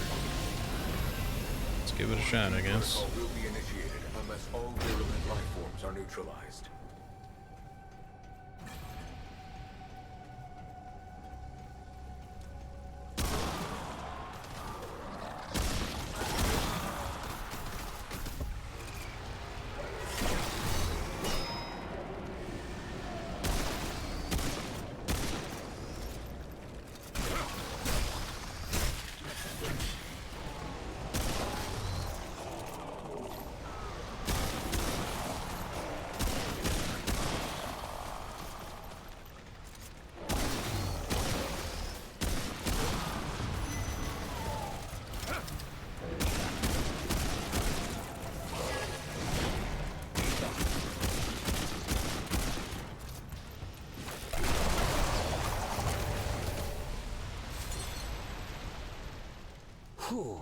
Right. Did we get you all? Because we specifically need to kill all of you, apparently. Warning. Virulent life forms still detected.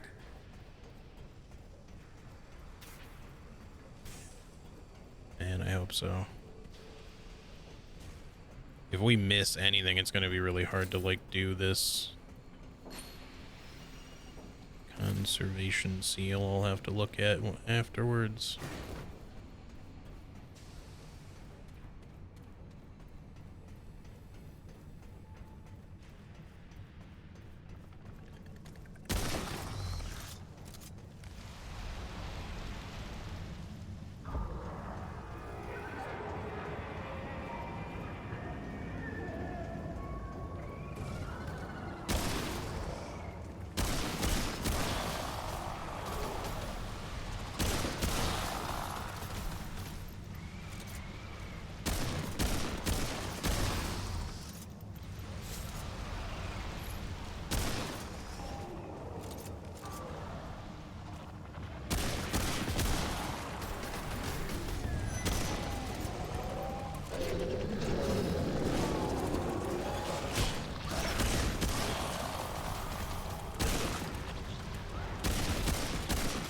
How is that not counting as your weak spot?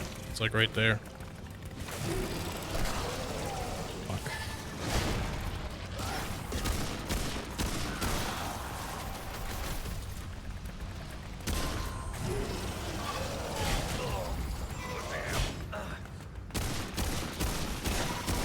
Oh.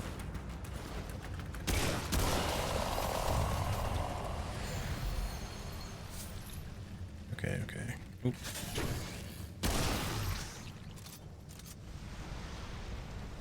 All right, what else is around here? 'Cause there's got to be more, right?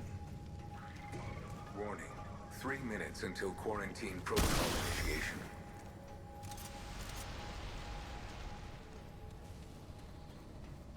Kind of gross looking. I mean, yeah, they're weird bug thingies.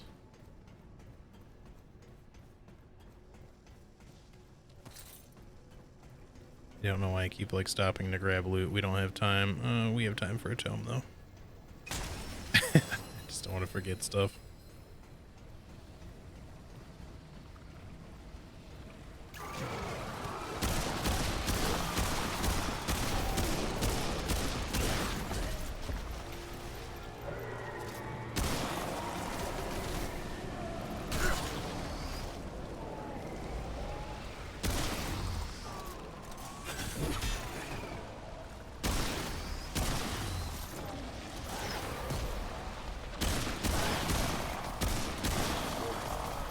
Protocol will be initiated unless all virulent life forms are neutralized. Oh shit.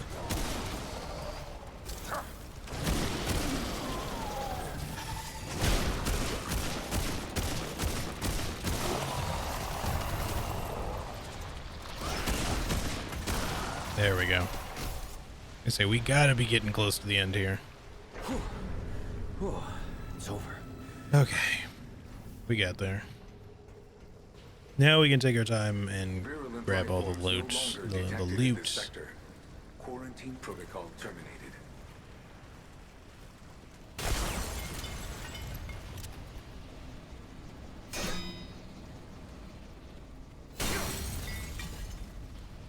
Also, we have a trait point to use up and a ring to look at. Oh, right. Siphoner. Grants 0% base damage as lifesteal. Ooh. It's not a lot, but at 3%, it could be pretty good. I mean, yeah. Let me get some lifesteal, man. It's gonna take a while before that becomes good, but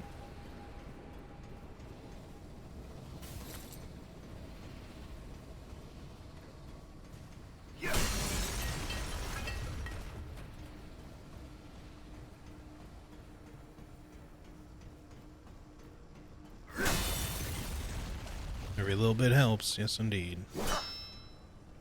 Alright, I feel like I actually got most of the loot as I ran through, but, you know, I was trying to kind of speed run this a little bit, so I just want to make sure that I didn't miss anything particularly useful or important. I doubt we missed anything particularly important at this point, but we'll give it a quick check over just to see if there's any, like, iron or anything we missed. Something back there. There was nothing here.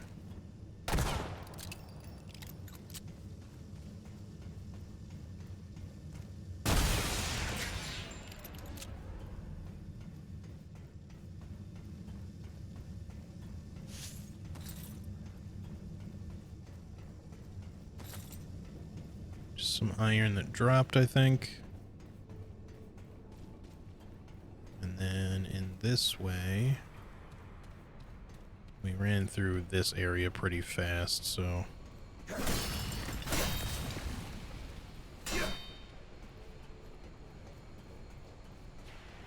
any available stuffs? We got a, oh right, we got the ring from this guy. Let's take a look at that. Conservation seal. For every 10% of health missing, max 50%, gain 3% chance to not consume a relic and 5% increased efficacy on next use.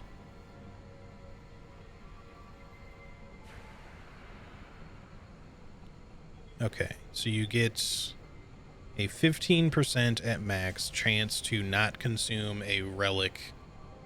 So if you're at 50% health or less, you have a 15% chance to not consume a charge of your dragon heart or whatever relic you're using when you heal. And I guess it'll be 50% or sorry, 25% increased relic efficacy, unless that just stays at 5%.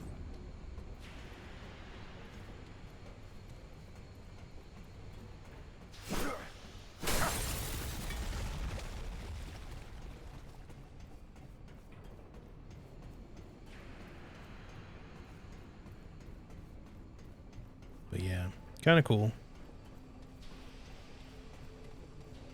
I do like that, even though they don't give you a lot of, I mean, it's nice that you get 4 ring slots, you know, twice as much as you had in the first game, but you know, there's so many rings that you never, like, it's hard to know what you should and shouldn't prioritize outside of like making a build. But that's the whole thing, is like, it does give you like a lot of means to kind of make builds out of like even just the rings and amulet that you wear, and obviously the weapons you decide to use. Certainly for that much is the case for the first game, and then in this game it goes further beyond that with like archetype customization and stuff on top of all that.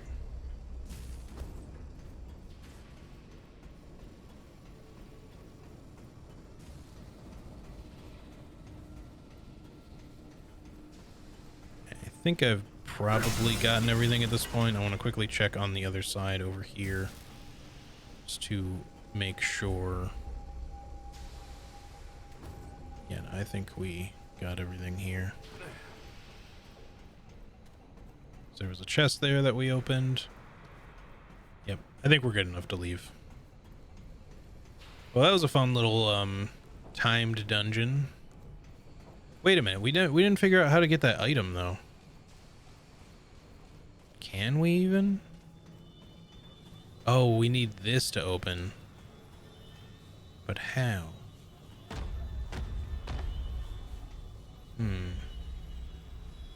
Clearly we need a key item. Maybe we have to come back with something, but we saw in the vent here that on the other side of, well, whatever's in this room, there's like a purple item to pick up. I don't remember seeing any sort of items, any key items in the rest of here. I feel like we would have seen it, so we're probably safe to leave. And then we'll come back and check later once we pick up a particular item, maybe. We tried the Seeker's Key thing on it. That didn't do anything. Speaking of nothing, I think I have to change my armor in Fallout 76 because it's kind of hard to aim properly and totally see through the rifle. But with a totally see-through rifle, I'll only use the stealth suit for special. Oh, right. Yeah. I don't know why they do that. I mean, it makes sense, right? Because like if your body and, you know, equipment, etc. is invisible, then in theory that would apply, you know,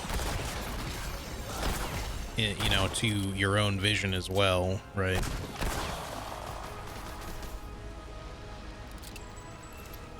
Like when you're seeing your own objects. But it is like, from a gameplay standpoint, it's kind of rough to not be able to see because your character is rendered invisible. Like to not be able to see your weapon when you're aiming down iron sights or whatever. All right, so this was the first one that was on the left. This is where we came from.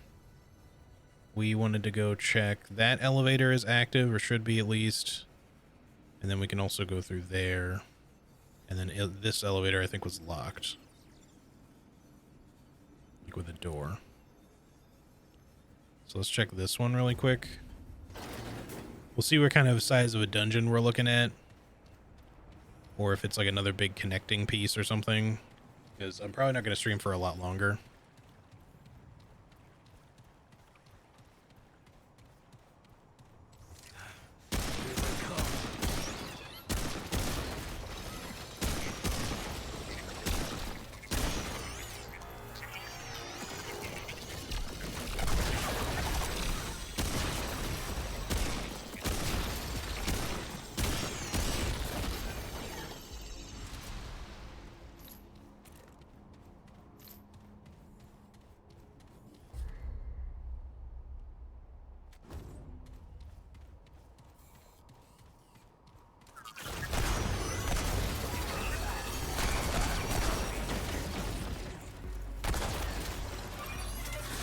What? I rolled.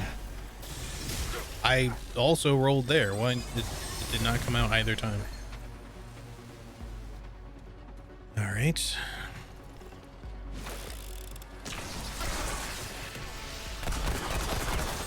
Okay. It looks so weird because like you need to like do that just a little bit early. But even when you do it, it looks like you're doing it too late. It's like you have to start dodging that attack almost as soon as he starts firing the laser, not as he's sweeping it towards you. I think, you know, I definitely pressed the roll button on those other times, but I think I was just late because it comes across so fast.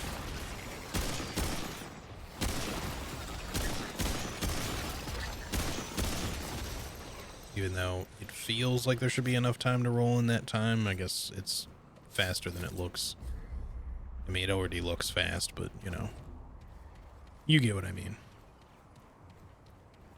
Invisible sights are kind of rough. Yeah, I imagine so.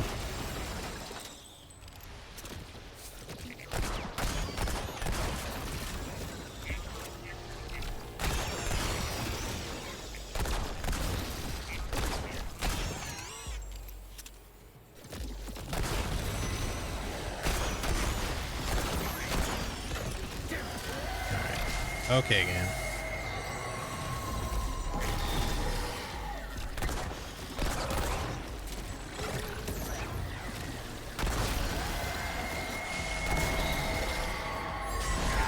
Oops, I hit the wrong button.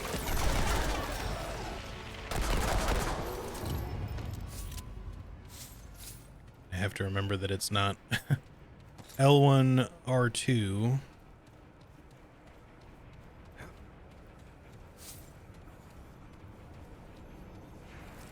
Okay, this is it.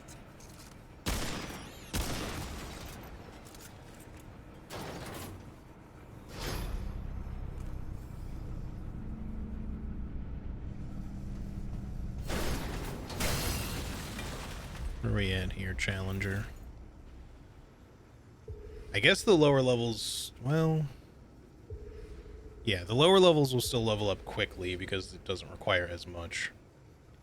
But it seems like we do get a rank in strong back every time because it's the main archetype trait. Like you get the same thing for Gunslinger, you get ammo reserves every level.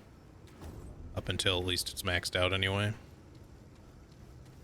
So we can at least get our encumbrance down relatively quickly by having it be like an every challenger level thing and not like every couple of levels or some shit.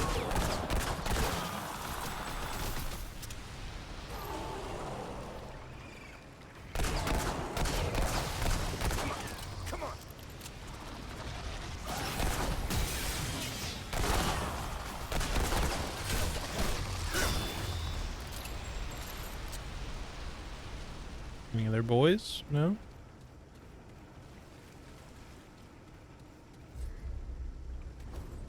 This is actually our quest. Our designated quest location, which might mean that it's leading us to another seeker key. The other open door was supposed to be to get in via using the seeker's key, so it's probably okay to do this first. Because if we end up needing 5 keys total to get through all of that, then it might be good to just get other keys. And we know the quest wanted us to go towards the tower with the thing in it, so theoretically we're going to be led there anyway once we're done with this, whatever this is.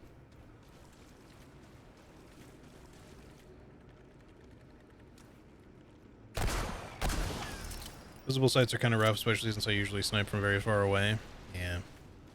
I think if you have like a general idea of like where your reticle normally is, it might still be kind of doable, but I remember the issue not like for me when I played when I tried using like stealth boys and stuff in previous Fallout games and had that same issue. Usually I think the thing that made it rough for me wasn't even specifically just that my sights were invisible, but that like you get that like little wispy cloaking effect that kind of makes things look a little distorted. It just felt like it made it like really difficult to really even see what you were looking at specifically. There's some stuff up there above me. I don't know if it's anything we can get to. I kind of want to quickly check, but it might be something we have to get to from above by going through the dungeon. But we can quickly ride up the elevator and check, though, so let me just do that first. Little quick check.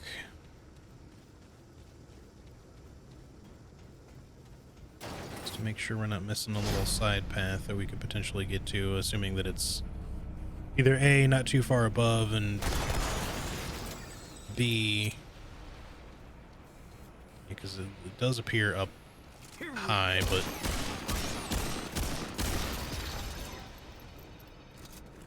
but maybe, I don't know if we can get to that or if we're just closed off because of the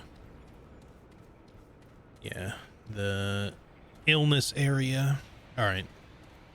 That looks pretty much like we cannot get there from here. I think we have to get there from inside unless we can climb up on something. I don't think so, though. Can't climb this, right? It's just had breakable thingies in it, so... yeah, that's probably something we get to from elsewhere.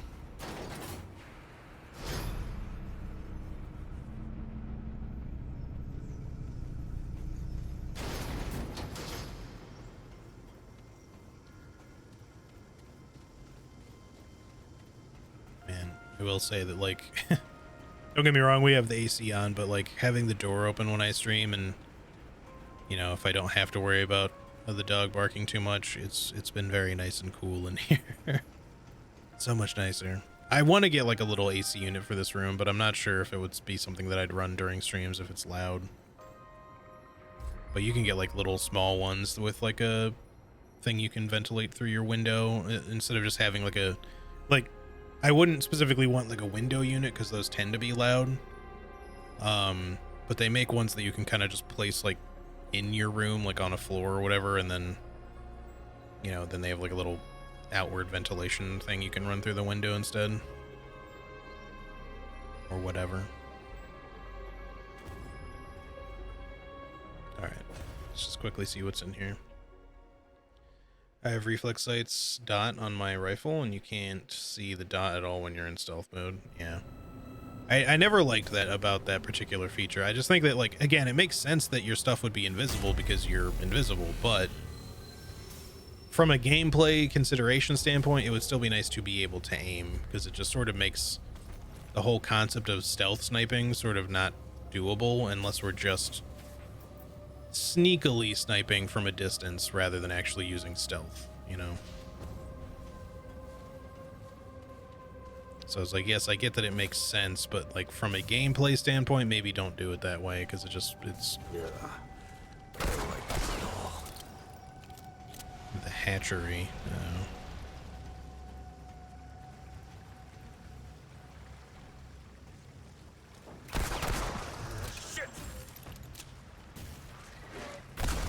Oh, you got extra little ones now. Those are gonna get annoying, I bet.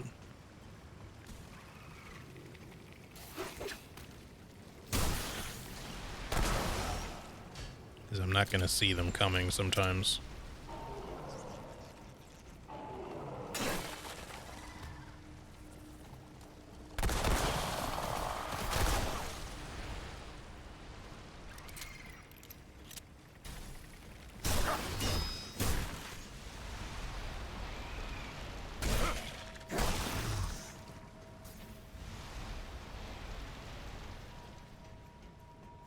Kind of felt like my frame rate was dropping in there at 1.2. What? Okay. Can't shoot him on the ground, but shoot him out of the air, sure.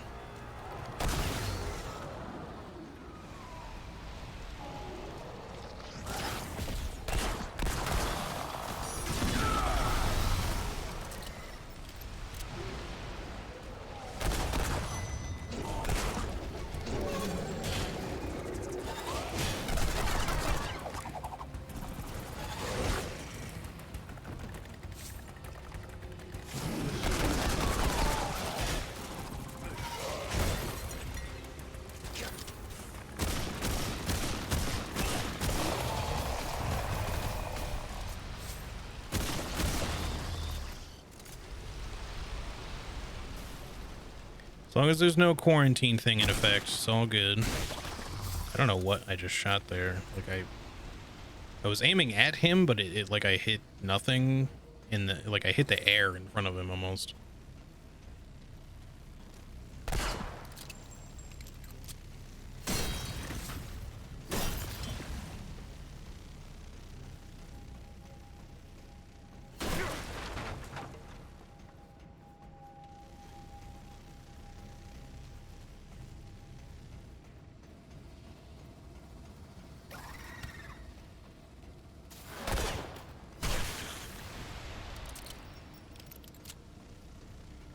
Get skewered, you little bug-ass bitch.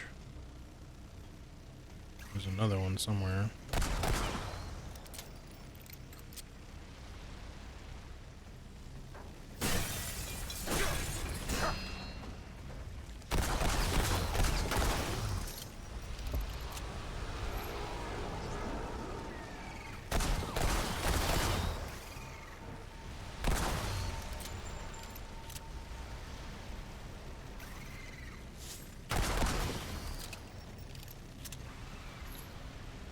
Any more friends for me? Sounds like you got somebody. Oh, you're new.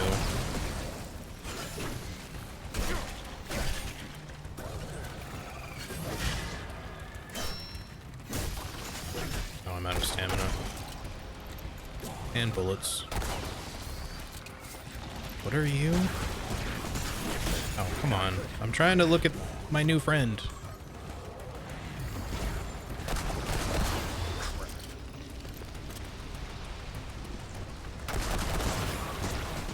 That's got a big AoE on it.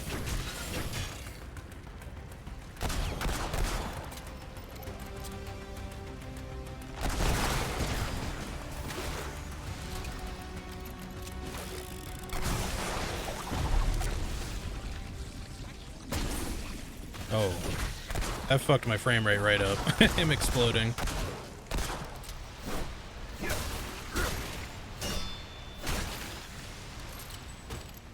Okay.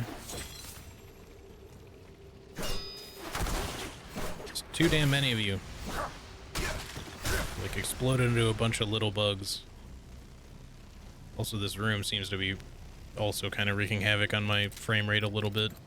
Not as bad as the glitch portal did, but it's definitely doing something.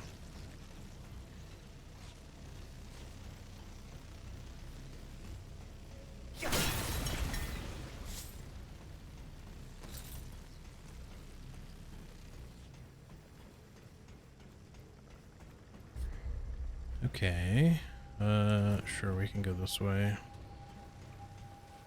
This whole area just has a lot of misty particle effects in it that's not conducive to a great frame rate, but it's fine most of the time, it seems. Just sometimes it's not great.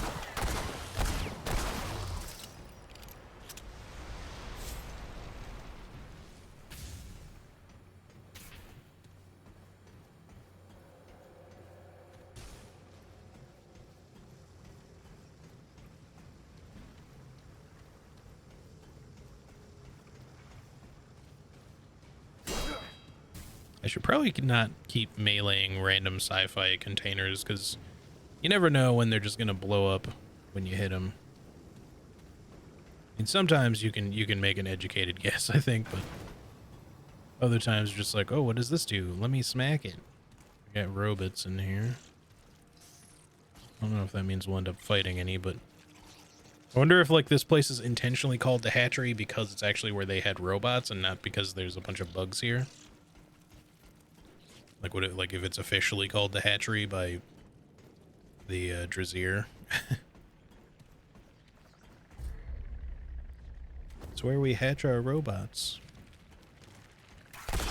Just like as a matter of coincidence, it got taken over by a whole bunch of bugs. Intimidating presence. I'll have to look at that in a second.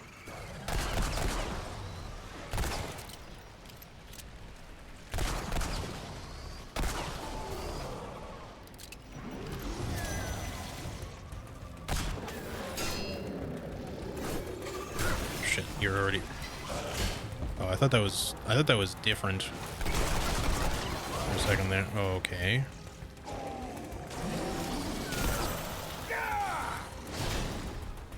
Once again, my chain shot missed point blank.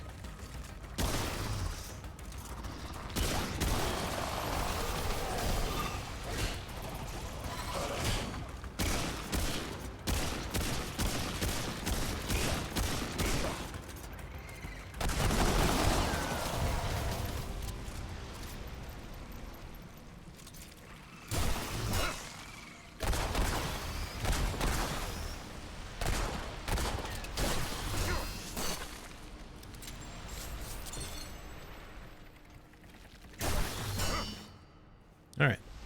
Get skewered. Get kebabbed.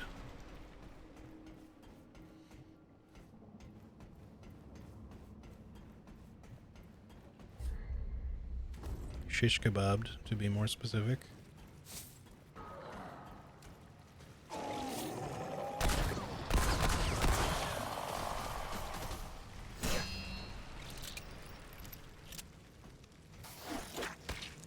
Ah, get off me. Those things apply purple skull status. Again, maybe that means death, maybe that means curse. I'm not sure. I remember curse looking real similar, but I'm not sure that cloud that we ran into that was making us puke our guts out was curse. It might just be death if you let it fill the whole way up. Defensive action loop.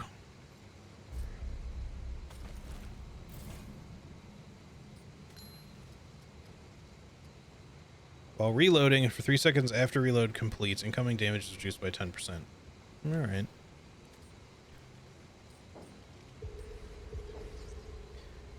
Close quarters I also forgot to look at. Damage perk grants 7% increased damage. Oh, right, that's the... You just do more damage when stuff's close to you. Intimidating presence. After activating a challenge or skill, enemies within 10 meters deal 10% less damage for 15 seconds. Alright, cool. So that means that whenever we do our ground stomp, they'll hit less hard. But our weight is slowly going down. Should go down to 34 next time, I think. We can get it down to 26, I think, or maybe it's 28, I guess. We'll still be in medium load, but then we can, like, switch our gloves or something. And I guess we can live with that since, you know, since the armor sets no longer seem to apply, like, a set bonus kind of thing, we don't have to worry too much about keeping those effects. Where did you come from? Just like emerge from a pipe or something, or? Let's see, he was just like on the ceiling.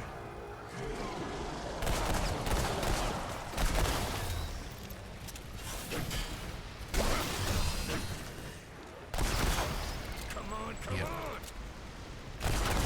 Came out of a little ceiling hole.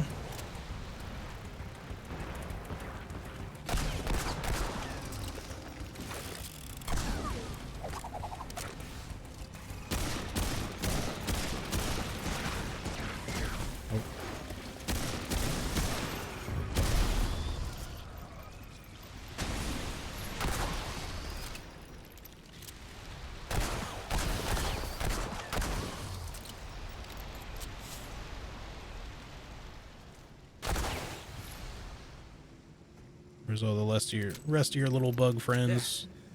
I assumed he would explode into more, but maybe that's not what happened the first time and it just looked like he did. He definitely exploded.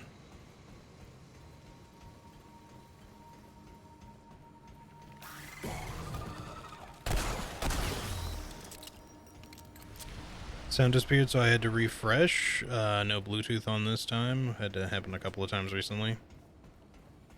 Yeah.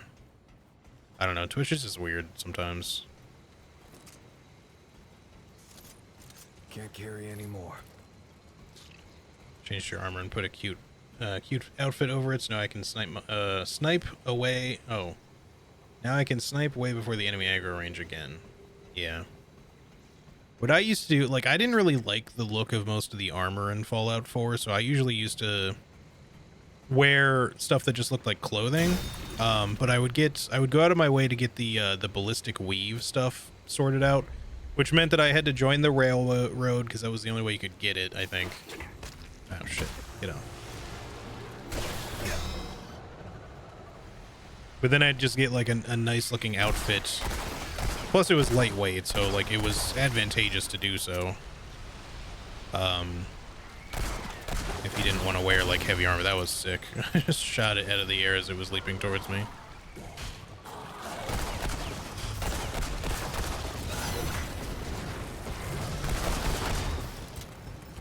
There's another one of you,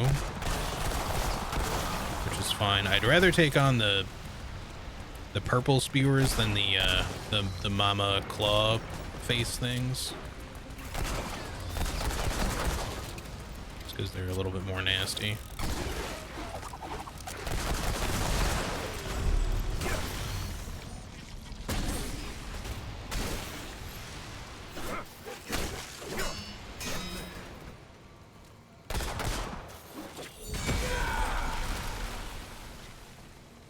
Maybe a little overkill, but you know, War Stomp become Bug Stomp seems appropriate enough. I missed like a whole area over there. Maybe we should backtrack and go there because I'm not sure that they're gonna loop, but maybe they do. Let's just go check. Once I'm done with this dungeon, though, we'll call it a day, I think. But I will definitely probably stream. I will stream definitely more this week. I just don't know for sure what days yet. Obviously Elden Ring will be happening over the weekend. At least that's, I think, the current plan still. And tomorrow and Friday I could potentially still do this, but I don't know if I'll end up doing both days or not. I might take one day off in between. We'll see.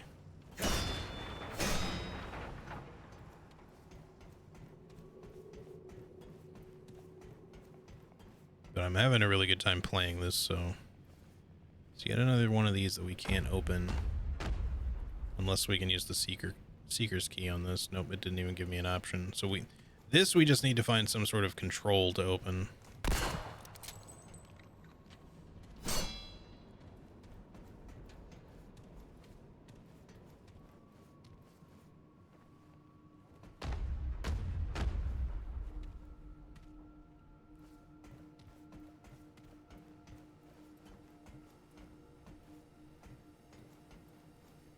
Maybe we'll figure it out in the hatchery here. It would be nice.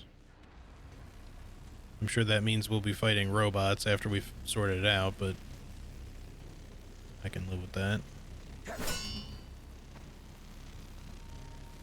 The outfit called Ratty Skirt on right now. I think it was in Fallout 4 too. It's black jeans vest with a pink skirt and scarf. All other players with their power armors and OP 3-star multi-shot legendary weapons, and then there's me. Yeah, see, what I used to do generally, like if I was playing a male character, I would wear like one of the like biker jacket sort of things with the like the denim, you know, just the jeans as pants. Oh shit, it's a corrupted. Oh, he just spawns boys. Alright, he's a regenerator with minions. And they got fucking lightsabers, bro. Oh, this isn't good. Climb? Okay, thank you.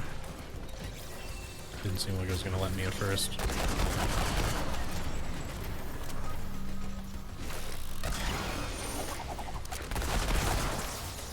Okay, we know that's one way to get rid of that at least.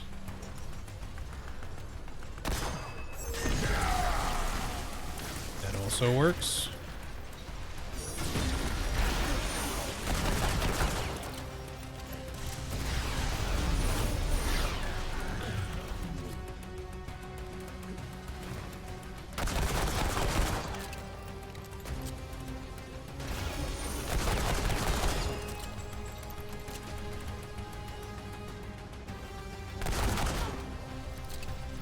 Don't want him regenerating too much. I think I want to try to get my stomp to come back.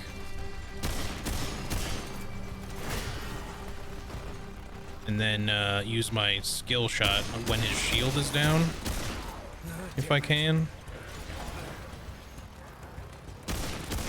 We can also use that as an opportunity to hit him while his shield's down, I guess.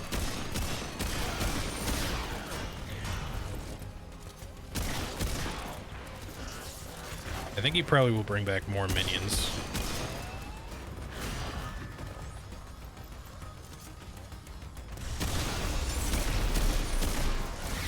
No, this is a bad time.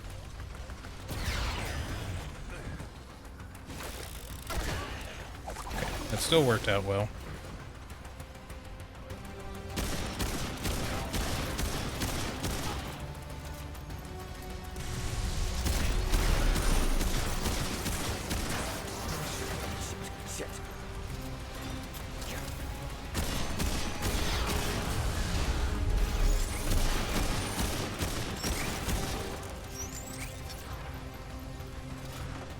I'm getting a little low on ammo here.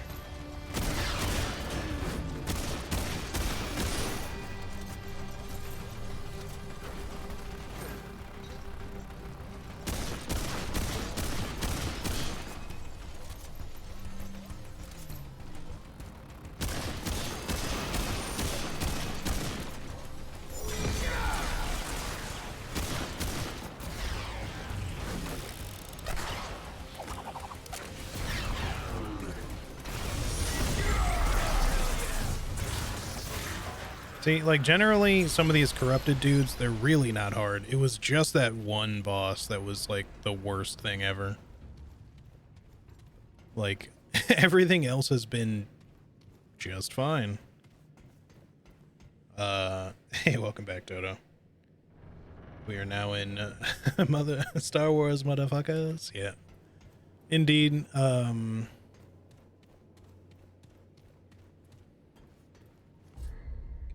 second here, my stream feed kind of like paused for some reason. That was weird. Just making sure everything looks okay. Looks like we're good. What did we get? I wasn't really looking at my mutator.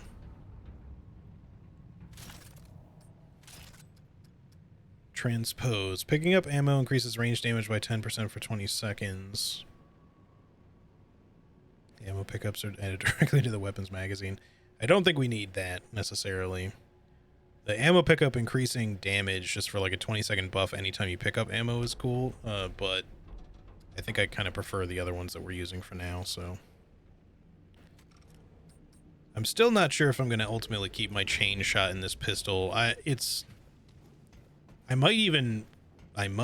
it's blasphemy, but I might even replace hot shot at some point with something else.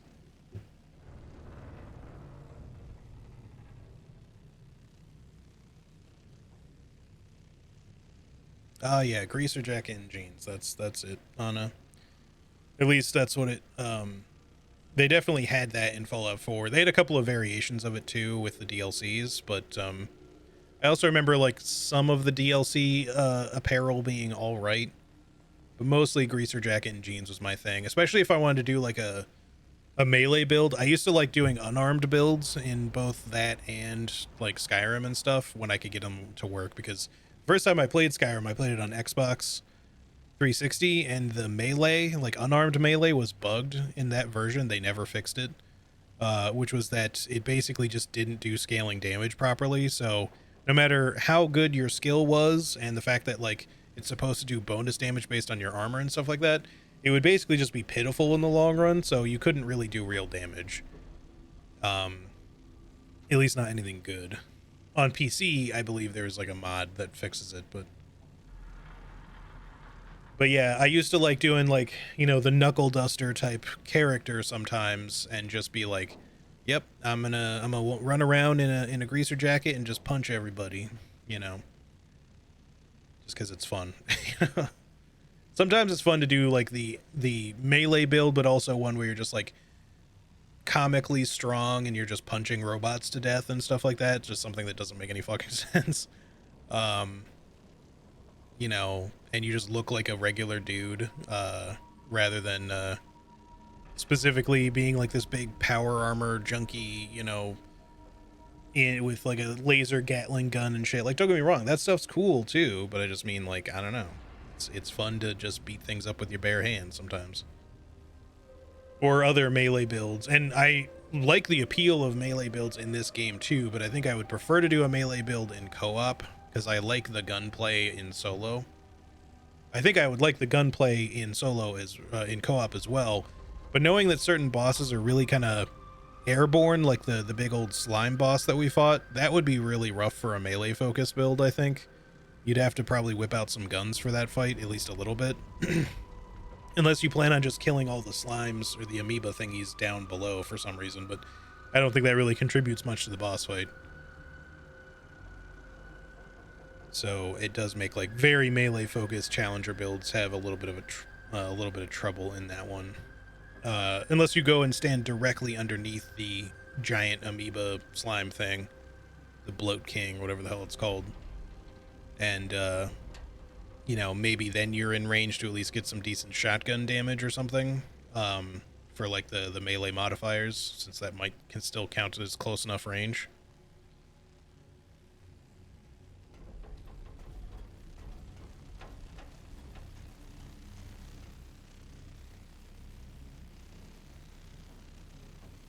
Oh, you were still working with your garden stones, Dodo? It's very fun, although I came to the conclusion that my lower back is really fucking tense always, so I'm going to a physical therapist soon. It's a good idea.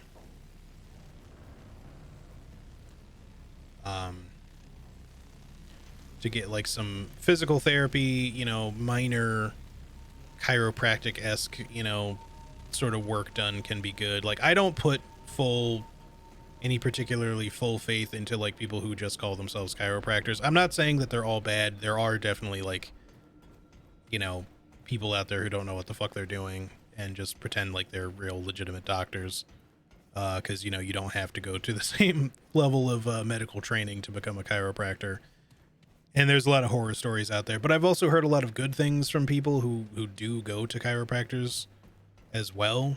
It just seems to me like typically you're best off going to someone who's a physical therapist, who might have some idea of like,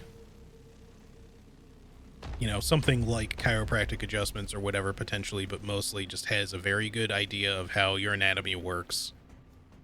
And will tell you like what sort of things you can do, and with their help and guidance and stuff to kind of help you keep your musculature and everything in the place that it should be, you know.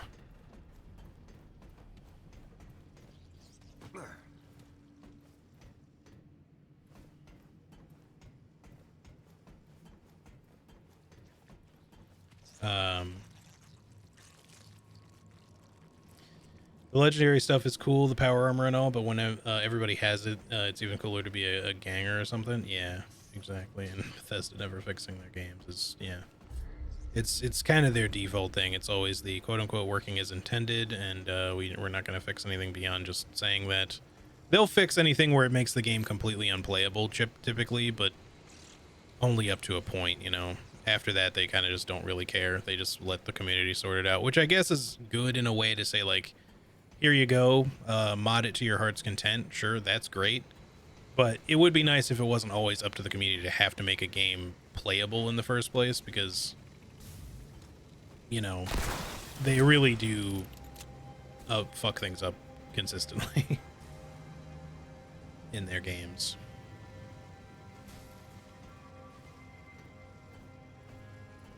Got some outside guitar lessons today, 6 people singing and playing. That sounds pretty dope, though. I hope you had a good time with it. I know you like to do your strumming and singing. Strumming on the guitar, that is.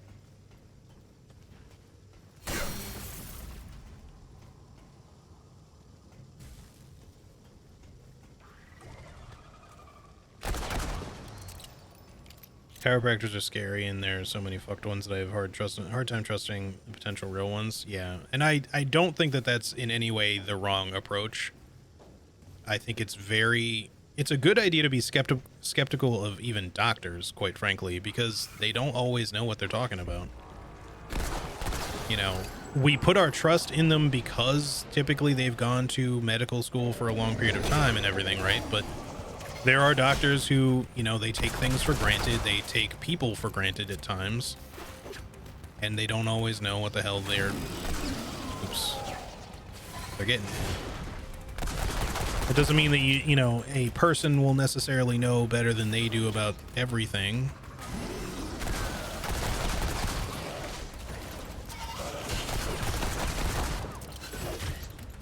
Fucking little bitch ass bugs, get out of here. How did that miss you just then? That was weird.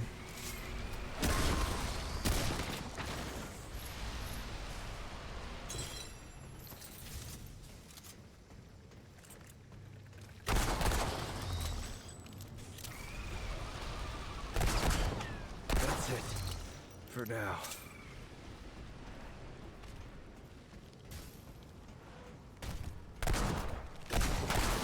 I remember a doctor telling me once when this is the doctor I did not stick with because he was youngish and he was very like, I know everything. He wasn't like right out of med school young or anything like that. Like he was in his 30s at the time, I think, like later 30s. But I remember this dude, like I went there like as a first time checking him out, like with the new health insurance from the company I used to work for. So just getting signed up with like a new doctor. I went for like a physical and just to get like some blood tests and stuff taken, just, you know, just the usual kind of stuff. And he just kind of like, it's fine for a doctor to make conversation, but he just kind of kept trying to hit me with all these like, do you know, like blah, blah, blah, blah, blah, blah stuff. And then he was asking me like some health history stuff about myself, which is like, it's good to have a personal history, a medical history. That's good. And asking me some questions on the fly, like if I know about one thing or another is fine. And at the time I remember I had lost some weight. This was not specifically due to anything other than that I was on a little bit of a cleanse at the time. And so I was trying to kind of adjust some dietary needs to kind of sort out things like headaches and shit like that. And I kind of also just wanted to lose a little weight at the time, and the way I was going about it was perfectly fine, but I had lost a little bit of muscle mass, and I had lost, you know, not that I had a lot of fat to lose at the time, but I lost some.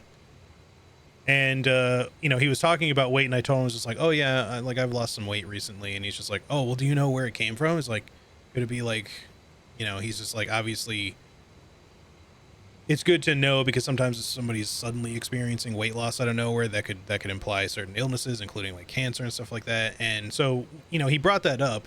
It's like, yeah, did you think about cancer? He didn't quite say it like that, but I was saying, it's just like, yeah, I don't think it's like cancer or anything, even though like my family does have like a history of it a little bit. And his response to that was like, well, you know, cancer's not hereditary or whatever. So, and I was just like, I know it's not hereditary. It's not like a disease that's passed on, but you can have genetic predispositions to getting cancer. You can be more, not to specifically just getting it, but you can be more genetically predisposed to like, and having a higher likelihood to get cancer than the average person. I know this to be self-evident because cancer has been unfortunately very frequent in my family's history. And it's not specific to, oh, you know, my family is a bunch of people who worked in a fucking coal mine full of asbestos and, you know, radioactive material like fucking plutonium or some shit. They just, you know, it's a genetic thing. It's something that I myself may have to deal with at some point, which is why I try to stay like somewhat cognizant of all that, you know. But I don't need to be told like, oh, don't worry, it's not a disease, you can't get it. It's like, bitch, I know. Don't fucking try to fucking tell me shit like that. So it's not so much that his statement was wrong, but it was extremely dismissive of what I was saying at the time. And I wasn't even saying like, oh, I'm concerned about cancer. I was just telling him at the time, like, it's not cancer. I have been dieting, you know, or more specifically going on like a kind of specific dietary change.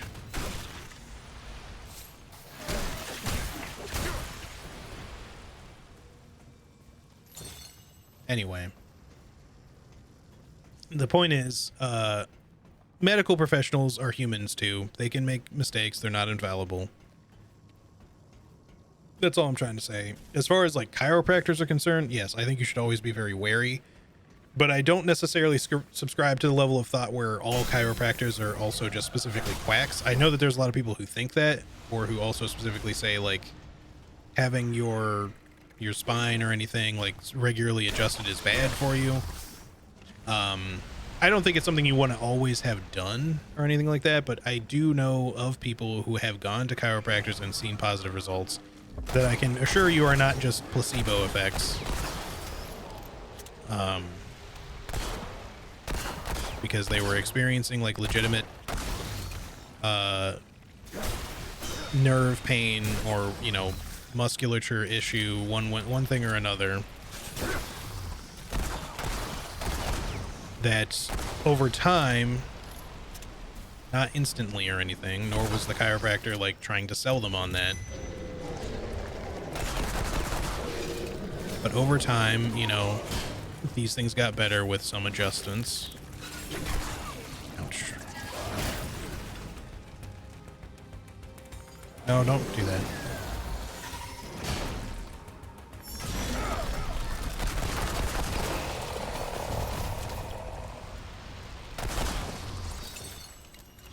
Mind you, you're allowed to think whatever the hell you want to think about that kind of stuff. If you don't trust anyone who calls himself a chiropractor, by all means, don't trust them. I'm not trying to sell that on, like, for anybody. I specifically don't trust anyone who just calls himself a chiropractor either.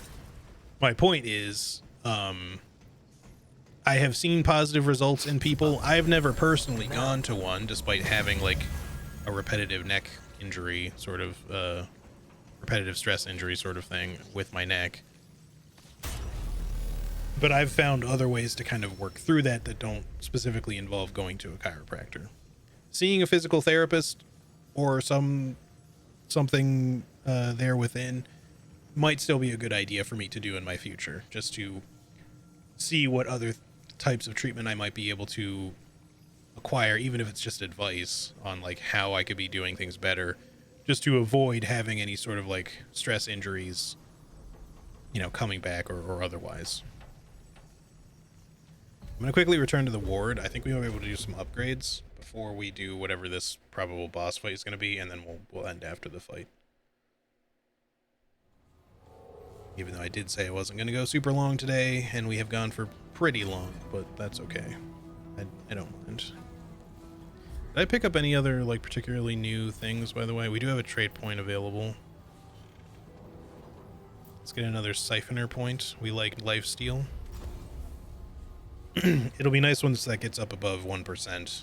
Even 1% lifesteal is actually kind of nice to have. It's not huge, but it just means that every time we're shooting, we're getting, like... So 1%... Yeah, it's 1% of our damage, not... It'd be cool if it was 1% of our health. But even 1% of our damage could still be pretty decent, especially when we're, like... If that applies to, like, weak spot and crit damage, we could actually get a pretty fair amount out of that. Like, I think Vic said, every little bit helps. It do.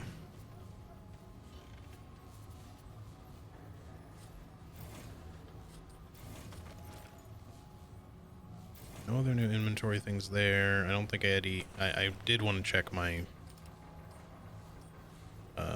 relic stone thingies.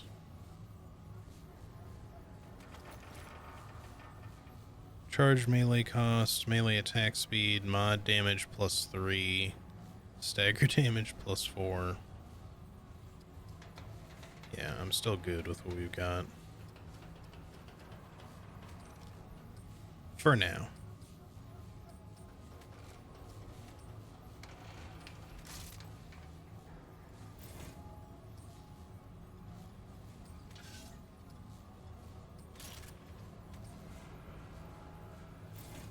We have a little over 3,000 monies. Let's see what upgrades we can do, and maybe we'll try buying some of those other guns if we have spare funding. How goes it, friend?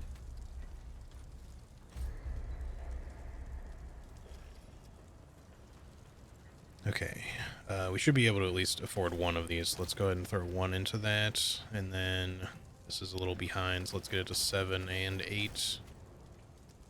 Can't do both. Let's go ahead and +10 the pistol. Good, but could be better. Upgrade a standard weapon to +10.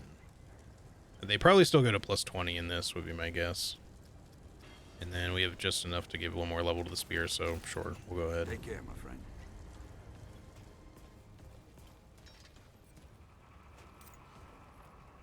You, again. All right, then.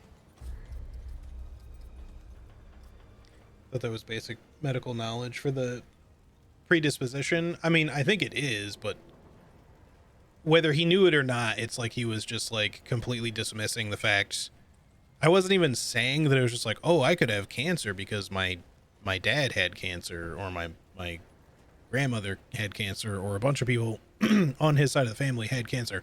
I don't know if my mom's side of the family had cancer because she was adopted, and I don't know if she has a medical history of her biological parents. She's never had it, but my dad has had it twice now.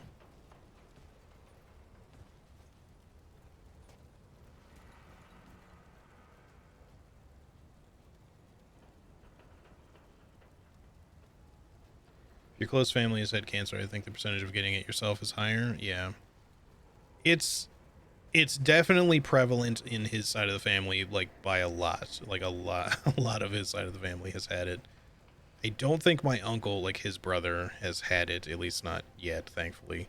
Again, it's not like a guarantee, and I do think that like living a relatively healthy life also helps, but you know, even then, there's not necessarily a guarantee. There's environmental factors, there's dietary factors, and yes, there could be certain genetic factors to those things. Like, it does happen.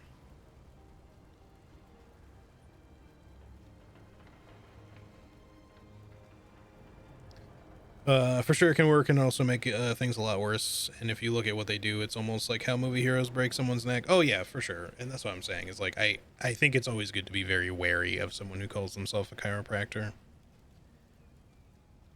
I'm sure somewhere there's an honest occupations in there. I don't know how easy it is to call yourself a chiropractor over here. It is considered alternative medicine in our healthcare, though. Yeah, basically everywhere that's still kind of the same. Maybe certain countries that might not be the case, but hey, Lizette, how's it going? Hope you say well. Yes, hope you do as well. Oh shit, I was gonna What do you need? buy these alternate guns here. Can I afford both? No, they're both 1,000. The cube gun just sounds kind of fun to play with. The thing is, I'm not gonna use these guns, but maybe in the future we'll mess around with them. The reason I say I'm not gonna use them is because the Western Classic is what the whole gunslinger thing is built around, so I don't really want to change. But I still want to see what these do, you know? Bye. Bye. This is also an infinite ammo weapon, which is kind of cool. How does this work? So you still have your Western Classic whenever you use your skill, you know, your side piece, which makes me wonder if that's based on that gun at all. I don't know. It's kind of weird. I noticed before that the mod didn't really show up on it, but I didn't know if it was still based on the gun you were using.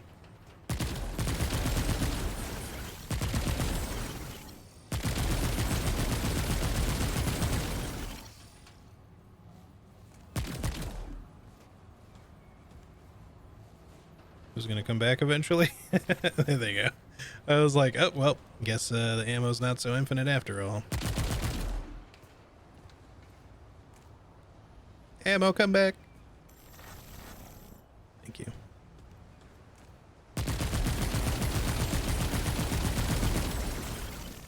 And then it can overheat.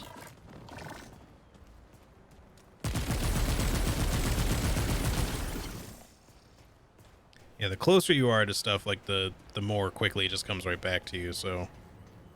But you just have to worry about the overheating at that point.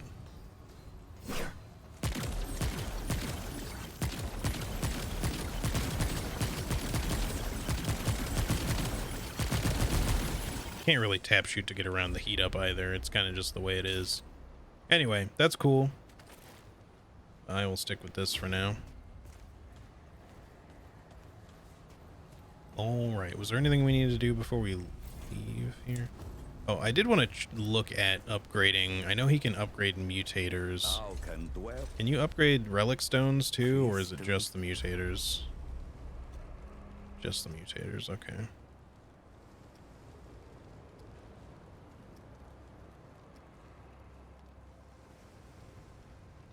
Oh, this is what you spend your corrupted luminite on. Okay. So this would just go up to 4.3% for now. I'm gonna hold off on doing this right now, but just because I don't know if I want to upgrade any of them yet. We'll see.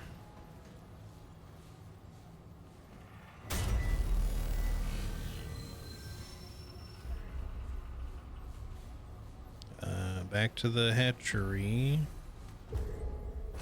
To whatever nasty big bug alien thing we're probably gonna fight, would be my guess. Give names to all 5 bullets so you can call them back. Sure, hang on. Let me do that real quick. This one is Jerry. This one is Jerry. So is that one and that one and that one.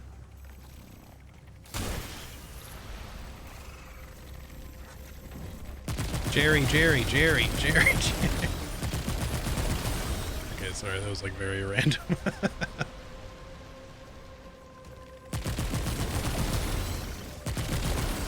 It's not bad though. It's actually a pretty good gun. It's not even upgraded. It is a boss weapon though, so they tend to do a bit more damage off the bat. It's convenient. Well, look, I'm just gonna be like, Huey, Louie. Whoops, that's too many. Huey, Louie, Dewey, Stewie. I need one more. Huey, Louie, Dewey, Stewie, Fred. There you go.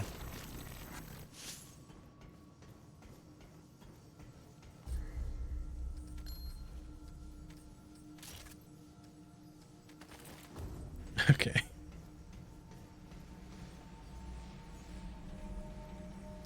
All right, and here we go. Oh, that's not looking too good in there. Ew. Is this gonna be like some sort of, you know, parasitic brain bug situation, or okay, are we just dealing with the main big boy? Nope, it's both.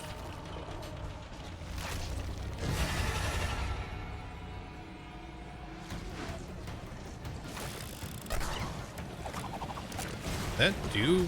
Oh, I see. It did do. Oh crap! I was not expecting that to explode just then. So this thing is gonna take over. We can kind of hit it though.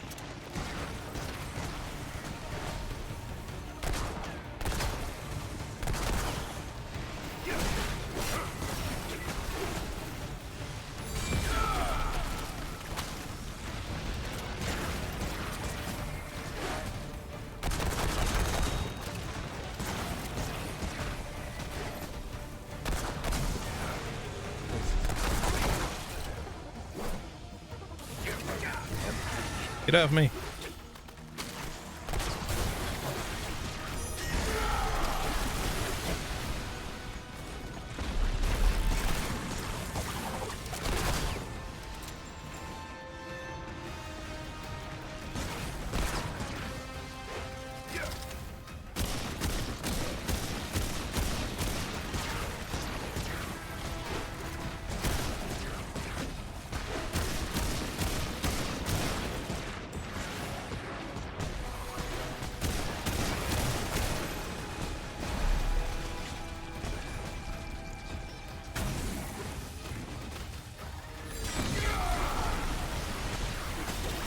Why is that one not... Oh, okay, that's not what I wanted to do.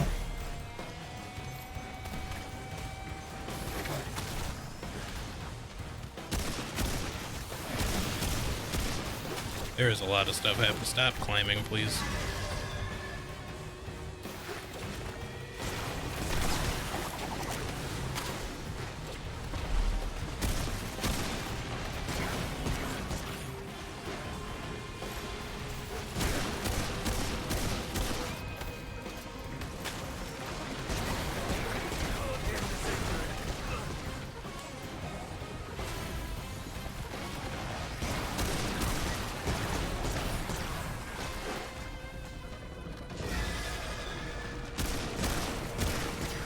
We should really try to shoot the thing when it's in the back of one of these.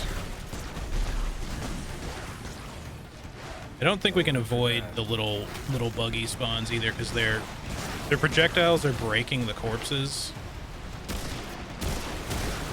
I like that if you're like aiming precisely, you can hit that though.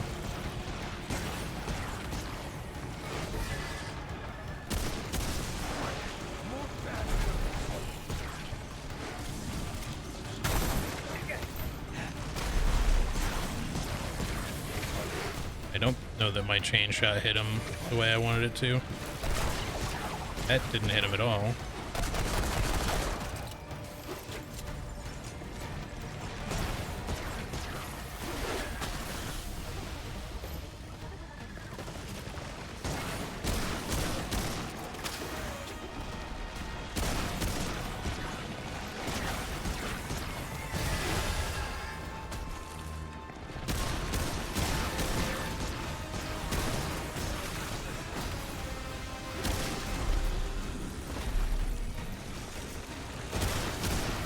Are they getting bigger as they stay out? Like, are they becoming full-sized? Yeah, eat that. At least I can crush them if I roll on them.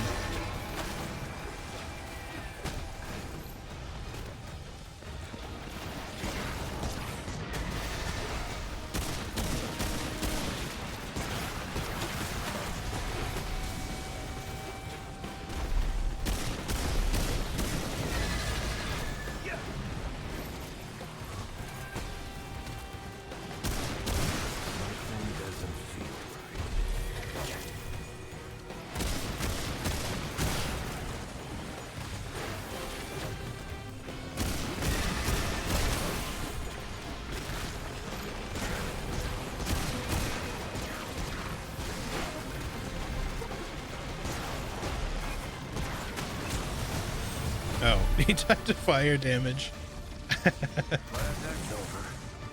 That was a cool fight. The music in that was actually pretty nice.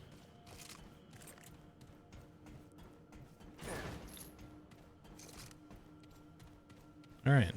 There was a lot to pay attention to, but it actually was not that hard. You just got to keep moving so you don't get hit by the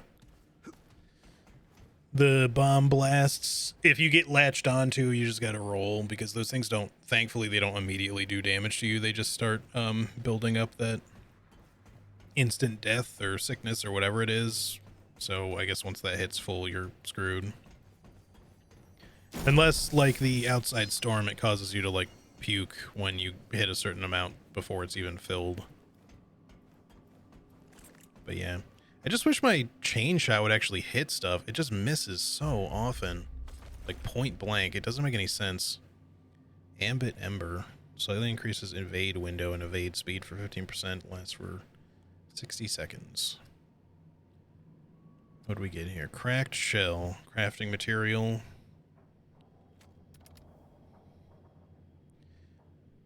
A shell of one of those creatures from the hatchery. It's inert, dead, harmless, yet with the warmth of life pulses ever so faintly from within.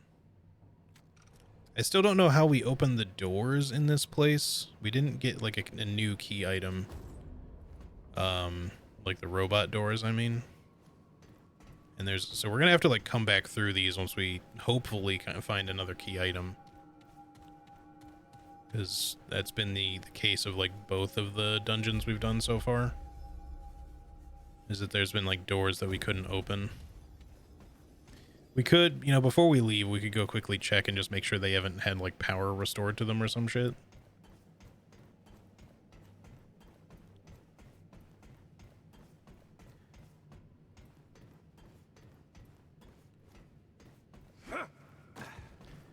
Go like they did, not the Jerry TV show, Jerry, and then some security guards just show up to set everyone back in their chairs. Yeah, they do actually kind of look like facehuggers from Alien. At least the little baby ones do. All right, come and get some.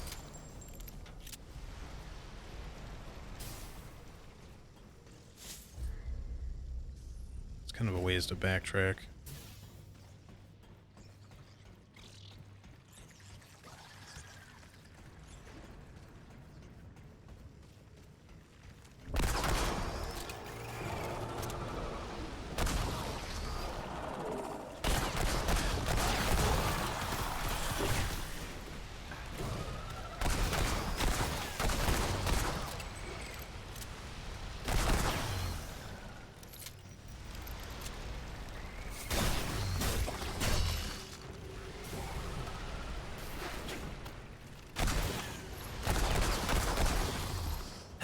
I'm waiting for an elite to appear. So far, not. There you are. Oh my god, why did that? I think I got hit by. Oh, I might be screwed here. Okay.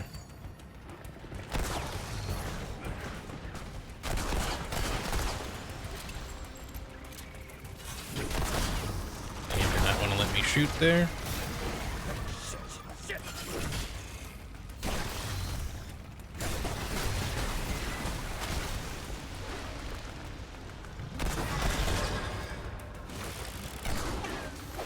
You have an entirely too big AoE, sir.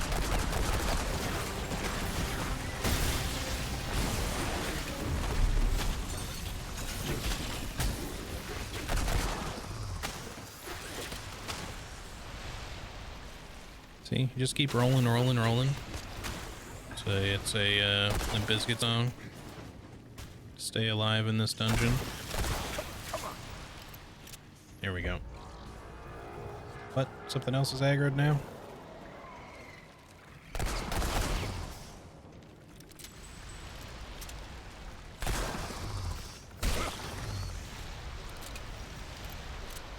Hopefully that lifesteal's been putting in some sort of work for us. I don't know that it's done much, but it is pretty low still.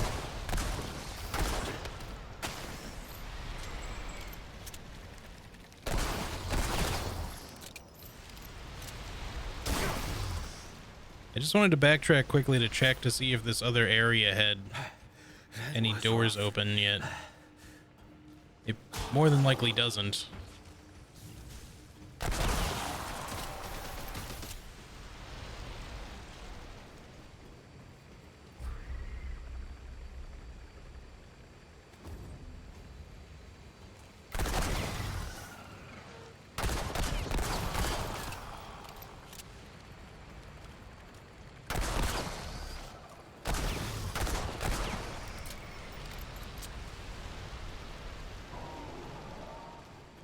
Who else wants a piece? Oh, Big Mama wants a piece.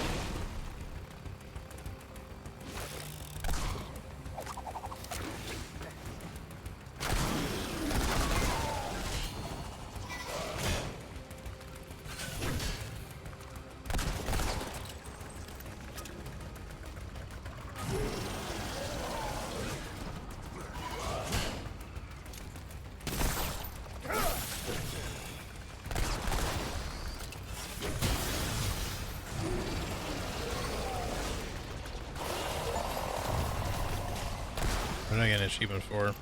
Defeat 100 special enemies. Cool.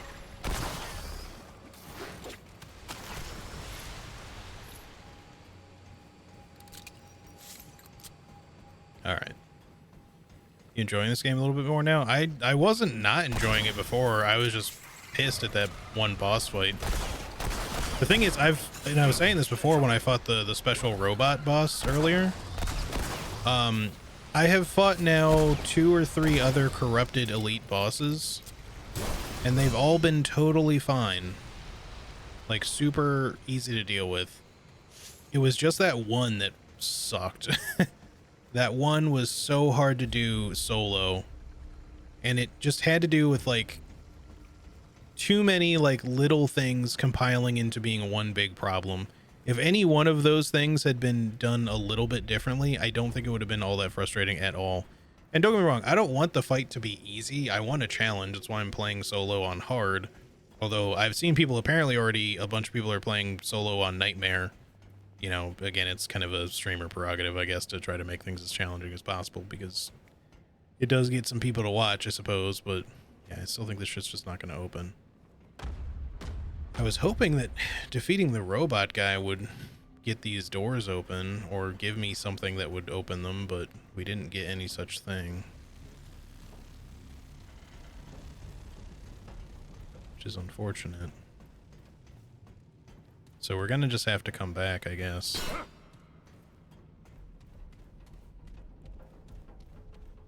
And just hope that we actually get like a key or some sort of item that allows us to open these doors. The thing is, I can't even interact with these doors as though they would have a key, so I don't think there's anything I have to destroy. Yeah, that was the wrong wording to use. I mean, it's all good, dude. I'm not like mad about it or anything. I just mean to say that like I am very much enjoying the game, to answer your question. I'm just like the first one. I think the game is quite good. Do we need to go out the other door? We might need to go out the other way because that'll probably get us above where we were, so now we gotta go back the other way.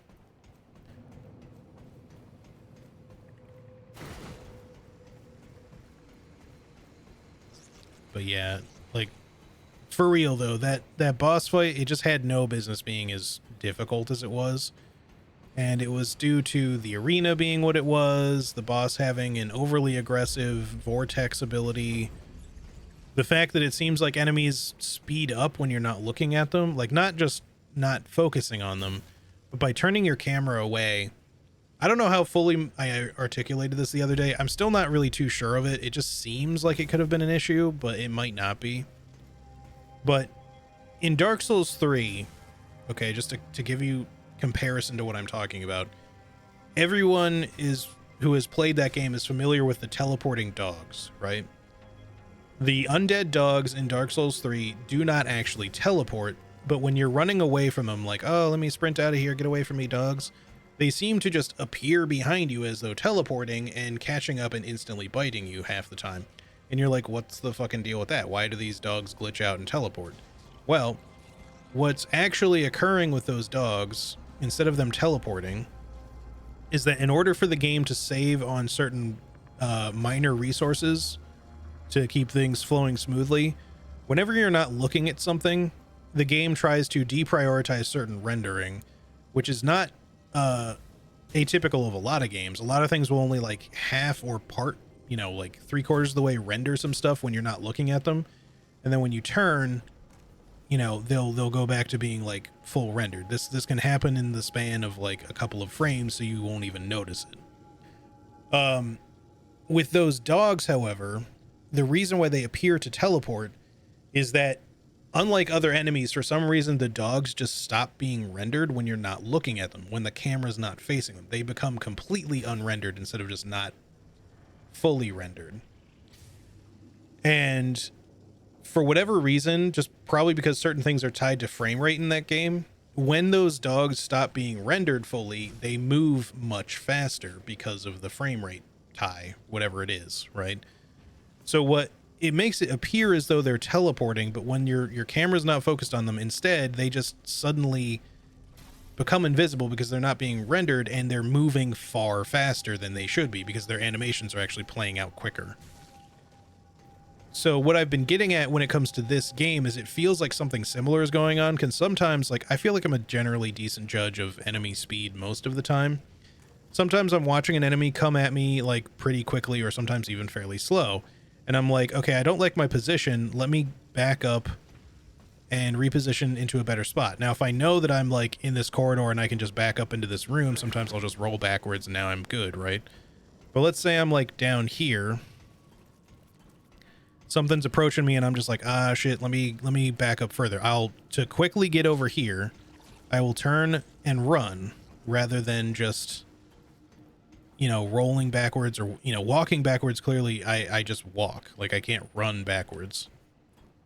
So that's part of it. And while you can sort of like angle yourself in such a way, like you can't really run like in Dark Souls, you can run a direction but still keep your camera focused in the way like behind you. In this game, you can't really do that. It orients your character wherever you're going. You can't focus on what's behind you while moving in the other direction forwards. Like you can only move backwards. So if you want to quickly, make up some distance, your only choice is to turn and run and then turn again. That's the only way you can do it. And it just seems like sometimes when you do that, stuff catches up to you faster than it should. I don't know for sure that that's actually what's going on, but it just feels like that's what's happening at times, because there's been occasions where I'm like, I'm keeping my eye on this enemy. I know that it can lunge toward me and do certain attacks, but it's way over there. and it's like slowly making its way this way, it should catch up to me within about a second or two. But if I'm running this way, that should increase the amount of time that it takes to get to me, because I'm also running away from it while it's running towards me. So usually you'd have a pretty good idea of how far away it is from you. But then every time I've done that, not every time, but oftentimes that I've done that in the first 2 days that I streamed the game, I'd turn and run, and as soon as I got about this far, the thing would be on top of me already and hitting me, and I'd be like, what the hell? What's going on? How did it catch up to me so fast? Because it just seems off. I could be just misjudging the speed at which things move. That's always a possibility. I'm not saying it's specifically the game, but there have been many a times now where it really seems like something is going on that's a little bit fucky with the game. Like there could be the same sort of rendering issue where it just causes their animations to go a little bit faster. And here's another thing about that, and I got into talking about this because of that boss, right? That boss had a vortex ability. So every time it would roar, it would pull you in towards it as though a gravitational force was sucking you into the boss, right? But it would only happen, like it would play out as it's roaring, and when it would finish its roar, it would stop pulling you towards it, which means, or should mean, that whenever it's roaring, you know that's when it's pulling you, and when it's no longer roaring, you know it's not going to be pulling you anymore. And therefore, you have until the end of that roar to know that it's not going to attack you in that time, it's just only going to be pulling you. Well, if you're looking at it, and it's roaring and pulling you, you know that's what it's doing. But if you turn away and it roars, sometimes it seems to catch up to you before the pull is even done, which it shouldn't be able to do because it's stationary when it's roaring. This would also indicate that its animations are playing out faster than the actual audio file of the roar and the pull of the vortex effect. This would seem to be, at least, an indication, like a fairly clear indication, that sometimes when you're not looking at stuff, their animations happen faster than they normally do. I don't know if it's a rendering thing or if I'm just crazy and wrong. But there were a couple of occasions there where that thing would be in the middle of pulling me towards it with its vortex roar, which I at least should know that I'm like, okay, it's pulling me towards it and I'm having a hard time getting away from it. But at least I'm just moving away right now. And if I keep rolling in this direction, I should make some distance. But then suddenly, as it's nearing the end of its roar, or right coming out of the roar, it's already right behind me and attacking me, despite the fact that it would have been like roughly over there when I started this. So you get what I'm saying. It's like, it just seems like when you're looking at enemies, things happen one way, and when you're not looking at enemies, sometimes they happen a little bit faster. And that causes issues when you're in the middle of a fight where gaining distance is kind of critical, because staying near stuff where you can just easily get overwhelmed by a whole bunch of enemies on a boss that's already difficult to dodge, at least with a medium encumbrance load, that when this thing is just going to immediately catch up to you when you try to turn and run, you have problems, you know. And I want to say that doesn't make the game bad. If that is legitimately going on and I'm not just crazy, it doesn't mean the game is bad. It's just something you have to adjust and account for and adjust. Like you just have to adapt to it. It would be good if it was fixed, if that is actually going on. But all I can say is that it's a feeling that I have, which doesn't mean that it's actually happening. But it could be. And it really seems like it at times. Is this a pressure plate? What's this? Just a dead end, I guess. Is the game worth the purchase? I would say so. Despite everything I've just said about how the game might have some minor balancing issues, the game is a lot of fun. And if you have people to play with, whether they're just strangers that you just randomly join in public games with, or if you have friends to play with, I think the co-op is a lot of fun in this game, or at least I bet it is. I have not personally done the co-op, but I've watched a tiny bit of people playing co-op, mainly because I didn't want to be spoiled, so I only watched a little bit. But it looks like a lot of fun, and even just playing this game solo by myself, I'm having a lot of fun with it, despite certain things being like ridiculously challenging. Most of the game has not been ridiculously challenging, despite playing it on hard. There is also a archetype, a handler archetype, that allows you to have a dog companion right off the bat. Well, after the tutorial. And if you choose that, it makes the game a little bit easier because it's kind of like having an extra player with you, but it's AI controlled. Because your dog can work like a tank or a healer or a DPS character, just helping support your playthrough. If you prefer to play by yourself, as in without other players, but want a little bit of a more balanced time. Okay, that's our second Seeker's Key. So I was correct in that we did need to try to find multiple keys kind of as we go.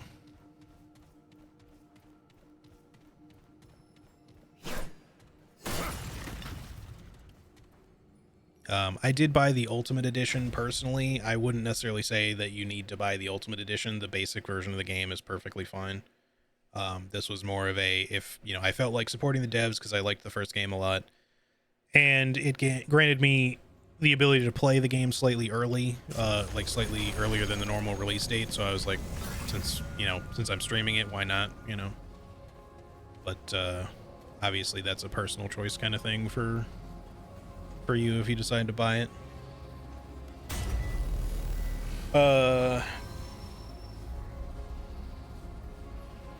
So Remnant 1, totally fine to have some bad mechanics. They are indie. Doing some stuff like this is playing good with goodwill credits, and frankly, it could be someone uninstalling a game and giving a bad review. Yeah, if some of that stuff is becoming a real problem, yes. But again, even though I had some minor frustration with the first world boss, just because he was a tough design, I didn't think it was overly unfair. Most of my frustration just came with learning the fight, because once I had a better idea that I could just strafe certain attacks instead of having to roll everything, it became a lot more manageable. So far, other than that one sewer corrupted elite fight, everything has been a pretty good balance. I have not felt like it's been not fun or specifically broken or anything like that. I've fought 2 or 3 different corrupted elites since that one, and they have been nowhere near as bad as that one. They've all been, in fact, pretty easy. Maybe even too easy.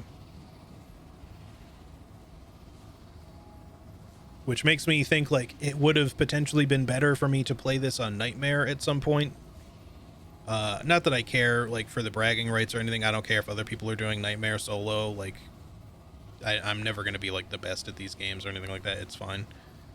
But I'm wondering now, aside from that one boss fight and perhaps a couple others, how punishingly bad is it actually going to be on Nightmare by yourself as a fresh playthrough? It might not be that bad if you're decent with these kind of games. If it's a very first playthrough, you're not familiar with this type of game, I would never suggest Nightmare. I would say at the very highest you would go with Veteran or Hard in the first game. But you might be better off starting with the normal difficulty.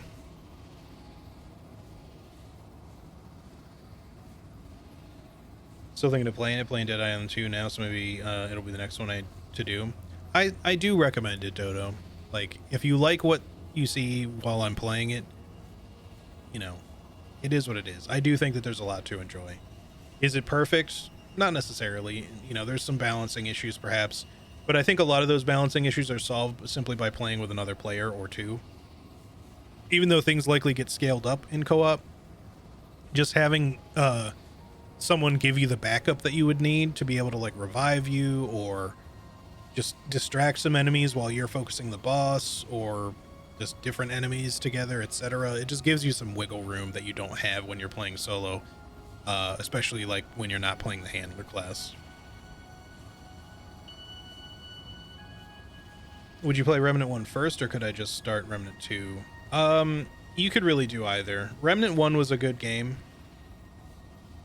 I really think that Remnant 1 is worth a playthrough, but not necessarily in the sense that you have to play it before Remnant 2. Their stories are connected, but I feel like the story of the first game was never particularly my interest. I'm not saying it's a bad story, but there's a lot of reading. You get most of the story through reading in the first game, because while NPCs do talk to you a little bit, they don't talk to you much in the first game. In this one, they talk more, but even so, you're not playing the same character. All you really have to know is that you're called the Wanderer in the first game, so if you do just start right with 2, just know that that's who they're talking about when they say the Wanderer. I get that that's not your thing. Keep in mind, Dodo, like, you can just ignore all the reading stuff. Like, it's literally like journals and computer entries and shit like that. You don't have to look at a single one of them if you don't want. You can just skip it. Or just skim through them if you care at all, because there might be like the occasional puzzle solution in like 1 or 2 of those entries, but most of the time it's just story stuff or flavor stuff. So it's not like a big deal one way or the other.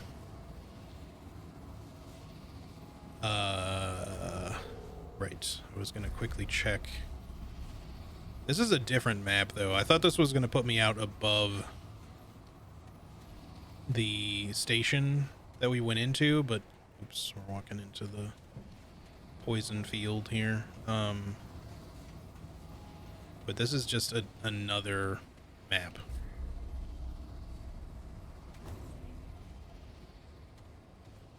So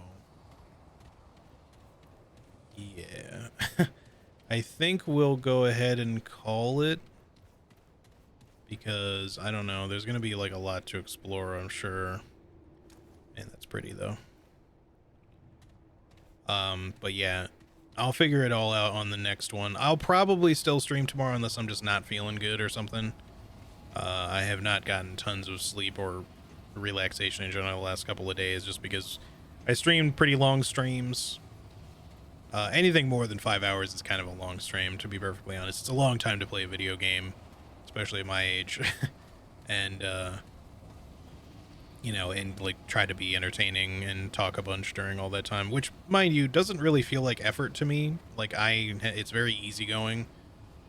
You know, I think streaming can be a very hard job if you're really trying to do like all of the things incorporated with like trying to be like a legitimate content creator, etc., because there's just so many different things to balance, including while you're streaming. But like, it's all the extra side shit too, like the social media stuff, the video creation stuff, the blah blah blah blah blah. It's a lot. But when you're doing kind of the bare minimum like I am, I mean, I wouldn't call it the bare minimum, but it's a little bit down there. It's not particularly hard. It's, however, it still takes a lot of energy to do this for 5+ hours, and not feel, especially, you know, if you're just hoping to not feel like completely dead afterwards, because that does kind of happen to me. Like, I'll feel fine for a little bit, but then after, like, my brain is no longer engaged in playing and talking and doing all that kind of stuff, like, I'll just feel super tired and want to just crash. But that also kind of depends a little bit on how much sleep that I've gotten, so. Anywho, yeah, but it's been really fun playing this. I think tomorrow we'll probably continue, or Friday, possibly both days, but one of those days I might take a day off. We'll see, or just maybe we'll do a smaller stream. Because I do want to stream this weekend with Charlie. Assuming that she's still free to do some of that, so we'll see how it goes. But I know at some point we'll probably do some co-op stuff with this game. I know Alexandria was interested in trying to maybe hook up something, but my stream time is a little difficult for Alexandria to play during my stream, so that might be something that either I play a little bit while she's streaming perhaps, or it's just going to be something we do off stream just to hang out on occasion or something. I don't know yet because we haven't really chatted about it, but we'll see. I know this is the type of game that Alexandria likes a lot, so and obviously, like, I'm down to do some co-op with a couple of different people. We may have to do things in different groups because you can only play with a total of 3 people, unfortunately, but I'm okay with doing some stuff on stream, off stream.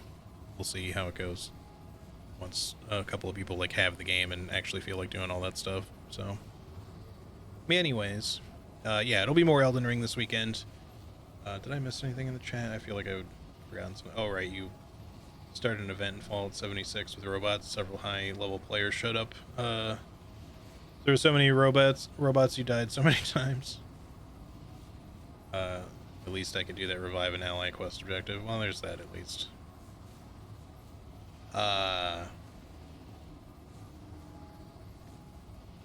If you have to read with my dyslexia, it's going to take 3 times as long. I'm actually very minorly dyslexic, which doesn't sound like real dyslexia, but I don't even know that I would describe it as dyslexia. It's just that my brain tries to read like whole sentences at a time, and sometimes like that's why I like replace words with other words sometimes, or I'll just say something like a word that's not even there, like it'll just insert a word in a sentence. And at times that causes me to read things really weirdly. It's not so much that I have dyslexia where like words will be kind of scrambled for me, but instead, like if my brain is not as well rested as I'd like to be, I'll get a little bit of sentence scrambling going on. Which is even worse when the fact that like my brain moves way faster than my mouth does. I think that's common, but for me it's a problem because I have a hard time speaking in general without stammering unless I focus on how I'm speaking, which takes a lot of, well, I shouldn't say a lot, but it takes some mental power, if you will, some little bit of the reserves there to focus on how I'm speaking, or I stammer a bunch. Wouldn't say it's quite a stutter, but it gets fucked up, and as a result I tend to use a lot of filler words. I think I've explained, I'm sure I've explained this before, say like a lot of ums and ya knows and shit like that. But yeah, if I don't, it's so easy for me to stammer constantly, which is still happens even when you're reading something, even though you have something to read. I just flub a lot, basically. But anyway, enough about that. We were gonna go ahead and end the stream here. So yeah, I guess just keep an eye out. I will probably be back tomorrow or Friday or both. We'll see how it goes. And then yes, probably some more Elden Ring this weekend, although again, reminder that the Elden Ring stuff is usually very early because Charlie's in Australian time zone, so instead of 10 a.m. CST start time, it's usually 6 a.m. CST, as in Central Standard Time, American US. American US? What the hell? US time. Anyways, y'all have a great rest of your day / night. I will see y'all on the next one. I hope you've been enjoying the game so far. I really am enjoying it quite a bit, actually. It's been very fun to play, but and I'm excited to play more. Yeah. Anyway, see y'all later. Take care. Bye-bye.